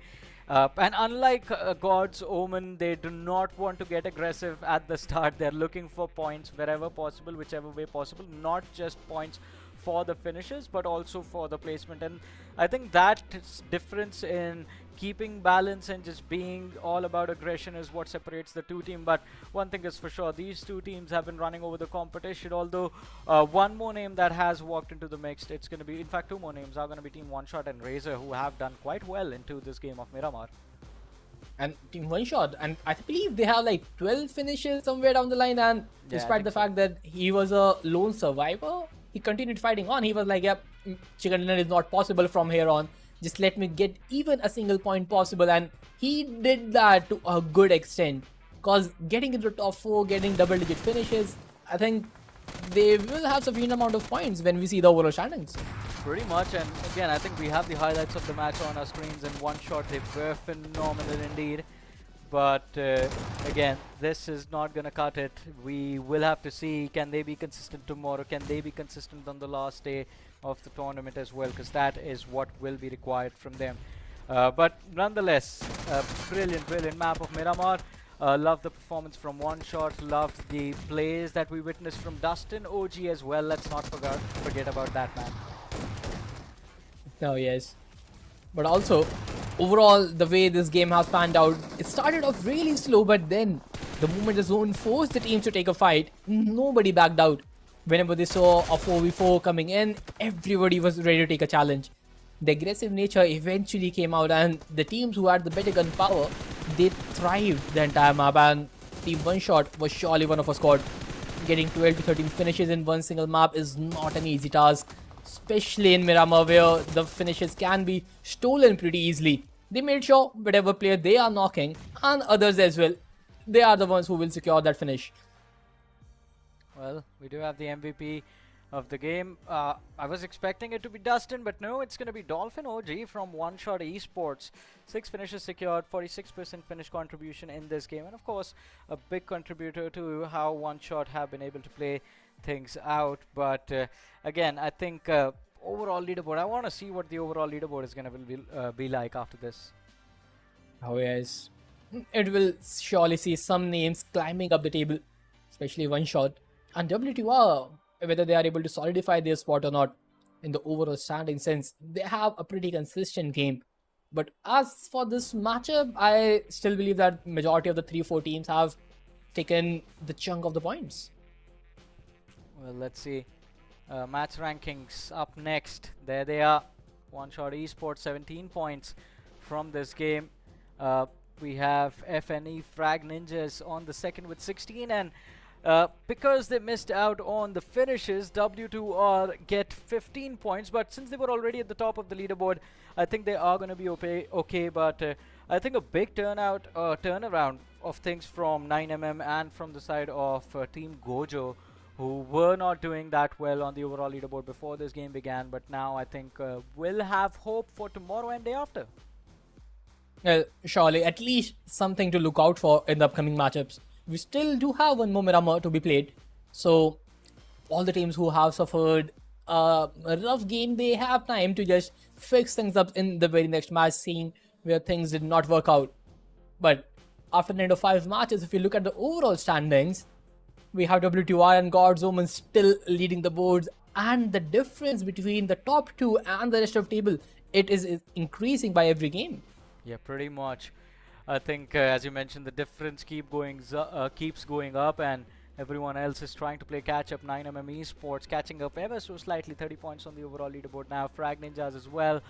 Team RaZr, they have a chicken, but they are still on the 6th position. But with 2 chicken dinners, W2R, I mean, they've had a phenomenal run today itself, but you see the inconsistency. The team on the second just 3 points away, and there's a massive difference between the two sides when it comes to the placement points. The aggression from God's Omen does keep things in check, but this aggression is also a reason why we've seen them drop qualification in official tournaments. So I think all of these players combined together should figure out that, hey, we got to survive a little bit longer in the matches that we play. On the other side of things, look at Mystical Wave. They have a chicken dinner to their name, but aren't even part of the top 8 right now. Yeah, I think that was the only good game they had, because other than that, it looks like a pretty miserable day overall. Out of the 5, only 1 good game and 22 points in their tally. The 4 games have been nearly to, I would say, single digit of points they have accumulated, because things aren't looking good for them. And especially for Team Gojo as well, even they were in a good spot to just climb up the charts, have some more points, but again, aren't able to perform in the last phase of the circle. Yeah, pretty much. The end game has not been kind to them, but that was just the conversation for the end game. It's not the end of the day, and neither it is the end of the grand finals. As we mentioned, 3-day grand finale, 18 matches in total, just 5 matches done and dusted. 1 more match remains after this one, and of course 2 entire play days left, so there is a lot of opportunity for everyone to catch up. I think I'm hoping at least the comeback from Team Gojo has been initiated. They were lost before this game, now they've moved slightly up, and if they keep things going, you never know, maybe by the end of tomorrow they find themselves sitting inside of the top 5 and hopeful about the 2 lakh rupees that will be given to the winners of this tournament as well. It's all about putting in the work, it's all about being consistent in every single game you play. It doesn't matter if you're consistently getting 5 points, 6 points or 10 points, as long as you're consistent. We spoke about, I think the perfect example for this is W2R. Consistently getting less than 5 points is going to be a bad thing, so don't do that. That sort of consistency is something you do not want. You want to be on the higher side of things, of course. But let's see. I mean, I'm super excited to see how that last game is going to go and what the overall leaderboard is going to look like after the last game is done. Who will be number 1? Will it be W2R or will it be God's Omen Esports? It's going to be one of the two. either two teams. But for now, we're going to take a very short break. Stay tuned. We'll be back after this.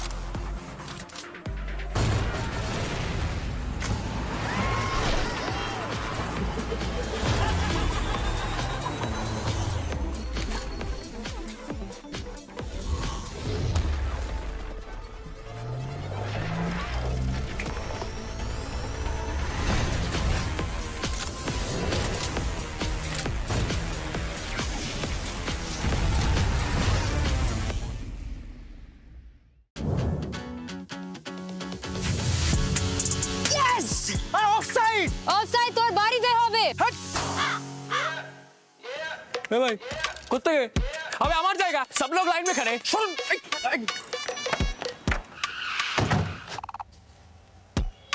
पहले मैं चल निकल ticket ticket ticket ticket ticket ticket দাদা lobby ticket কোথায় আছে তো দাদা কতবার কাটবো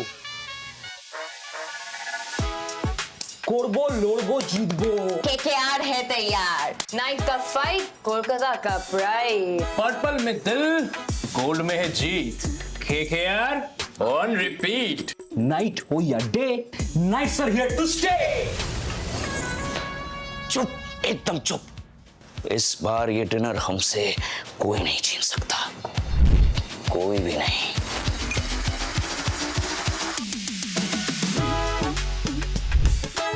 केकेआर का swag now in battle ground आमी कॉन्करर आमी KKR Every legend starts somewhere. Unleashing madness with method. This is the biggest tournament in the history of BGMI. Raw power meets precision. So many days of sacrifices. Finally, this is the moment they had been waiting for a long, long time. Are you ready to crown the champions?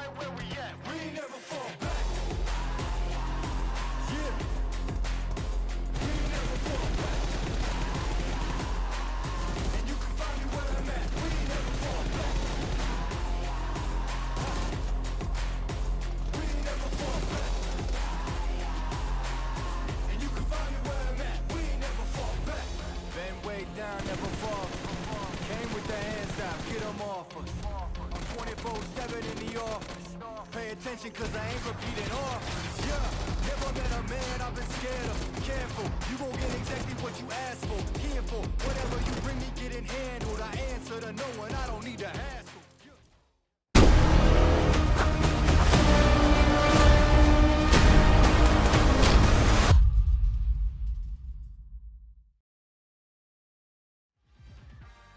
Welcome back everyone right after a very short break to the last matchup of College Campus Tours Championship by Krafton India Esports. Another Miramar, and let's find out who will be crowned the king for day 1.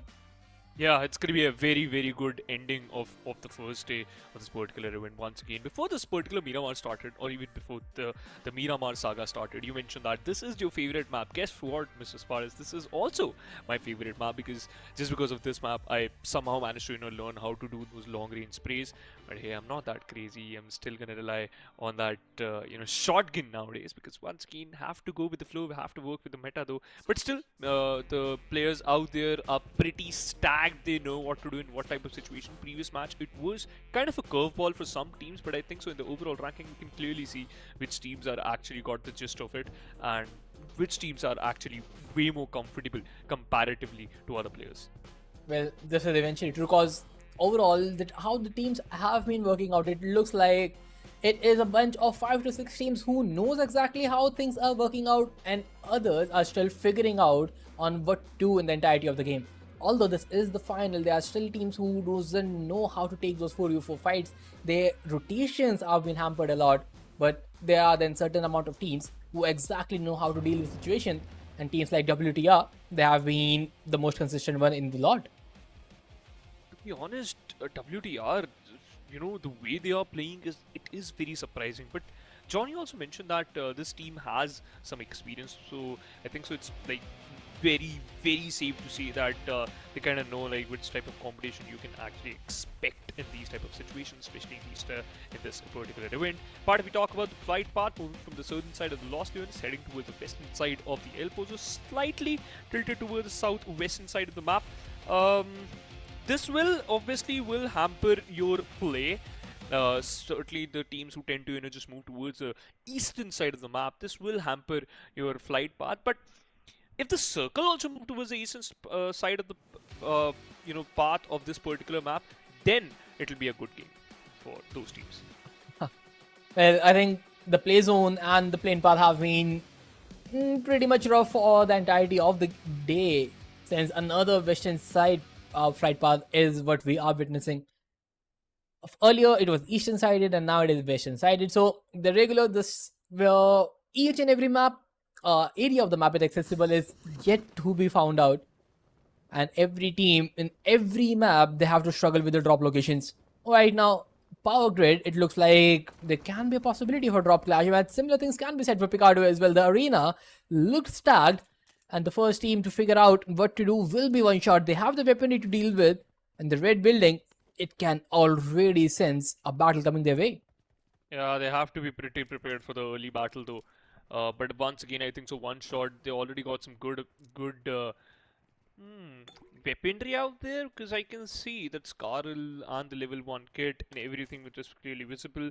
But alright, it all comes down to it will eventually pan out when you're going to take the fight. Picardo has always been the heart of this particular map. That's going to be Miramar, and teams tend to drop around Picardo. The only problem is there are very slight getaway positions in this particular map. So if you are stuck, especially in the stadium area in the Picardo, then either you have to run on your feet or either you have to just play the time out. These are the only two options. Or one of the player, maybe he needs to either risk out his life to just collect a vehicle so that he can just try to get away while sitting inside that vehicle. So once again, it's going to be a very, very different scenario. And yeah, I think so Dolphin is doing the same thing, got a buggy, and now they will try to run away from this position or possibly try to collect some another vehicle too, so that they can just get away from this position. But by the looks of it, they are trying to go for a backstab, or maybe they're just trying to create the sandwich situation,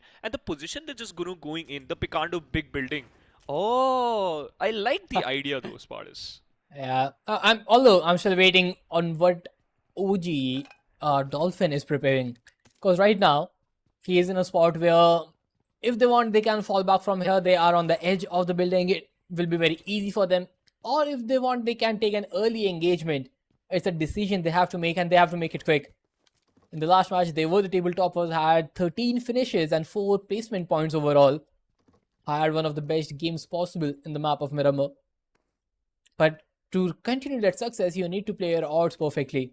And right now, as things stands, they are in a spot where the decision of either entering into a fight in the first stage or escaping without taking the initial damage, this is something that they have to figure out.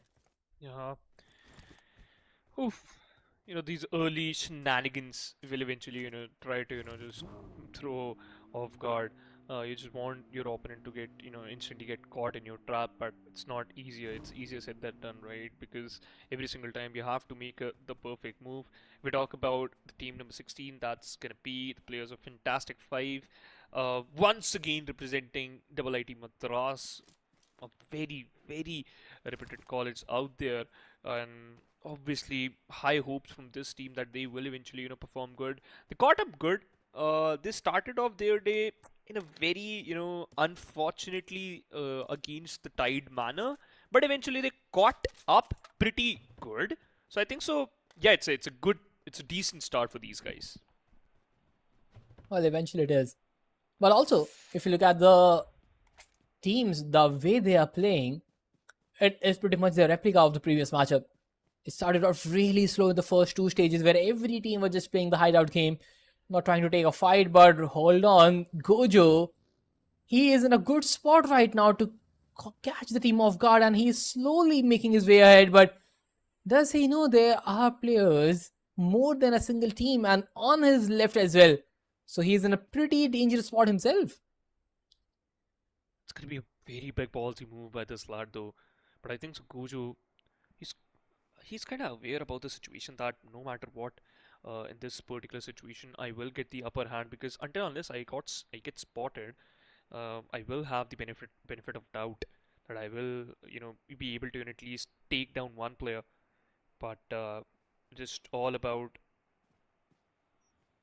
how careful you are with your decision making and how good your moves you make. Gojo, just look at him, silent walking, closing in slowly and steadily. Kind of good move though, I'm liking it, but the only problem is that this move is kind of a fake out, because you hope your opponent will, just once again peek out wide, go and like try to change your positioning, and then you will try to, just take them down. But once again, it's very situational. That one mini play is very situational. Let's see if they have a bigger plan, but on the other side of things, if you look at team number 10, too far out from every action, just chilling their way, not bothered by anything else, but all of a sudden they can finally spot a player and it is just not looking good for them. A pretty long range effort, and when they thought that they could just enjoy the loot truck and get ahead with it, it is team number 16 taking their player out. Just taking this sweet time, man. Once again, the Miramar is a slow map. It will test you. Sometimes you just need to slack off. That will eventually help you. That's the only thing I really want to say here. But yeah, a slow game sometimes tend to just push to play a little bit safe, and it will eventually force you to be prepared for some crazy and like late game fights. That's true, but just look at the rotation right now for them, going all out, and they have the players around, so will not be worried. They are still 3 players standing strong, and majority of the teams have played the game with just 3 men. This has been the case for so many other teams throughout the day, losing the individual in the first phases and then just moving on ahead with just 3 players. They have to go with a similar fate.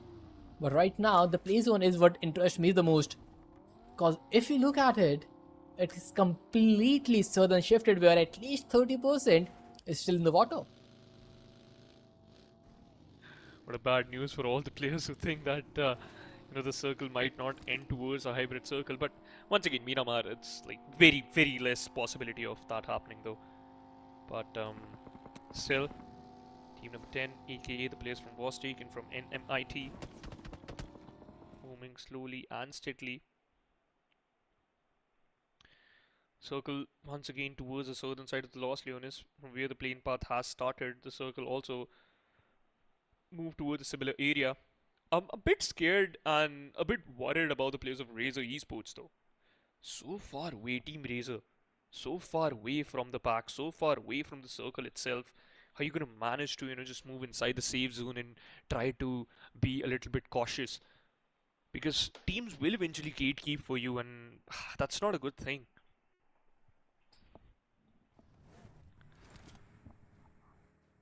But now, Team 6, Battle Hogs, they know about this grenade coming their way, and yup, they did not. Wog, he tried to run away with it, but a little too late. He has been knocked out, but again, he has his teammate right behind him. But also the cover fire from Team 6 is coming for the action. And 9mm Esports, they have surrounded Battlehogs. The frags just going in their way, the finishes in their way, and Battlehogs, they cannot even fight back. All they can do is just start the vehicle and run away with it. What a bad ending though. Once again, you thought that you are completely safe in that vicinity, but one grenade came in and then just completely threw you away. And now you're just trying to chase them down. Fraggy on the other side also got knocked out. Not a good sign at all. that's gonna be a rat chase, but I think so it's better you just get away. You stay away from that situation though. But alright. It's looking solid. It's not bad though. Early stages, decent fights, very few player lost, so yeah, it's worth it.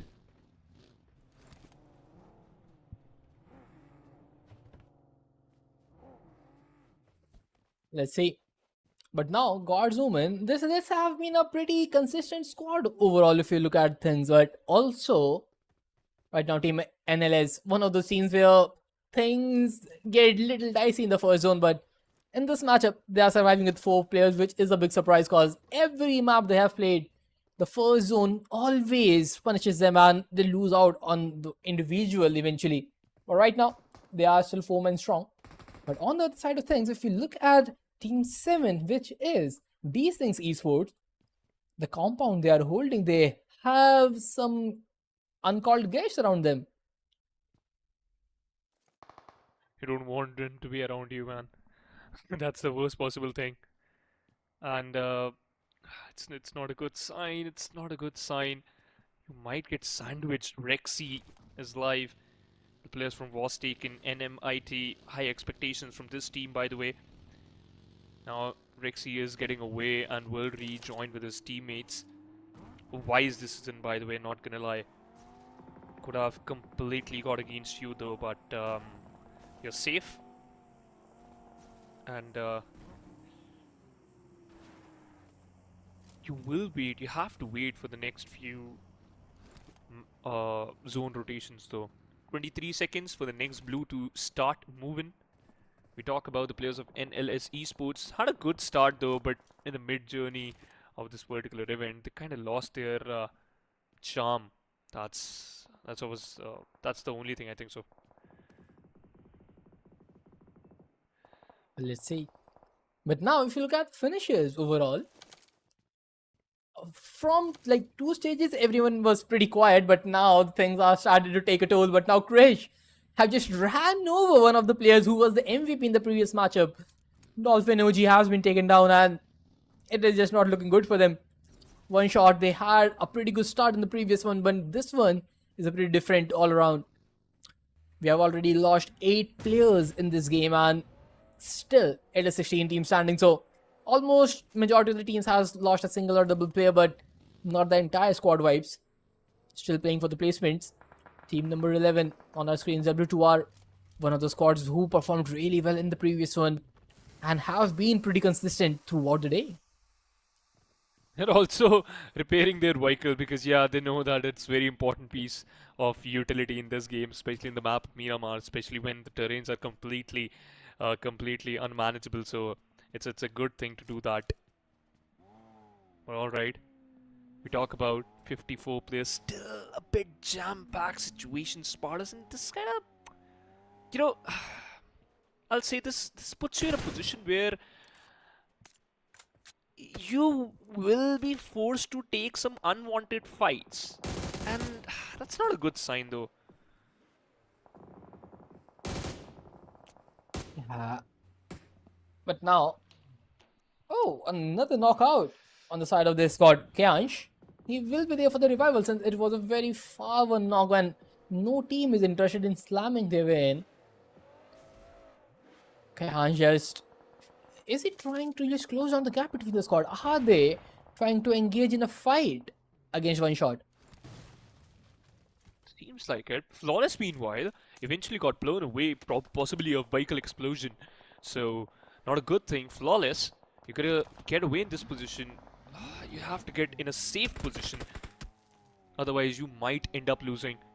Sid OP ran away. You have to give that particular finish to your opponents. Not a good thing. And this will be a kind of a defeat where Sid have to bow down in front of his opponents. They move back to safety. Talk about the players of FRAG Esports. They got a good compound though, but you are surrounded by enemies though. Arcane reloading an S12K despite you got a lot of bullets. Why you did that, brother? Oh my god. Burning to death now. Oh, but Nazari took down the player, but it was not enough for a squad wipe. And Sid too OP from too far out, trying to survive for his team. Although has been spotted, he tried to take down the players, and now there is no way to escape. And Godlin on the other side of things, he is looking in a bad spot as well. And so many teams, they have been forced to take a fight, and all of them are struggling. This is looking really bad, by the way. I don't know how to put this in a good situation, but how are you gonna get out of these type of situations, man?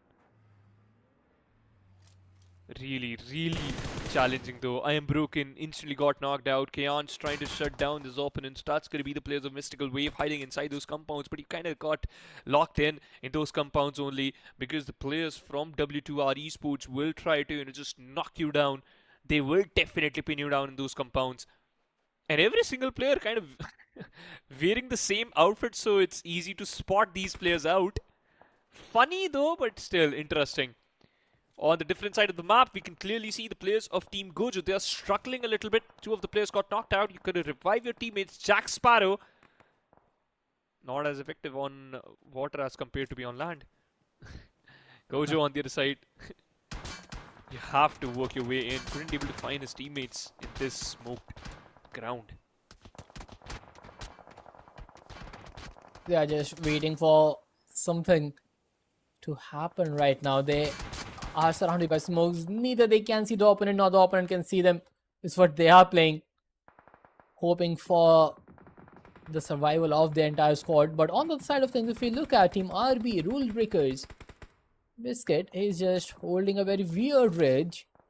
Although there are teams around him, it will be a really difficult task to move ahead from here on. And now, as it stands, teams have slowly tried to engage in even more fights. And team number 10, they spotted another squad, and Team RaZr, who had a pretty decent chicken dinner earlier the day, but then the consistency is what they are lacking in, and now they might lack a player as well, and another slam in going against them. OG Live, a right thrown down, but still got spotted out. Eventually will get knocked out. Not a way to play. Chad on the other side, a grenade has been instantly. He's just lobbing those utilities. Now, your attack speed will eventually get fell down because once again you lost one of your player while attacking Chad. All the pressure is onto him. So it's kinda a dire situation for this team. 2 more seconds. Chad trying to move inside towards balcony, but eventually got juked out by the players of Team RaZr. Chad still fighting it out, reloading his S12K 10. 10 shots though. A perfect fight. Knockout. Chad, you gotta finish that lad off. Drop down to only 50% of his HP. He will eventually drop out. Confirm that finish, and he is still in this fight. Chad, he's just waiting for someone else to push his ground, and this S12K is looking quite deadly with it. Another knock found, but not enough to take the entire squad down. We are down to 12 teams now, and soon we will see the number decrease even more since every squad is just engaging against one another. They have played pretty passive in the early 2 stages, and now they are hungry for blood. They are hungry for those frags, and they need to, since this is the last matchup of the day, and they need to make sure that they get sufficient points to make sure that they still have a chance in securing our massive prize pool. Chance is still there, man. This part of this is actually very, very crazy, by the way. That you are still surviving on the edge. Team number 9 has to be Gojo playing from the edges, and you're still making it way you up towards the circle. 2 minutes, you still got 2 minutes in the back. Sidelines is not clear as you expect, but W2R it's still present towards the sidelines, by the way. You have to be careful of that. Jack Sparrow and Unbroken. It seems like Team Gojo has been eliminated from the server. Left with only 11 teams. And now this game will be a bit of a problem for a lot of players though. Because once again, you are not expecting this amount of players, especially this late into this game. But now you have to.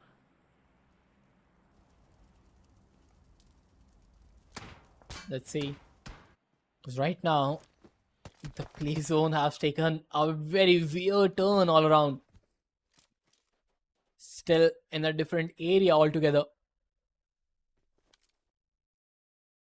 Teams are just trying to survive on the edge of it, and RaZr, Clutch Guard, he's trying to spot a player with the 4x.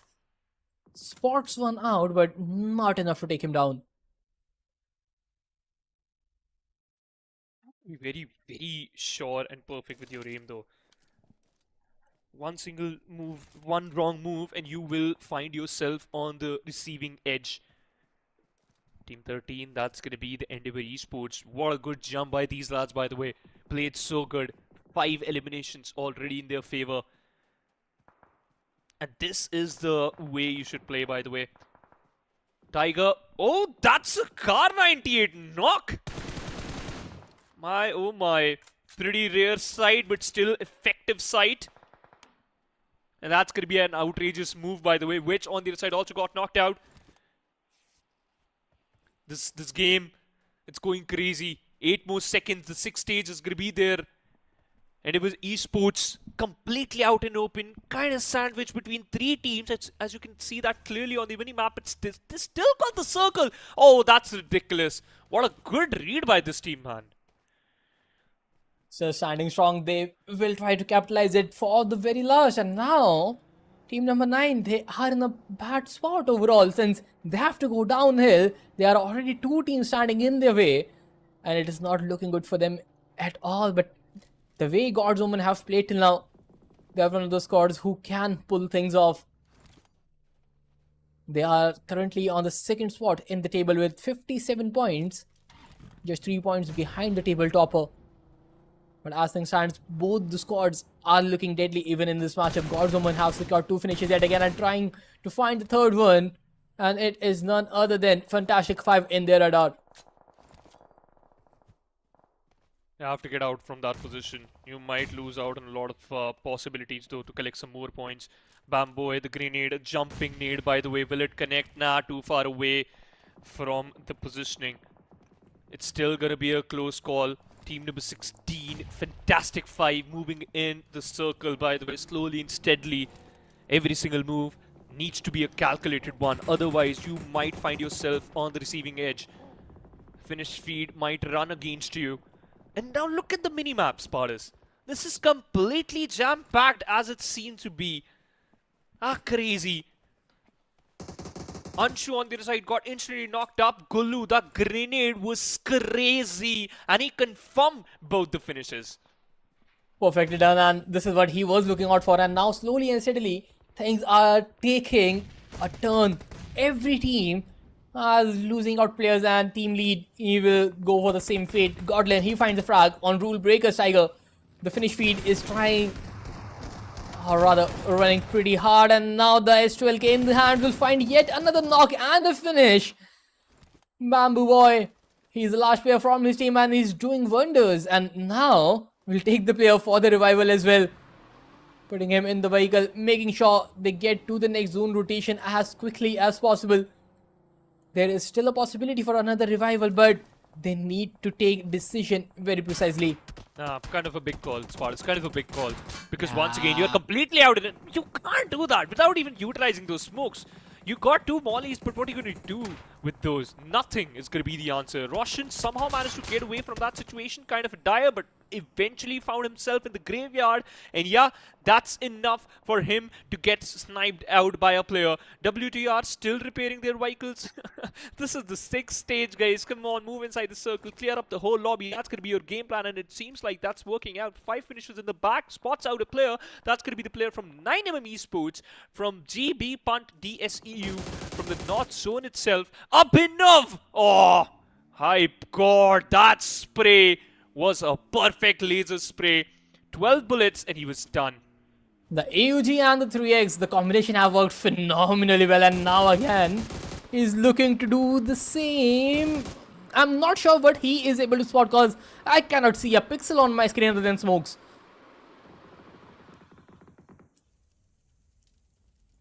This is crazy. Oh god.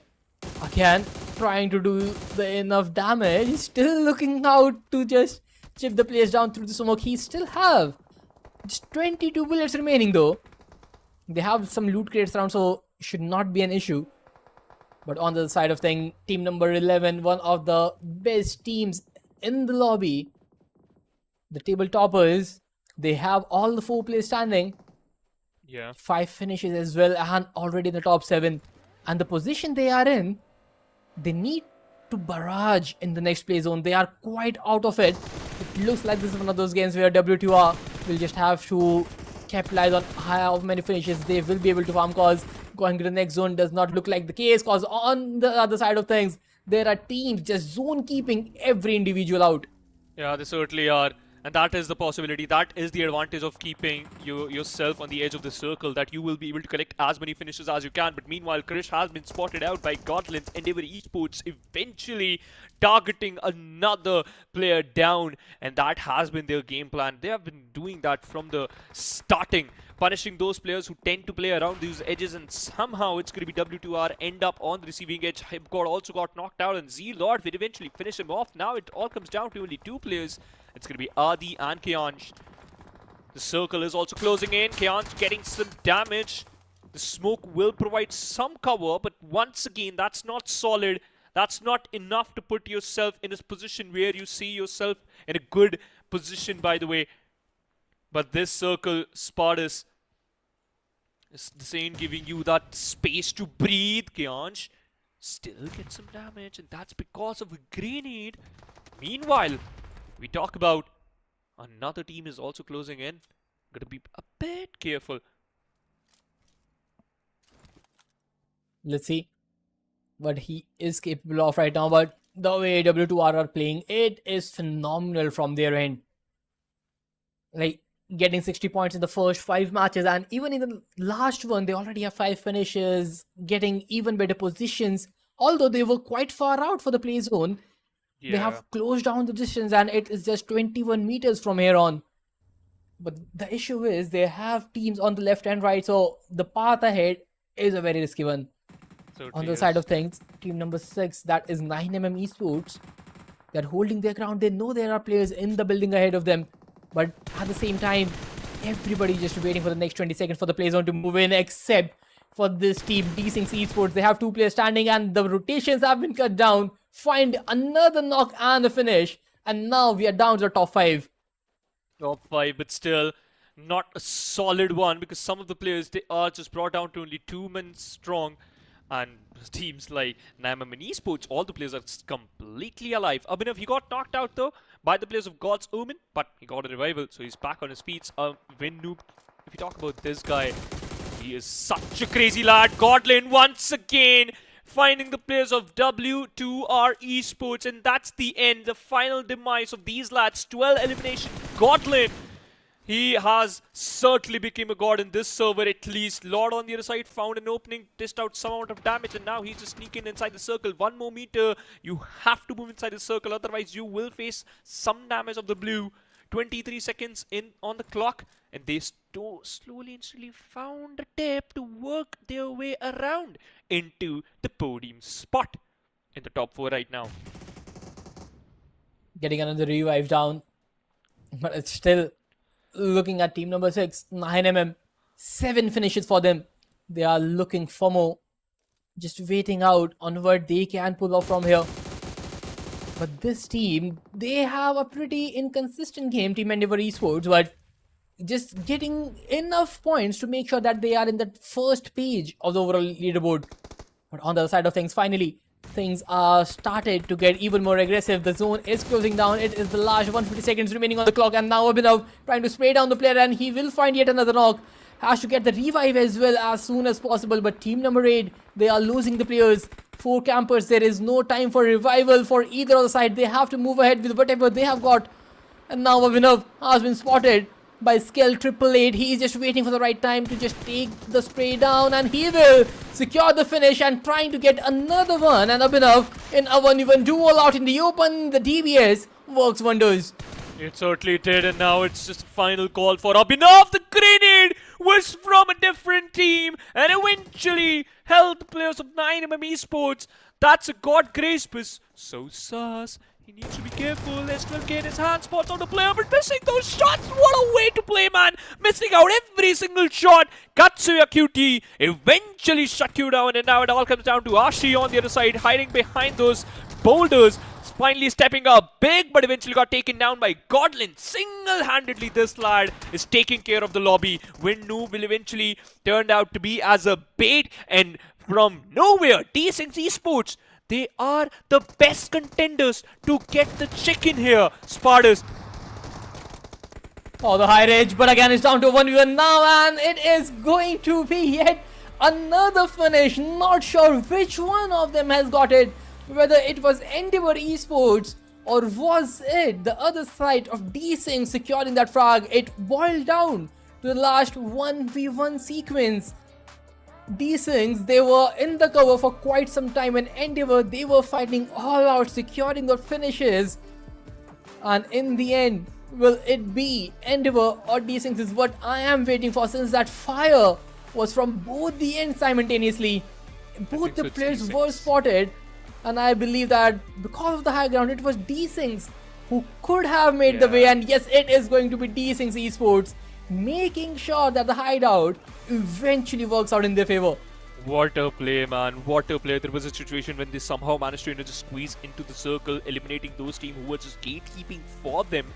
And they somehow got into the top 6. And then another team got eliminated. And they were the one who eventually got the support of the safe zone. They hid themselves against the other teams, and they somehow managed to be in the top 3. And once they got a chance, you gotta just double down on a team, throwing those grenades, lobbing those grenades, and taking those 1v1 fights so beautifully, and eventually just getting up with a W at the final matchup of the day, especially in this Miramar, man. What a tough fight it was for these players. But Desynx Esports, congratulations for this chicken.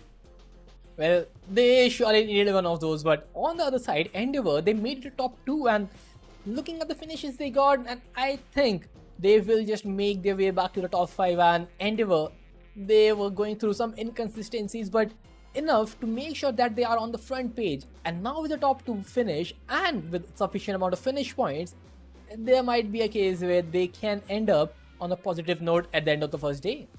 Once again, Spartans, this match was such a treat for us. Let's take a look at the highlights of this particular matchup, because we have to see that overall ranking after this match, because a lot of turnaround has been secured by these lads. Codes, Omen eventually got eliminated. W2K eventually faces the brunt, but they somehow managed to just chime into the top 8 ladder, so it's going to be a go-go situation for them. And if you talk about the players of team WasTaken, had a really bad outing. Chad somehow managed to at least get one finish in his name, but that's it. That's the only number he was able to get, because unfortunately he got eliminated after getting a knock. But Bamboy, by the way, he played outstanding, but unfortunately ended up losing out his life, because he thought that alright, smokes are not an important utility, and then Roshan got sniped from the distance by another player from the players of 9mm Esports. That is true, but also the elimination of W2R, that was pretty crucial because they were a team that were looking really strong. They were on the edge of the circle, but again, being on the edge and then entering the circle was something that we talked about, that this is going to be a really difficult task for them, and it eventually worked against them, losing out all the 4 players before they can take that entry point. But then the final battle, everyone was just surrounded, and there's grenade launching from Endeavour, giving up their position. But at the very least, it was just Desynx Esports sitting on the back lines, not making a move until it was required. Man, let's talk about the MVP. Has to be Godlin. He was playing so good through this map, like throughout this whole map. He was actually very strong with his decision making. Loved the way he completely annihilated the whole, options, as well as he just played perfectly, by the way. And I think so Godlin will be able to just continue his play style tomorrow too, because he can clearly see the lobby. He can clearly understand the play style of this lobby. So kudos to him. Let's see how he will perform in future. Well, we have to find out eventually, because again, Endeavour, they had a pretty good game overall. I just want to see how many points they were able to accumulate throughout the day, because with 6 games played, we already saw how big of a margin the teams have created among themselves when we saw the overall standings. But if we talk about the last matchup, it is definitely going to be either of the sides with the maximum finishes who will take the top spot. And it is going to be Endeavour with the more finishes, and it is 14 massive finish points for them. Oh, what a number, man. Endeavour Esports, 20 total points will definitely give them a huge jump. But Desynx eventually getting the chicken dinner in their favor. 9mm also played very well, by the way. For campers ending up in the 5th position with total 8 points. RaZr just got only 3. W2R eventually getting 8 points. Omen just managed to only get 2 points. That's it. And then we can clearly see the players from OneShot unable to even get a single point in their favor. Well, that is true.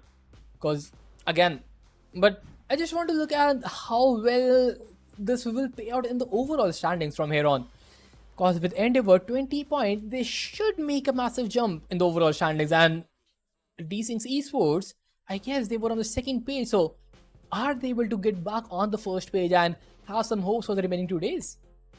Now, this is going to be very interesting though. But now let's take a look at the overall standings, because it will eventually cook some down total. This W2R still on the top spot, securing 2 chicken dinner, 68 points. Endeavour Esports, massive jump, by the way.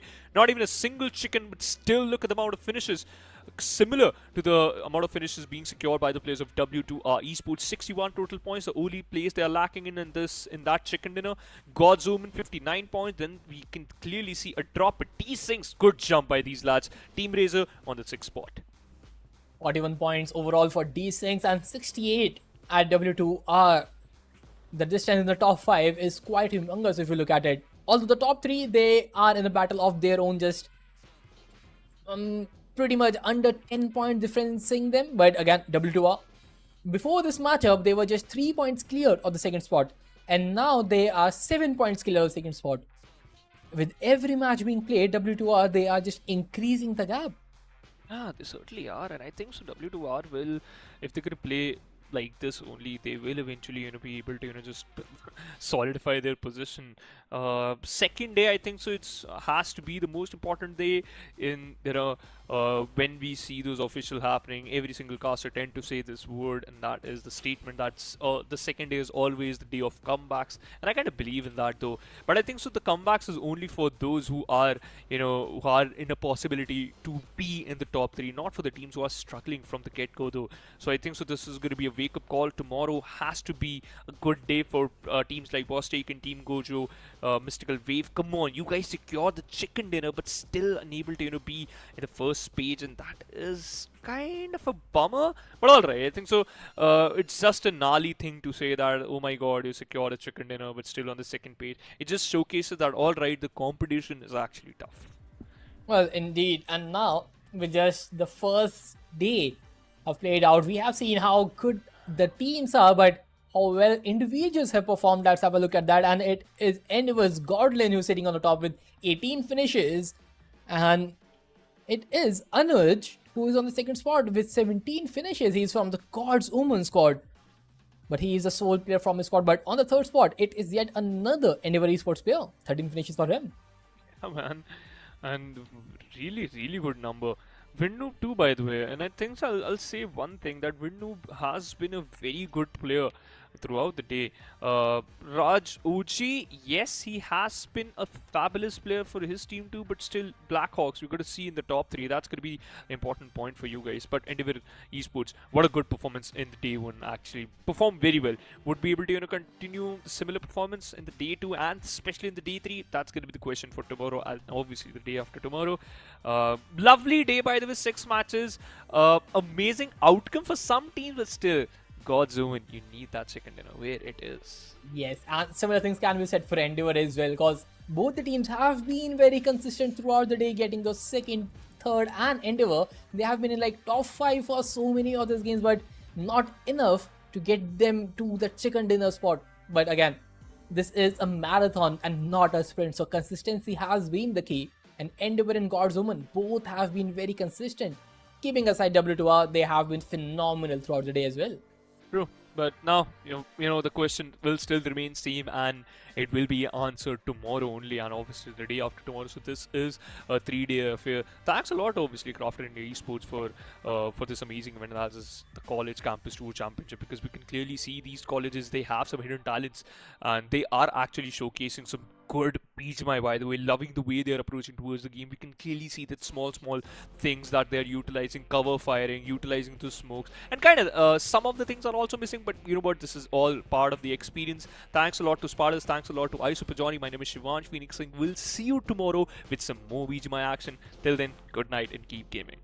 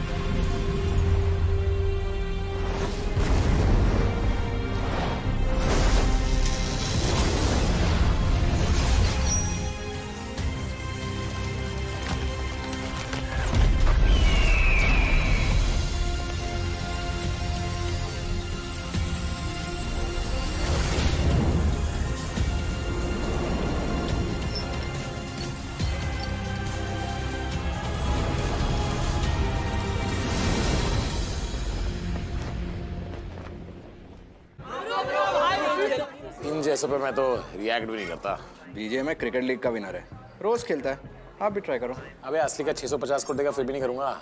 इस खेल में ना सिर्फ team support करनी है बड़े भाई। जीत गया छोटे भाई। ये देख।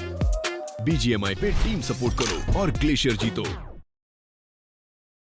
लेफ्ट डे पुश பண்ணுங்கடா। अरे यार कुछ समझ में नहीं आ रहा है, जाना किधर है? वीडियो ना अयो मचा रिवाइव बन। What revive? I don't understand, bro. No. यार पहली बार कर रहे हो क्या तुम लोग? shoot guys. मचा क्या कर रहे हो यार? நீங்களாச்சும் கொஞ்சம் தமிழ் கத்துங்களேன்டா। अरे कोई ट्रांसलेटर बुलाओ यार। ऐसे कैसे चलेगा? உங்கறானடா தோத்தோம்। क्या करते हो तुम लोग भी? IPL champion of CSK. मास बचा। अयो पाला। Yes. Yellow Army, bro. सी language இல்ல CSK இருக்கு மச்சான்। Guys, बंदे। Come on. அவன சுடுங்கடா। Come on. Nice shot, man. Well played, guys. Yeah.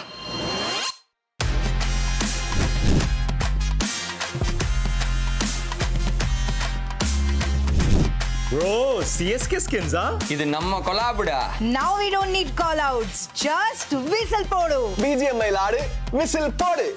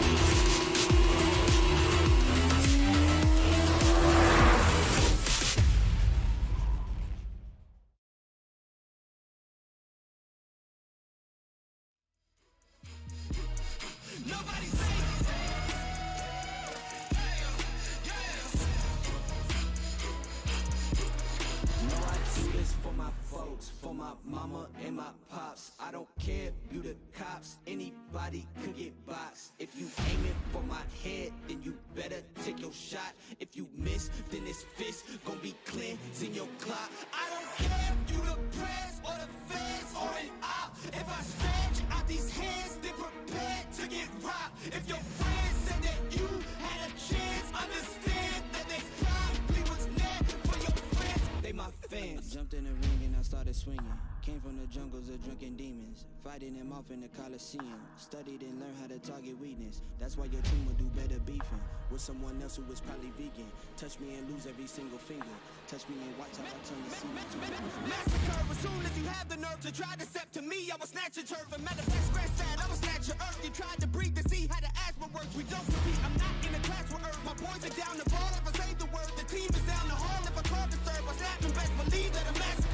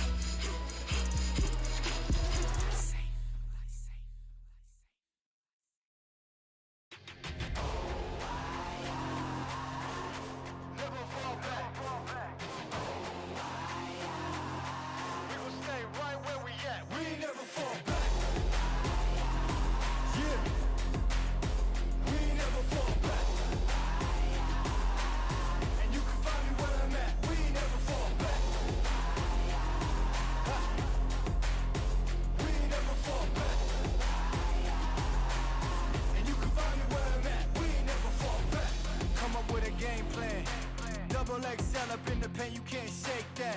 All the way gassed up, full tank, man. Moving too quick, keep the cameras in the playback. Dang, so tell me how you feel with it. You put a lid on it, I ain't got no chill with it. This right here your problem, you gon' have to deal with it. Lay it on the line, high risk, that's the meal ticket. Yeah, we ain't never fall back. Hold our ground where we at. Never fall back. No lies, no facts. We gon' stay right where we at. We ain't never fall back.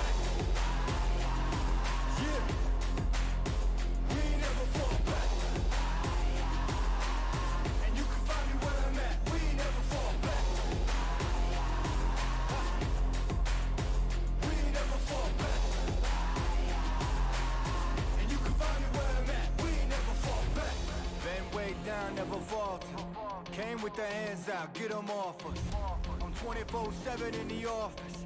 Pay attention cause I ain't repeating offers. Yeah, never met a man I've been scared of. Careful, you gon' get exactly what you asked for. Here for whatever you bring me, getting handled. I answer to no one, I don't need to hassle. Yeah.